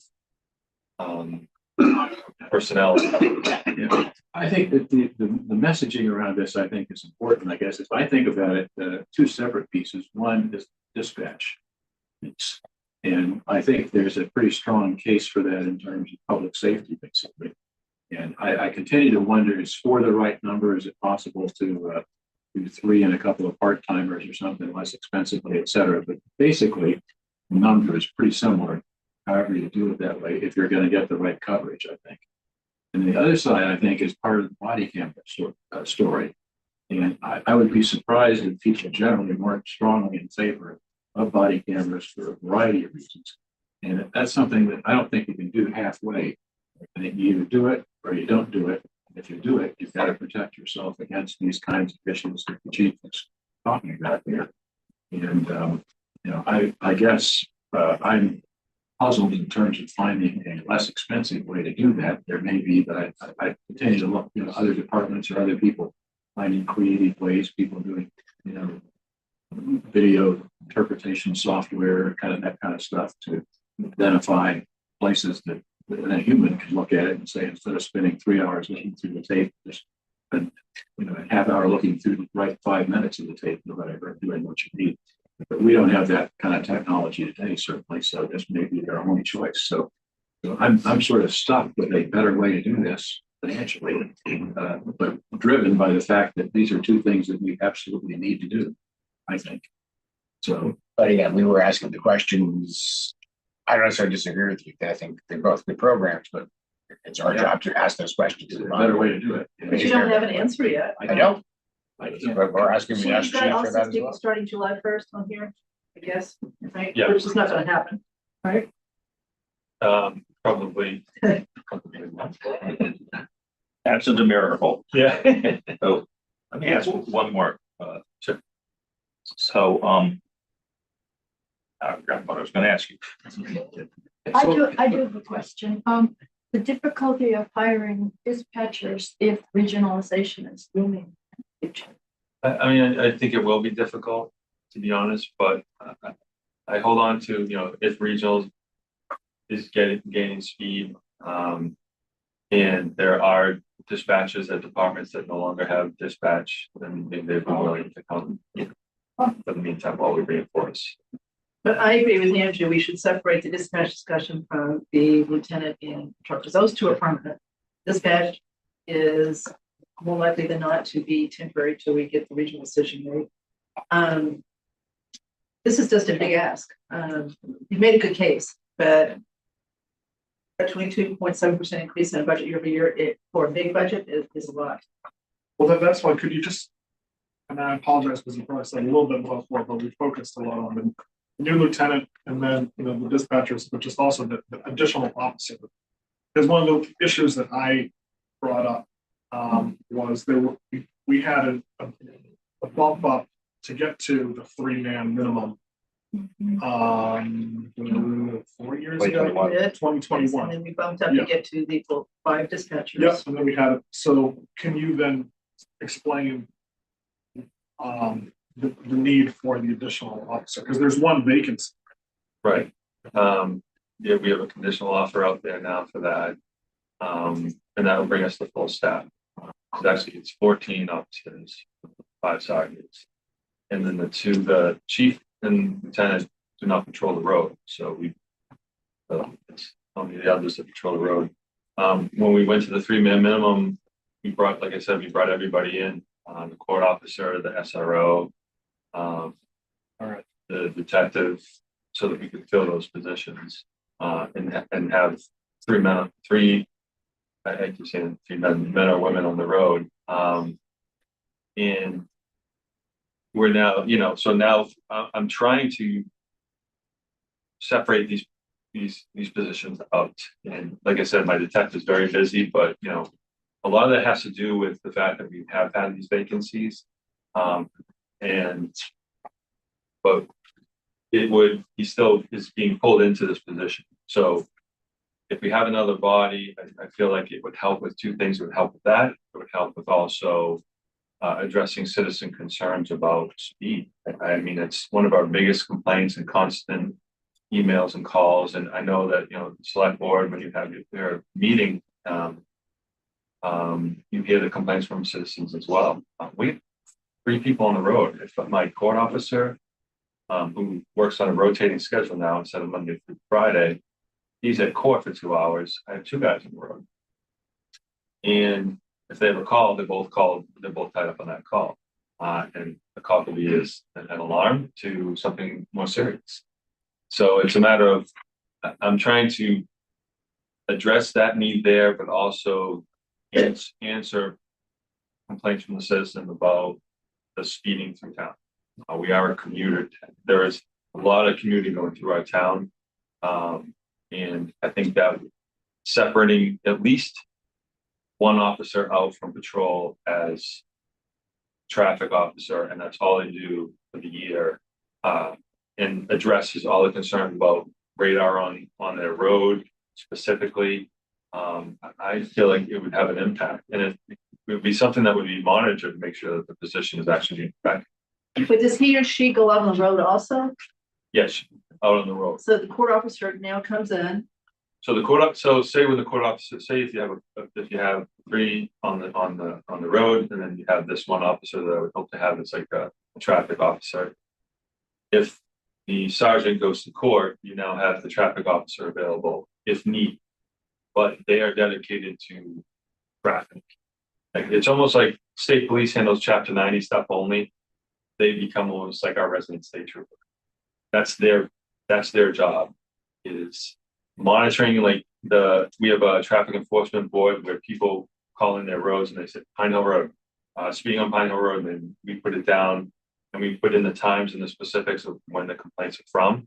I can now have this person address those complaints. Which, if you had a choice of the two, between the lieutenant and the patrol officer, for this year, not saying this is permanent, but for this year, which one would you pick? that's a hard question because the needs are there for both. You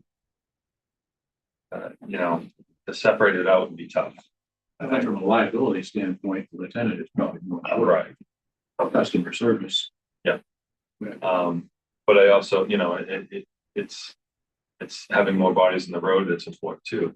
The lieutenant comes on and they're now upstairs in an office, and I don't have that body in the road. With the second lieutenant, would that be the administrative and operational, would it actually be kind of formalized, or you just? Yes. Okay. Yeah, like Ashland, they have 2 lieutenants, Holliston, 2 lieutenants.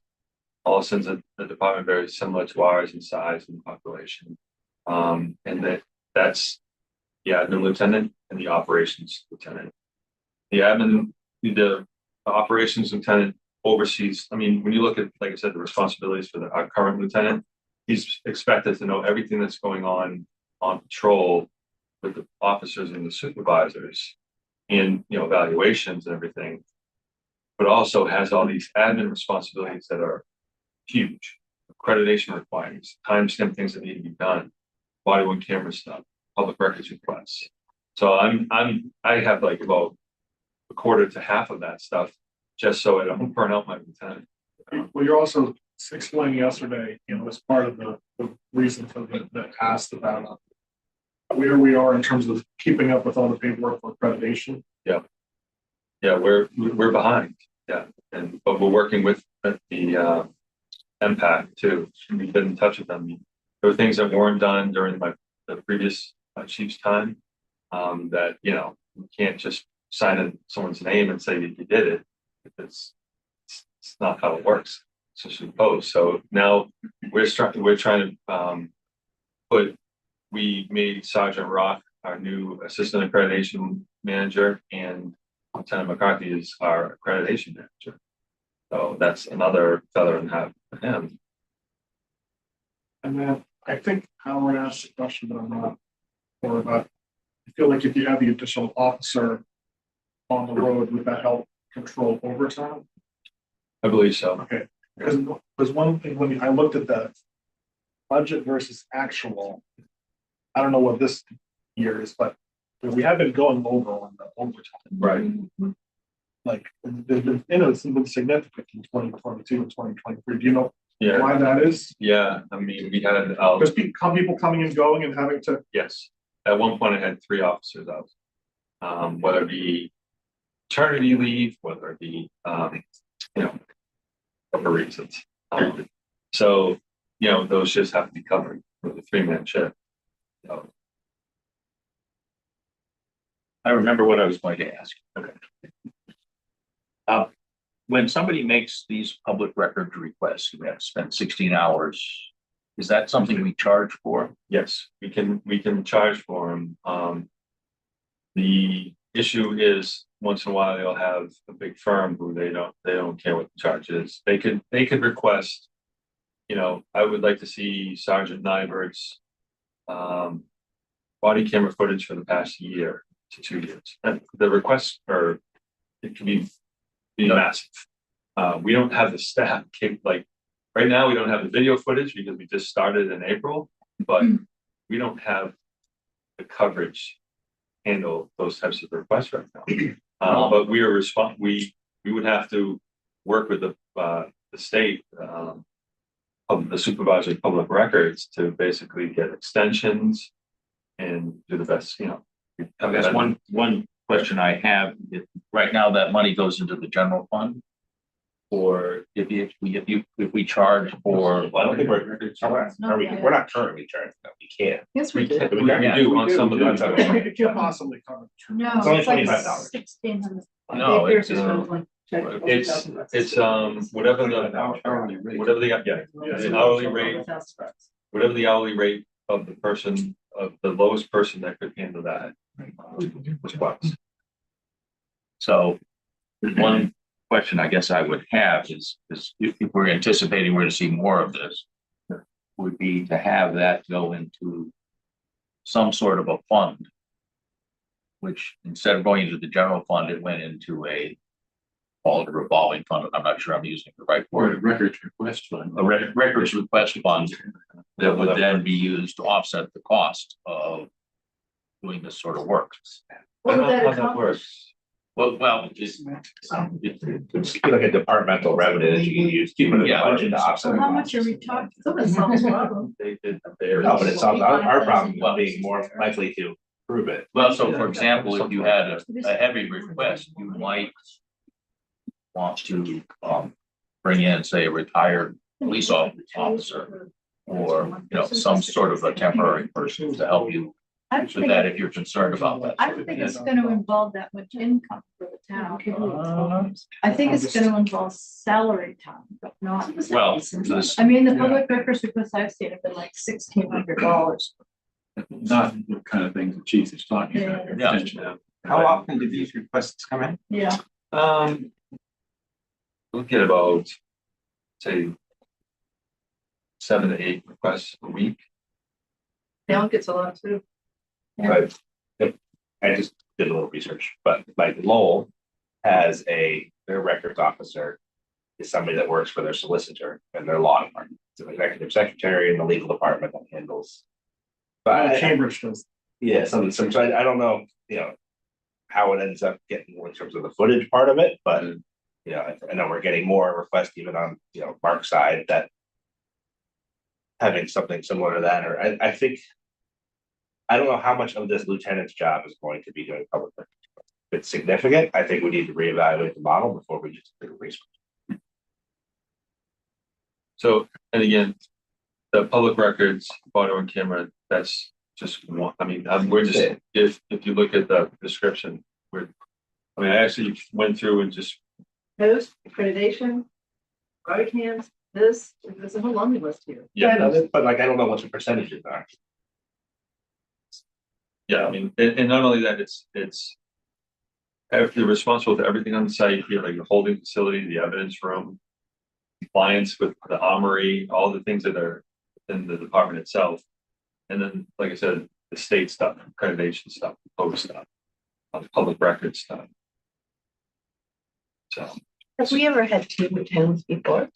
no, but the job description, and this reason why I went for this position is the job description is already in place. And we do have an office already in this building. Would they work the same day shift or would this be a night resource? I haven't figured that part out yet. But I know that your predecessor, one of the things he always looked at was a night detective. Mhm. I'm wondering whether or not that lieutenant could kind of fill that role. Yeah, I mean, we could. I don't know. Yeah, like, the double duty kind of thing. Yeah, Just a thought. and that's, another thing too, even the detective division alone, the lieutenant being responsible for all of that stuff, case follow-up. All the specifics of the warrants and everything that need to be done and in place and working with court, like it's huge responsibility in itself as well. And that's why I feel like, like Holliston and these other departments, we need to have these responsibilities separated out. So we can have operations run effectively, and then the admin side and all these responsibilities that we now have in place, state, and like I said, the body camera stuff, like addressed well with such high liability stuff. So then another, difficult question that we talked about yesterday is for dispatchers versus just for the budget reasons, where you can see if we said, okay, we know we need to do something, but maybe we just feel we can't afford to have 4 in 1 year. You know, and I mentioned that in some of the discussions about regionalization, you know, the union had also said, well, you know, another way you can just help to deal with the situations is just add, you know, 1 or 2 additional dispatchers, and then you wouldn't have full-time coverage. I know that's full-time double coverage. That's the goal, but you could time it so that you get double coverage during anticipated times of peak load. And you know, you mentioned that you never know when there could be a horrible situation that happens at 3 o'clock in the morning. We don't understand that, but how do you feel about that? I think it's workable, but I don't think 1 or 2 would be enough. I really don't think, I did work, You said 2, so what about 2? Yeah, I know, I'm saying, okay. I think 3 would be the lowest if we had to go to 3. Because, you know, I did put together like, a separate thing of what it would look like. It would be 2 days of 2 dispatchers, with 2 days out of like, say you have like a 6-day rotation, it'd be 2 days that would be 2 dispatchers on the midnight shift, and then 4 days with just 1 dispatcher on the midnight. I think that's like, if we were to go to that. 3? If we, yeah, so 3 dispatchers. We would have 2 dispatchers the day shift, eve shift, and then for the mid shift, we would just have that rotation difference of 2 days of 2 dispatchers, 4 days with 1 dispatcher. So we would still have all that coverage for the day shift, 2 off, 2 dispatchers on, 2 dispatchers on the eve shift, and then for 2 days we would have 2 dispatchers on the mid shift. 4 days would only be 1 dispatcher. I think that's, if we had to cut, that would be the most reasonable. But we did acknowledge that this is an issue. Gone through the steps of looking into regionalization because of how serious it is. So I think that would be the most. I think it'd be helpful if, you know, when we made the move from 4 to 5, I remember either Sam or Chief Paulus put together the chart that actually, you know, shows that. So that just whatever chart you I have a chart, yeah. Oh, But this is the one that Cindy did actually. It came out great. It's just a matter of taking one of the bottom line out. And then that shows that exact rotation of just having what I said, the 2 days where we have 6 times 3 is 18, so 18 shifts for 6 days, right? So 2 of those would not be covered with 2 people. Right. Take a So look at 2 it. out of 18, so that's a 9.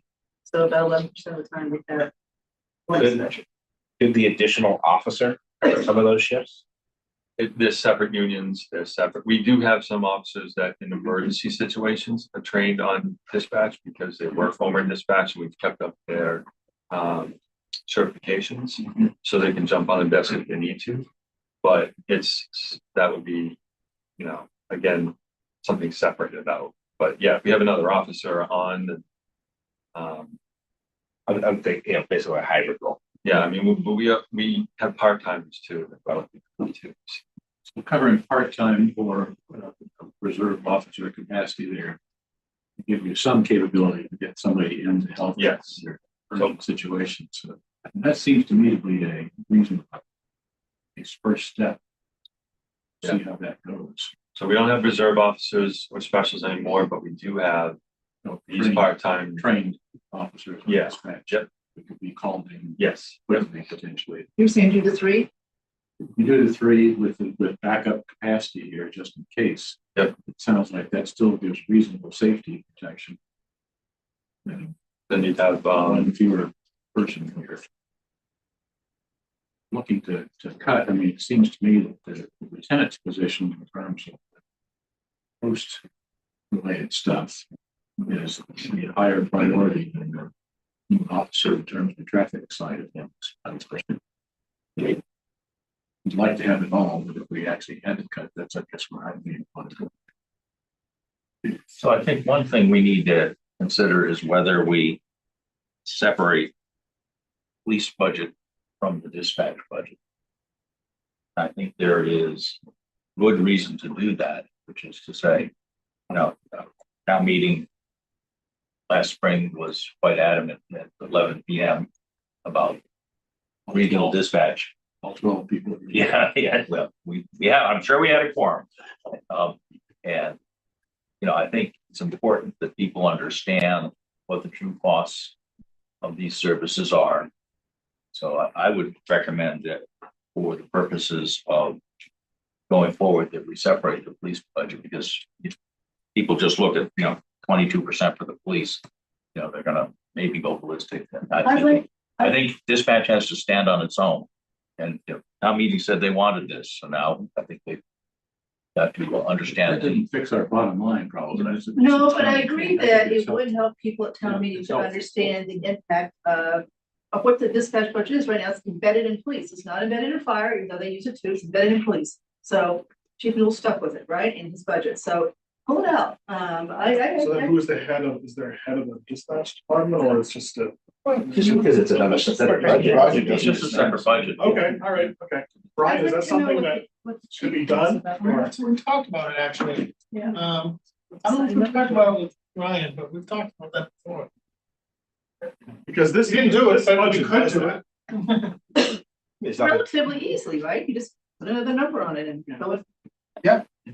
If my budget is read at, town meeting, it could always be held up too, and then go over the specifics of. Well, maybe held up anyway, because if we were to agree that we want to put it out there as far as a lieutenant, and it's gonna go up a lot still, so it still might get held. But this way, I think there's a better shot of really discussing these two things separately, which they should be. Are you okay with going dispatch as a separate budget? I would prefer not to, but if that's what you feel that, you would. And the only, I just feel like it could, I really, to be honest, yeah, I'm really not 100% sure. This is new to me in this regard. You want to think about it and. Yeah, I think, do we have time to think? Yes. Yeah, we're not voting on anything today. I think people again have expressed great concern about having capacity to dispatch.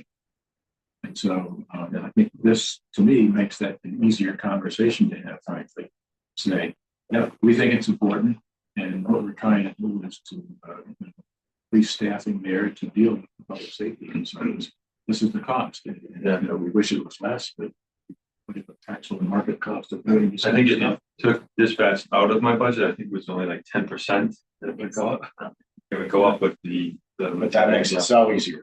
Yeah. Right, if we're gonna help you sell the. But in the big picture, it's still the same thing. Absolutely. You know? It is, but it's how you sell it and stomach it. Communication is. I think it's providing town meeting with information about what the real costs of things are. And it really should be split with fire anyway. Chief Achilles gets off easy here. And Chief Newell has to deal with this. and if we ever do regionalization, helps us have a cleaner history. I think Brian is part of it. I'd want to strip out the history. Are there other towns that do that?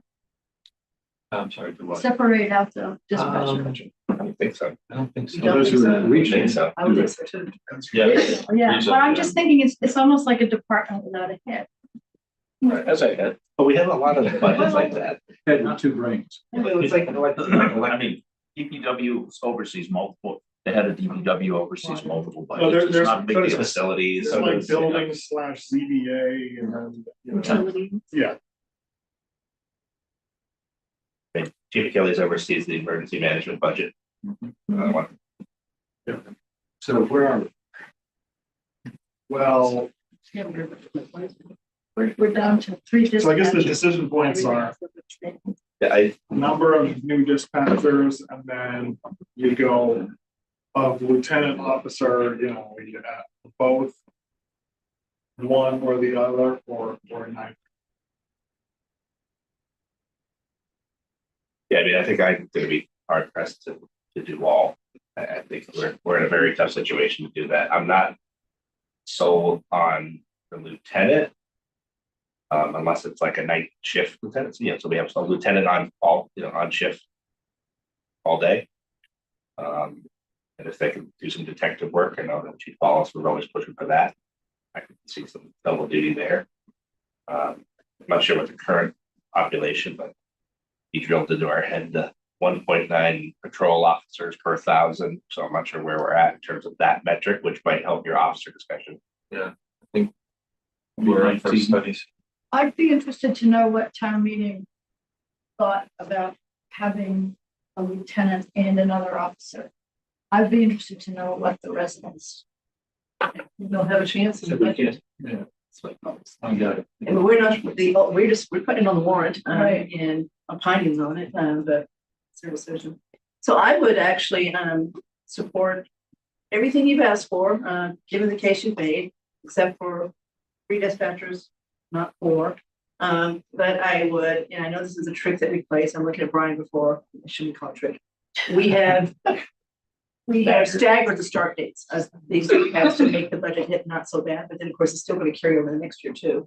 So instead of just absorbing it at the hit and then refine next year, it will carry over for 2 years by doing that, but I'd still propose doing that. So Andrew, I've thought about how to get, I think we can get, as some of the schools come in, Brian, even a little bit less than you have, I think we get it down to 4, with this in here, and this, reduce this a little bit would help a little bit too. So I think we can get this budget down. To Kathy, I think, I'm sorry, I think with the hiring climate out there though, even. I agree with you. You So know, it's not gonna happen anyway. Understood, so you could say a January 1st Yeah, and you it's, know that's what was gonna happen anyway, so but still, it's perception. I'm having a hard time seeing 4. That's a 3. 4%. 4%. Well, I'll tell you. So then, does it make sense to, if we go the 3 dispatchers with the lieutenant unit, then you need to go to the personnel board to get that approved? Yeah, Okay. the job descriptions You there. have 2 different positions. Yeah, so maybe they will have to then modify it to have the 2. So I think if you've got the lieutenant job description, it's gonna have to be modified, and then I think you need to add an addendum or 2 addendums, 1 for administrative, 1 for operational. Then the 3 if we just tentatively put in with the officer with the start date of January 1st, 2025. Yeah. But then, if the numbers don't come break the way that you want them to, then we should have kind of a list of, priorities amongst all the different departments of what are the things that we just have to kind of wait to list. And it's going to take some time to hire them and fill the new officer position anyway, no matter what date we select. Can I jump in with another opinion? Yep. I keep looking at the dispatch and what if it's you?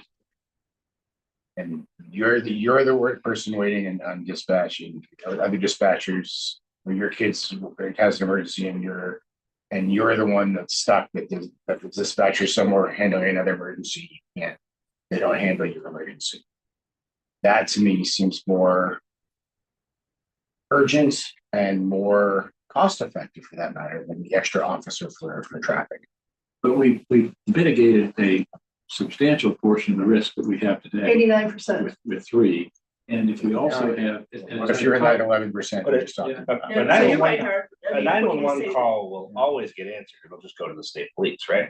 So the dispatch can't get answered. Yeah. Yeah. So it's not like. So we're not leaving people. I understand. You're not getting a I'm just busy looking at it from another signal. opinion, and cost wise, I believe a dispatcher is less than an officer. It's only 15,000 though. Not a huge. Maybe, and again, I'm just throwing it out there for the And, discussion, we should discuss it. And again, we can cover some of that gap, I think, as the chief says, through backup capability there at 3 a.m. If one dispatcher on duty has a couple of phone numbers he or she can call to say, get over here, can you take this call? You can transfer it to you to help with this. You're not going to close the gap completely, certainly. And again, it's worth a discussion, and I live on one of those roads that has the traffic calls all the time, but, you know, I'm very sensitive to traffic. Could you so- do something about that now? Yeah, I do. I drive 25, I drive the speed limit and kind of line up behind. But that's another story. We're all pretty much- Identify no road. We know that people are gonna drive too fast, but here, everybody's got that experience, I think. Actually, So- one concern I think I am gonna voice. It's not helpful, is I think you're light on the salary requirements for the dispatchers. Certainly the places that Sam and I have been all pay more than this. So I'm starting them at a step 3 with a bachelor's degree. Right. With our current contract. Right. Yes. Right, I understood. Yeah. But what I'm suggesting to you is that number is light. Might be hard to. It might be hard He's to saying recruit. they may go someplace I know, else instead of coming Yeah, here. because yeah, somebody they else will can. have better opportunities elsewhere. You need to, But our hands are kind of tied. I know, I can only go so high on. I know your hands may be tied, but I'm providing you data. Yeah, I don't want to pay more, but If, you know, if it was a 3, if it was 3 instead of 4, the savings would be 71. I think this will also be interesting because this is going to be then the flip side for the town meeting debate. Last year, where it's all just about kind of regionalization, but Yeah. we'll see what, you know, that's my business. So, exactly. So It costs this is, money, yeah. Someone could stand up and I hope it'll be very. amend it to add a 4th dispatcher. Right. Yeah, They could. that could happen. The other question, Chief, is, you know, Chief Paulus always had this mapping report done on a public safety study, and somebody came in independently and looked at it versus us versus nearby towns, and we were always working to get to that level. And we added the 2 officers, we had the dispatch, we added some other positions. Is it worth maybe revisiting doing a study and having some more kind of, I mean, this is your thought as the new chief, but like having an independent consultant come in and say, based upon neighboring towns, jurisdictions, national averages, this is their recommendation, and help give some more ammunition for this? I'm always for those studies. I do think we need something. This is my belief of where we're at right now, what we've lost, but we want that 3-man minimum. What we lost to get to that is these positions being out there. I think there's gonna be growth in this town that we have to be ready for. Everything from 120 to 250 Turnpike and you know, possibly Park Central. I want to make sure that we have staffing to handle the calls. We received more calls with Mass in places. We went up there for domestics because people living closer together in apartments and now calling the police on each other. So we're going to see those types of increases.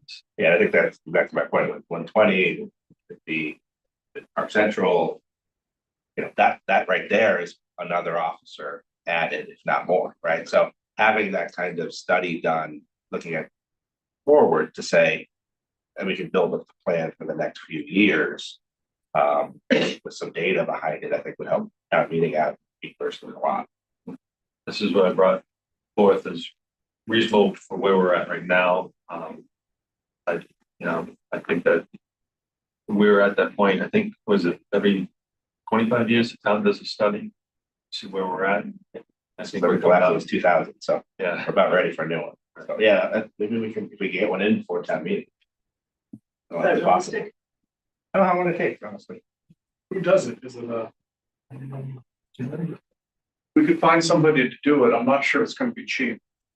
And is it even realistic to be done and No. done in time to be discussed before town? Done meeting? and digested. You could, maybe it would be engineering article, but Just remember, be careful what you wish for when you do those studies. Yeah, that's right. Because I've seen the results of some of the studies and Basically, big growth, I big bet it's expense more, growth. yeah, I bet it's more likely that they say we need a lot more than we have. But the last one did it. you did it. It No, did. last week. It did, that's how we ended up getting to 20 people. That's where the last one had 18 officers. Now we're at 19. Right. Now we're looking at 20. I thought the last one had 20 on it, and that's what we got, that's what we were aiming for, is the 20, but we got. There was 20 total, including the chief, lieutenant, and a detective. Yeah, we have 19 and then, yes, Yeah, so I think we're at 22 now, right? we're 21. 21. We got to where the report got us, plus I think an extra one, but you know, since then the population has grown, which makes sense, but I think just having that initial. Our population has not grown. A little bit. I would say we've been at 10,000 and change. When this was done, we were at 9. It was 9 something. 9,600, I think. 10% over 23 years. We're about 10.3 right now. I hope everybody appreciates what Sam just said. This report could say we need 30. But if it says 30, we know we need 30, we can plan for it. And we know the chief's being reasonable. Yeah, and that's, I'd rather know it and plan for it than. Advertise it, set expectations. Yeah. I don't know, maybe let's hold off on this until. Just get. I mean, that's in your We bailiwick. get it done before town meetings. Maybe not, yeah. So, It's not, it's a good idea. I just want to speak to it done before town meetings. You always call it town meeting. Where are we? Where are we? Does anyone else have any questions about the police budget? I just had one, and it's somewhat misleading in the discussions we've been having, but you show a $13,000 increase for striker security. And and Chief Achilles shows a $10,000 increase for striker security. Oh, Signet. Line, it's yellow, contracted services. Yeah, the newest budget. Signet, right. Are you looking at the 1214, the top left, does it say 1214? Yeah. Okay, so the 1.5, which is from after the meeting yesterday, we split, I verified with the fire department that they have it in their budget, that they have the split with Signet and theirs, and we have it not. So it's now down, so it's 7.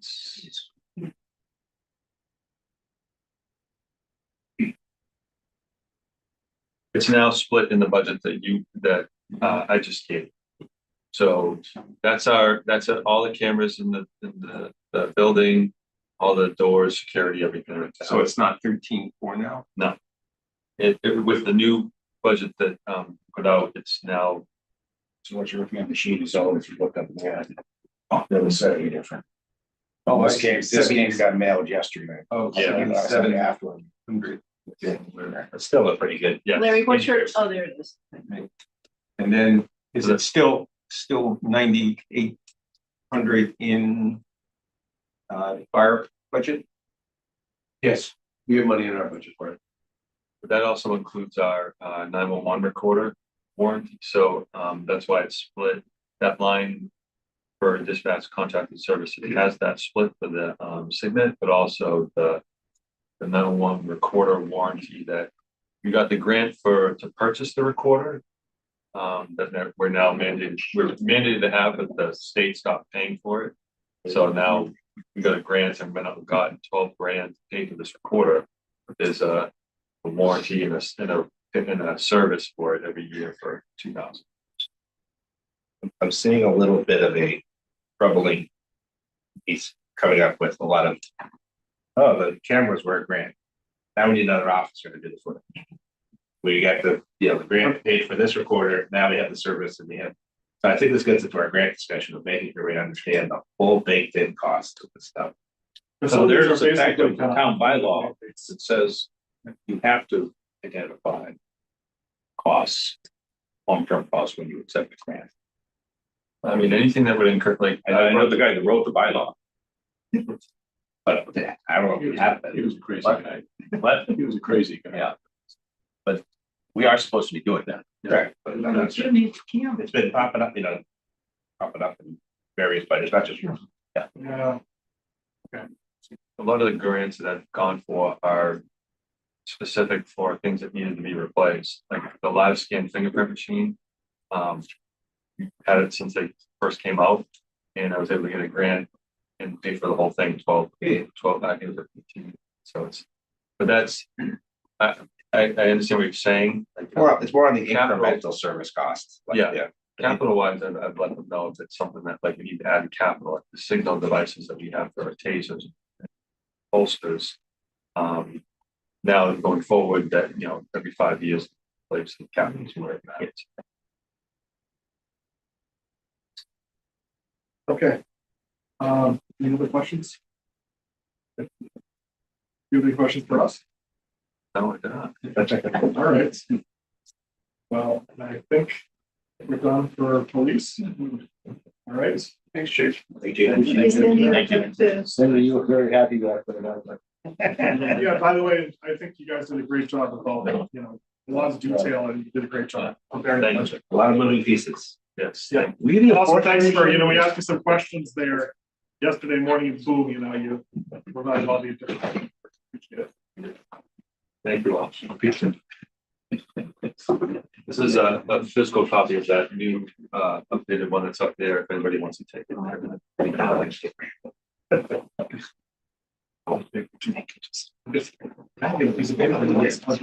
I think we probably all like one out. Yeah. I'm just guessing. Yeah. Okay, so. Thank you. No, take something. Okay. No, Sam. Yes. I It's handy to have a print out. You know, I think I'm gonna spare myself. I just won't pay for them. All right. Really. I'm good out. It's not big enough to read, which is good. Yeah, I'll skip it. All right. I like paper. Me too. Me too. Because they have addictions. Yeah. Already been printed, so you might as well take it. Yeah. Still a picture. Yeah, I'm okay with dealing with trees. You're the microphone, just like the other monitor. One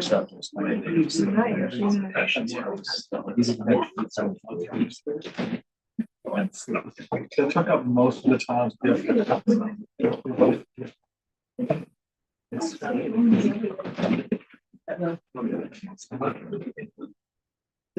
Was this right? Oh, geez, that's right. Yes, I don't. This is one of the interesting things I'm going to. Which I see some. Oh, okay. And this is, and they release it this time. Right. Let me know when you're ready. Good. You guys don't need a stretch or anything. We'll give it a minute. Now, 5 minutes. give you 5.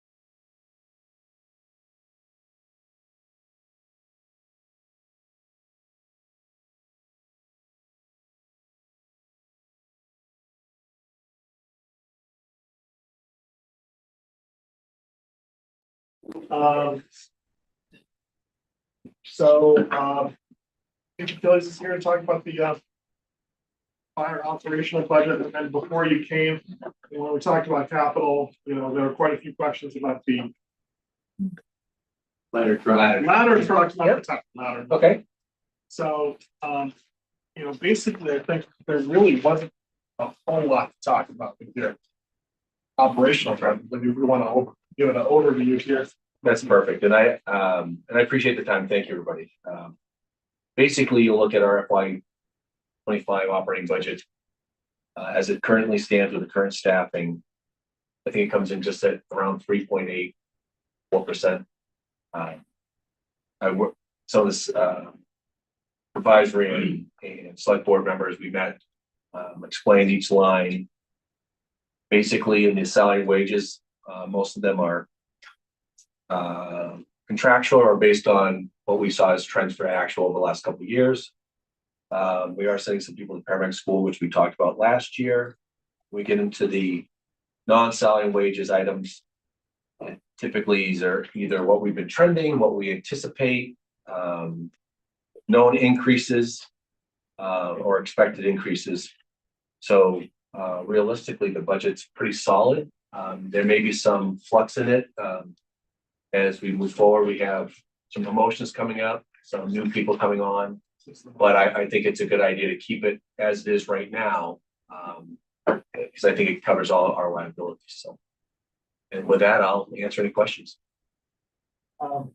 Larry or Marguerite, do you think there's anything we should? That was pretty consistent with our meeting. Yeah, 88% of budgets, it's salary and wages, and that was at 4%. So there's very little else, very little additional slop in there that you could look at really. So one thing that came up when you have a budget that's just so straightforward, just looking for things to even kind of ask questions about. But I remember asking a question about there's like an employee training, line item where you look at it compared to actuals, and for several years it's like we've budgeted. Where's yeah. What line number is it? 530-70. 70. Yep. Yeah, okay. So, let's see if I got that. Yeah, like a couple of them, it's just not getting really used. But I think you were explaining, well, we still want people to do these things, Right. I think we cover what we anticipate. I wouldn't use any, I'd be careful of using fiscal years 21 through 22 as a comparison, because basically everything started moving online, and we weren't sending people to live trainings.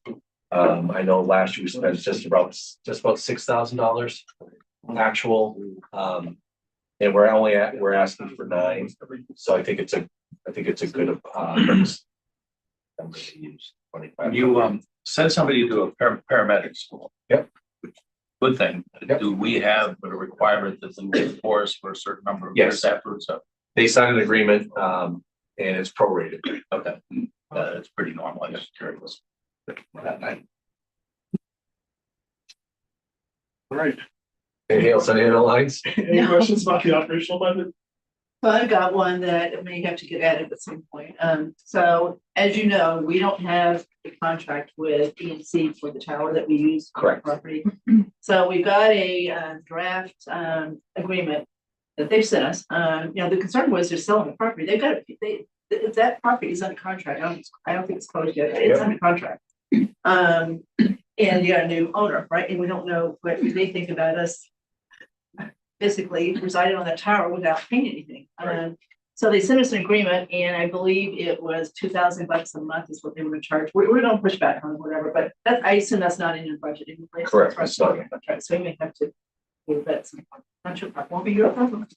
Well, still want to address it. I just want to make sure you didn't have anything in here. No. And I think that in the future, and I think you saw with the police budget, is a lot of things are, especially with communications and security, are split. I think it at some point to have it in one cost center at some point, so you can keep track of all the costs.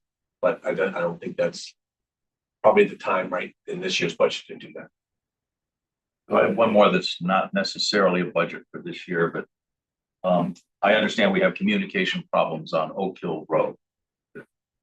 We did a radio survey. We have some spots within the community that have less than desirable communications. And we are going to be building a big tank on Oak Hill Road in that neighborhood. Are you giving consideration for putting a repeater on top of that? I think with the new public works superintendent, that should be a discussion. There's no funding identified for that. That's a pretty significant, even though sounds like it's an existing structure.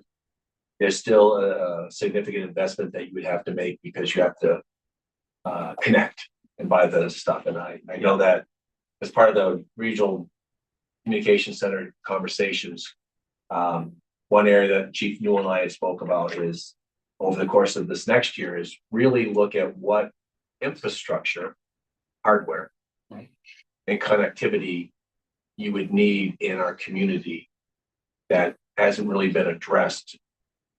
I think that was put on hold as we were investigating the regional dispatch last year. Capital will get another discussion, but we put money out, identified money out in the out years. But really it was only for the communications equipment here. So that's something that I think as you move forward, will have to be on the radar. But again, to Al's point, it would be great to know what the likelihood or basic need is relative to that Oak Hill location. So if it's a matter of, putting a bracket on top of the water tank that we're going to put in there for future use, a lot easier to do it now than to understand back and right up there. And how can people pay for the That's right, even better. We'll put the name on it. We really asked for a lot. So we don't know what the communication infrastructure would need to look like if we were regional dispatch yet, right? Because we don't That's know correct. where we're going. So that's TBD. Right. So that's what I said. I think that's why it was kind of put on hold for a little bit, because you don't want to invest in infrastructure and equipment that you can leverage some other way, or it's not in the right spot. But conceptually, at least, I gotta believe that whatever regional looks like, we need to be able to communicate within the town. Correct, but if you're going to leverage another town's resources that abut you, Yeah. that may be better than purchasing. Ramingham's Tower, or whatever, yeah. Wasn't there like Overlook Drive, we put in something there? Yeah, there's- Overlook Drive has a very antiquated, not stable site. So I think these are discussions that over the next calendar year or fiscal year, gonna have to look at the assessment of what is the current equipment and what's its status. Well, something maybe also good for the next sheet, for this day one kind of list of things to look into. I'm making a list. Oh, good, good. Checking it twice. Yeah. Well, on that topic, this, on the last budget, context, and I'll see you, and this is the big picture, because I remember, what was it, when it was your first budget, you recommended, a deputy fire chief. And I did again last year. Okay, and we haven't done it, and now, it's a theme which is repeating a lot, DPW, police, add some additional positions at that higher level, particularly for departments where, your management and the vast majority of other people are union. Now I kind of maybe regret a little bit not creating that position, over the last 5 years. So, but could you speak to that issue a little bit? Or I think that, when we was initially brought forward prior to my arrival, then I carried that forward my first budget, and I know advisory and select board at the time want us to look at other avenues to make the department more robust. We brought it again last year. Some challenges exist, right? And I hope your next fire chief has that opportunity to live close by. I was fortunate to live in town. But there is a difference, and I think you have these discussions of you want responders, and that's incredibly important, just like police, right? We want people to go out. We're not a large department, so in my previous department, I was not required to be part of the complement or command staff all the time. Here, you're pretty much required to be a part of the complement of the command staff all the time. And I didn't mind doing it, but at some point, you're not always gonna get somebody that lives in 5 minutes from the fire station and can go to calls after hours and on weekends. So having some depth in the command structure and having authority is important. The second part of this is, and I think it's evident now, is the transition from one chief to the next administration is very disjointed.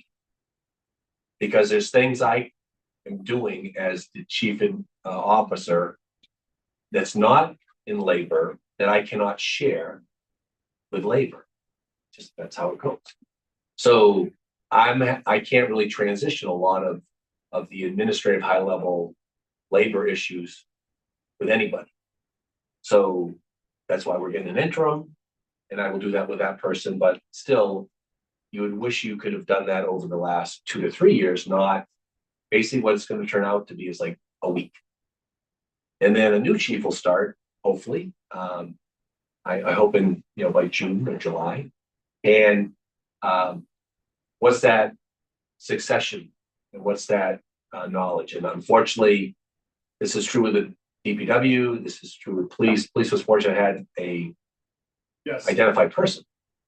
I think it's imperative that at some point, I know it's a big lift, but if you don't have it, you're already now spending money to get a recruitment of a new person.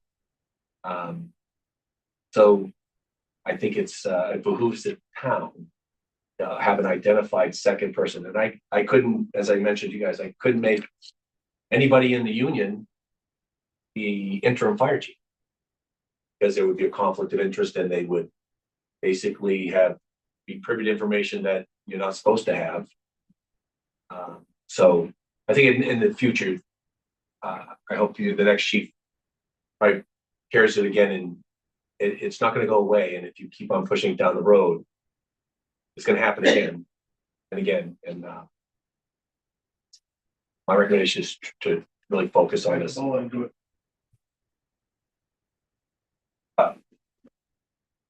That's not in this budget.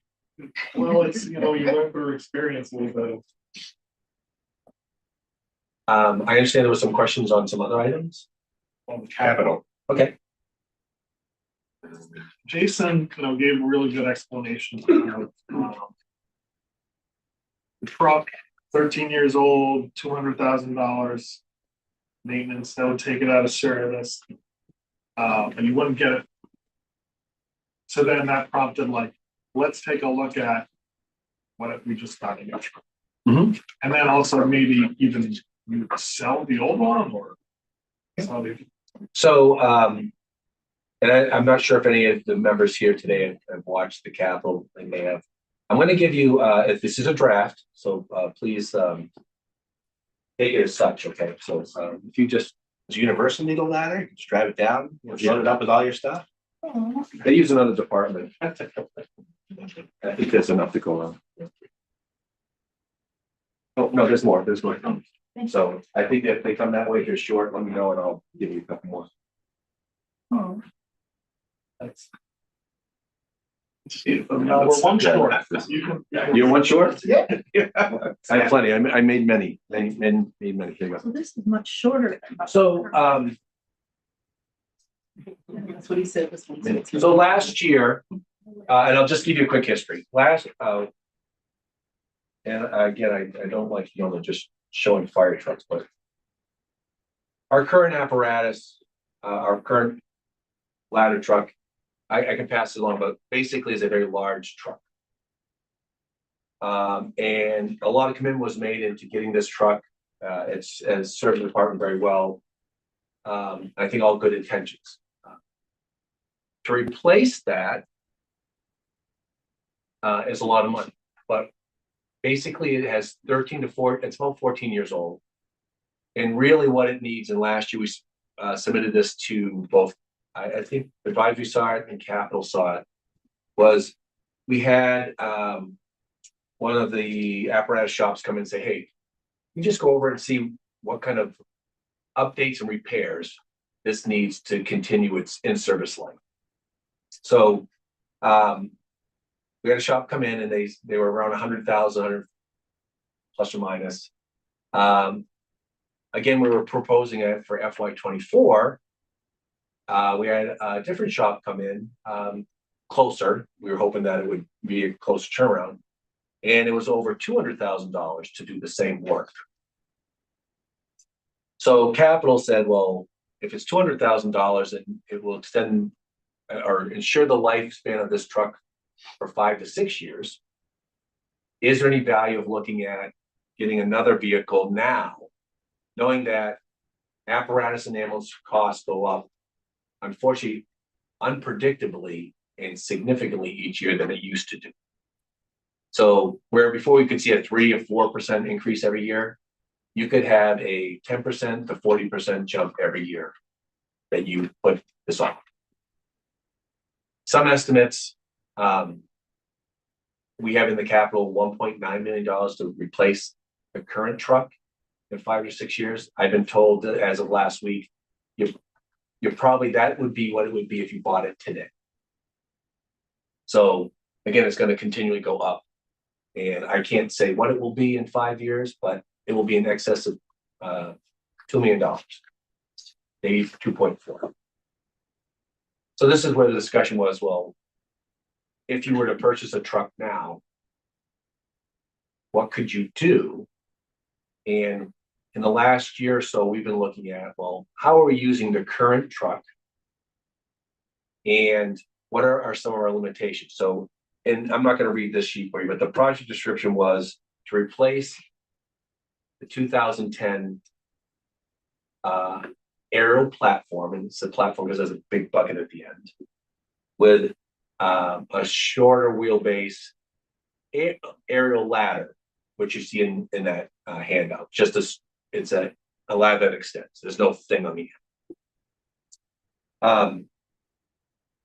I think in this handout, it talks about cost comparisons, what some of our options are, and I will say that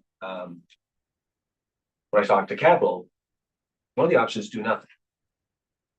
I strongly don't recommend it, because if it goes out of service, it's out, and it's going to cost a lot to get it back in service. And not having an aerial of any type is not good for the community.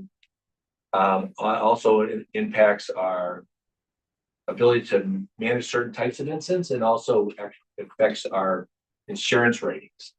So we don't want to remove that from the fleet. However, in the last 4 years, we've recognized that there's some limitations to where the current truck can go, because it's very large. Again, through experience and the call volume, where the calls are, and then really knowing the town, I think you all can appreciate that we have a couple issues in the community. Street design, street width, driveway width and access and length, and then topography that we're pretty hilly. Almost anywhere you go from the station, you're going to go up a hill. And if you look at how many roads in town have hill in the road, name of the road besides Route 9, you understand the topography. What we've recognized is the current truck, with its length and its weight, has some limitations of where it can go, how it can be deployed, and how appropriately it can respond in a timely fashion. It's a very, very heavy truck. And as you can picture, you have to go very judiciously when you're driving that. You pick the road you live on. You can, and I'll give you, we can always use Pine Hill, but it's going to take a while to get there because you have to go slow and it's heavy. So what we're recognizing is a shorter wheelbase truck that still has pumping capacity, but when you get shorter, you kind of lose that bucket on the front. So doing some research, again, this is very fluid.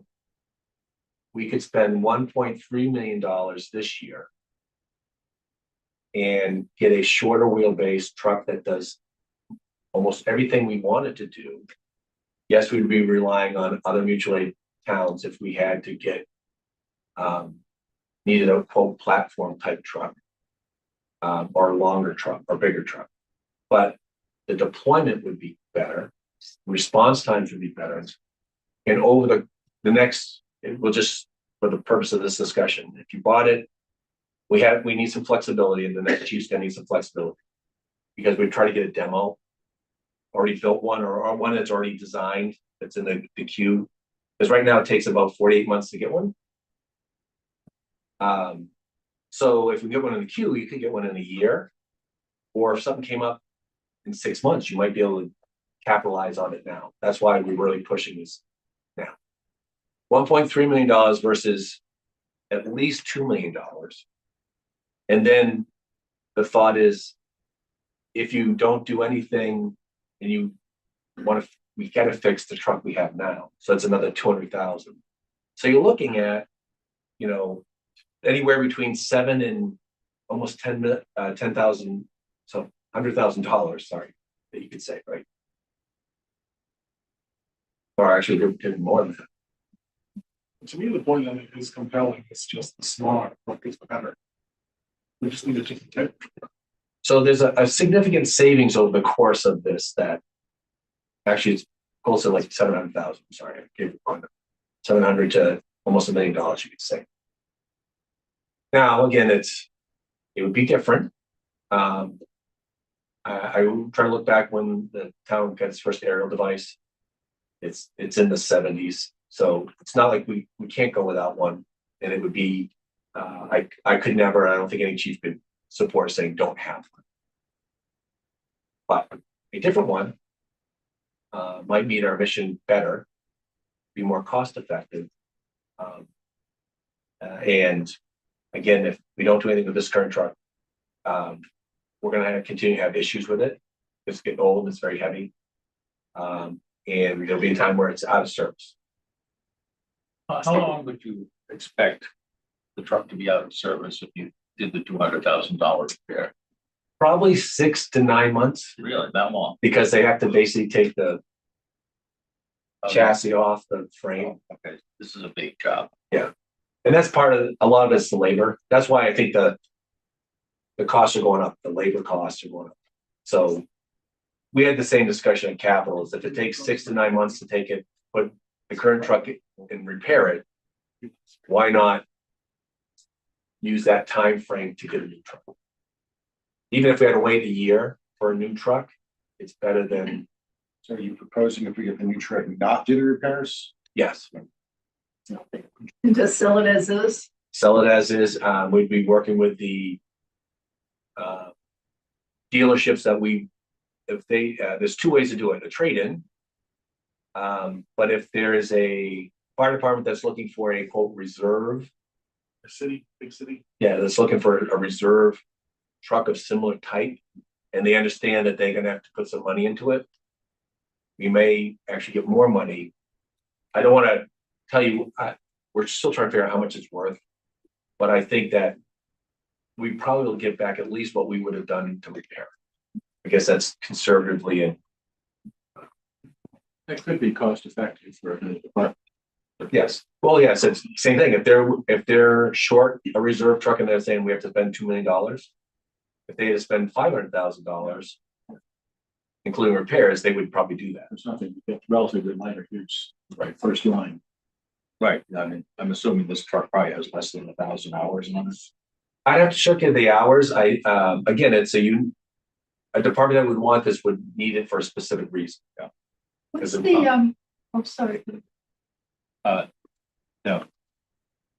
I think this actually makes more sense. The reality is any significant fire that we have is going to be bringing in assets from other communities. Right. You know, if we have a need for a bucket truck, that means, you know, things have gone from bad to worse, and you'll be drawing in a lot of resources. So that having a truck that is better suited for sort of the first arrival, I think makes sense. I'm disappointed that we spent money we spent, we're not getting 20 years out of it, but that's water under the bridge. But we'll get 15 years on it. That's the goal. But the life is like 30. And another way, No, it's not 30. another way to look at the cost is if the cost is going up about $200,000 a year for a new piece of equipment. And over the next 5 years, it's going to be $1 million plus the 200,000 that we have to spend to fix the current one. You've almost paid for the new truck in the difference, and you have a piece of equipment that's more suited. And correction is normally a truck of that type is 20 to 25 years. Most places, because of the weight and the size, it's 20 years. So The other part you brought up, I think on capital that was very good, was since most of our other partners have a big tower, 100-foot or whatever it was, that this would actually, from a mutual aid perspective, be valuable to them to have this, us have this, which is a different apparatus than that. When you get it, what kind of warranties? I can't speak to, I mean, The oil changes 3 months. I know, It's not guaranteed. 30 seconds or 30 feet. I know we get manufacturer warranties, and because it's many components, different components have different warranties. Part of it. What about a quint versus, This would be a quick. this would be a quint, okay. So what Andrew was talking about is it would be have the capability of pumping water. And having hose lines. So now it actually creates some other deployment options for the department in the future that we don't have now. Where if it's slightly longer than our current fire truck, it might go first to some locations. That we know that only one truck can get there in the driveway. Yeah. And again, you go around town, if you see a stone wall with a hole in it, and you don't see the house, typically there's only one truck gonna go up there. And by pre-planning, the department could actually deploy this first at certain types of calls and locations to get, that way they would have a ladder available if they needed it. Then you can bring the tanker or. And they can bring the tanker and set it at the end of the driveway. Okay. Do you have the tanker now? No, And it's how on, far it's scheduled to be in June or July. we have no pump. And that's something we ordered 2 years ago. I remember. And we're hoping in the ambulance we ordered 2.5 years ago in February, so.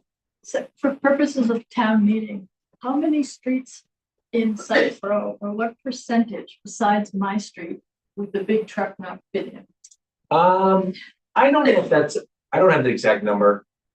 Order? No, because I think that we'd have to go around the town and drive it. But if you think of it, it's basically this bigger than a bus. So It's like a tractor trailer. it's so if you think where a tractor trailer is not gonna fit, that's not gonna fit. And actually a tractor trailer is better because it articulates, but we're noticing a number of basically, I would call them secondary roads. And again, when you drive around town, just think of where would a big truck not fit, and you're pretty accurate. I think for the purposes of explaining this to town meeting, it might be useful to have a well-dispersed set of example streets. He won't be there. Oh, No, but I got, we would be best Well, I off think- having a well-dispersed.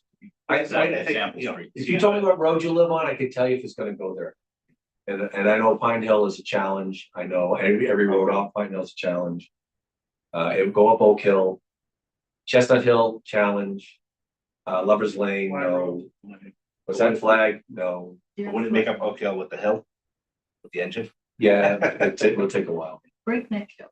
Breakneck Hill is gonna be a challenge because it's very tight, especially when you. One turn. And that's where it can make it, but now it's going very slow.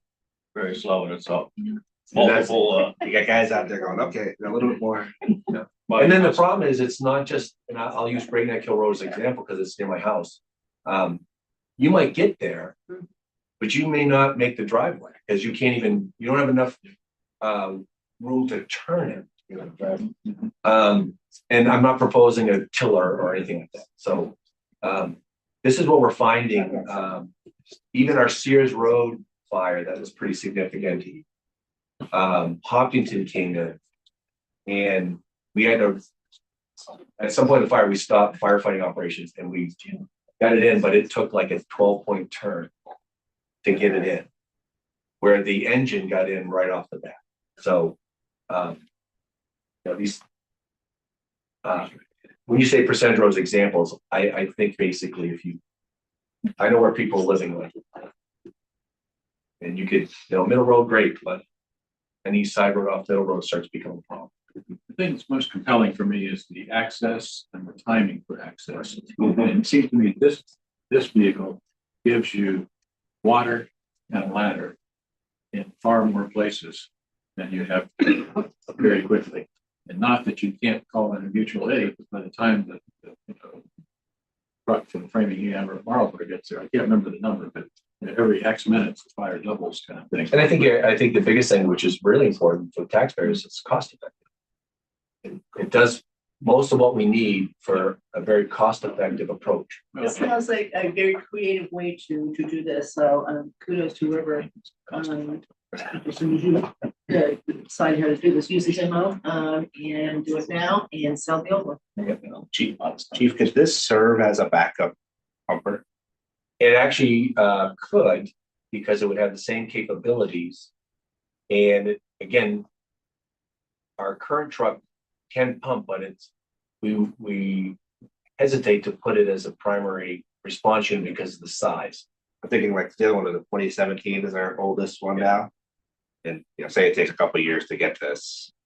At some point in time, when that comes renewed, could we get away with having the new engine and this? Or do you think we still need I'll tell you two things. One is I'll predicate with I won't be. Yes. However, You keep saying that. it's not my. I would not recommend under the current practices in our information we have through our standard cover and risk assessment to reduce the fleet by anything, because you always have planned times where pieces are out of service for maintenance, testing. And again, we also have those opportunities where, and people don't think it happens a lot, but it's been happening a lot, is where we have multiple calls at the same time. You still want the resiliency and the capacity to absorb calls. Okay. So I know they got rid of one of the extra engines when they got or they might have got rid of two pieces when they got the tower. I wouldn't recommend reducing your fleet anymore. It's not because of the volume, but it's this might be okay to say that if this is a first out vehicle, we have the other engine, then the backup engine. You might get extended. Might get a little bit more life out of that. The goal is to try to get, if you can, 25 years. But what's happening is it's depending on how you run, and it's not big department or small department, because here, like the primary engine runs to over 1,100 calls a year. So that's sometimes more than Framingham engines and Marlboro engine, and Worcester engine, because we only have a couple and we only have one station. So I'm always be cautious. Just because we're smaller doesn't mean the pieces don't get worked as much. Any other questions on anything? Jason did a good job with your other pieces. Yeah. He also Thank you. made sure we understood that his recommendation of council was to order the equipment as soon as it gets approved. Don't wait till the new current chief gets here. You utilize current staff in the interim to get the stuff ordered. I would recommend that because it's been extremely challenging to complete. And I think it's true with law enforcement also, but it's getting, and they're outdates. An ambulance is 500 to 800 days. And you're like, that's why we moved up the other ambulance, because we're already delayed a replacement of an ambulance. It's over 2 years that we haven't got it. And I'm concerned that the next ambulance, if we wait 3 or 4 years to get one, in 2 years to order it, you don't want the ambulances out of service. And this year we had both of them out of service for over 72 hours. One of the questions we had to Jason on that is whether or not we should maybe look at a demo ambulance too. Same thing. Yeah, I think you look at any of these things, as long as they meet our mission and our service delivery model, I think you have some flexibility. I think design is important. Yeah, I think it's just kind And of, function. yeah, if we approved it, I think, can we look at the demo? Yes. Spend a month looking for a demo first before we go ahead and order something that's. I 2 to think 3 days that out? would be my recommendation. And as long as one's available that meets our specifications, I think you do it. Even so. I think for me, the power stretcher and the PPE, I think, maybe we'll try to work with Brian and see, I'd love to use the ambulance funds to try to absorb some of that. Versus general fund. Or Harvard donation maybe, but especially the stretcher, the fact that the ambulance fund can't absorb the equipment for the ambulance. I mean, Well, we cannibalize it for a lot of stuff that's not ambulance, but correct. I get I it think if completely, you, but wherever it comes from, I think that maintaining that ambulance.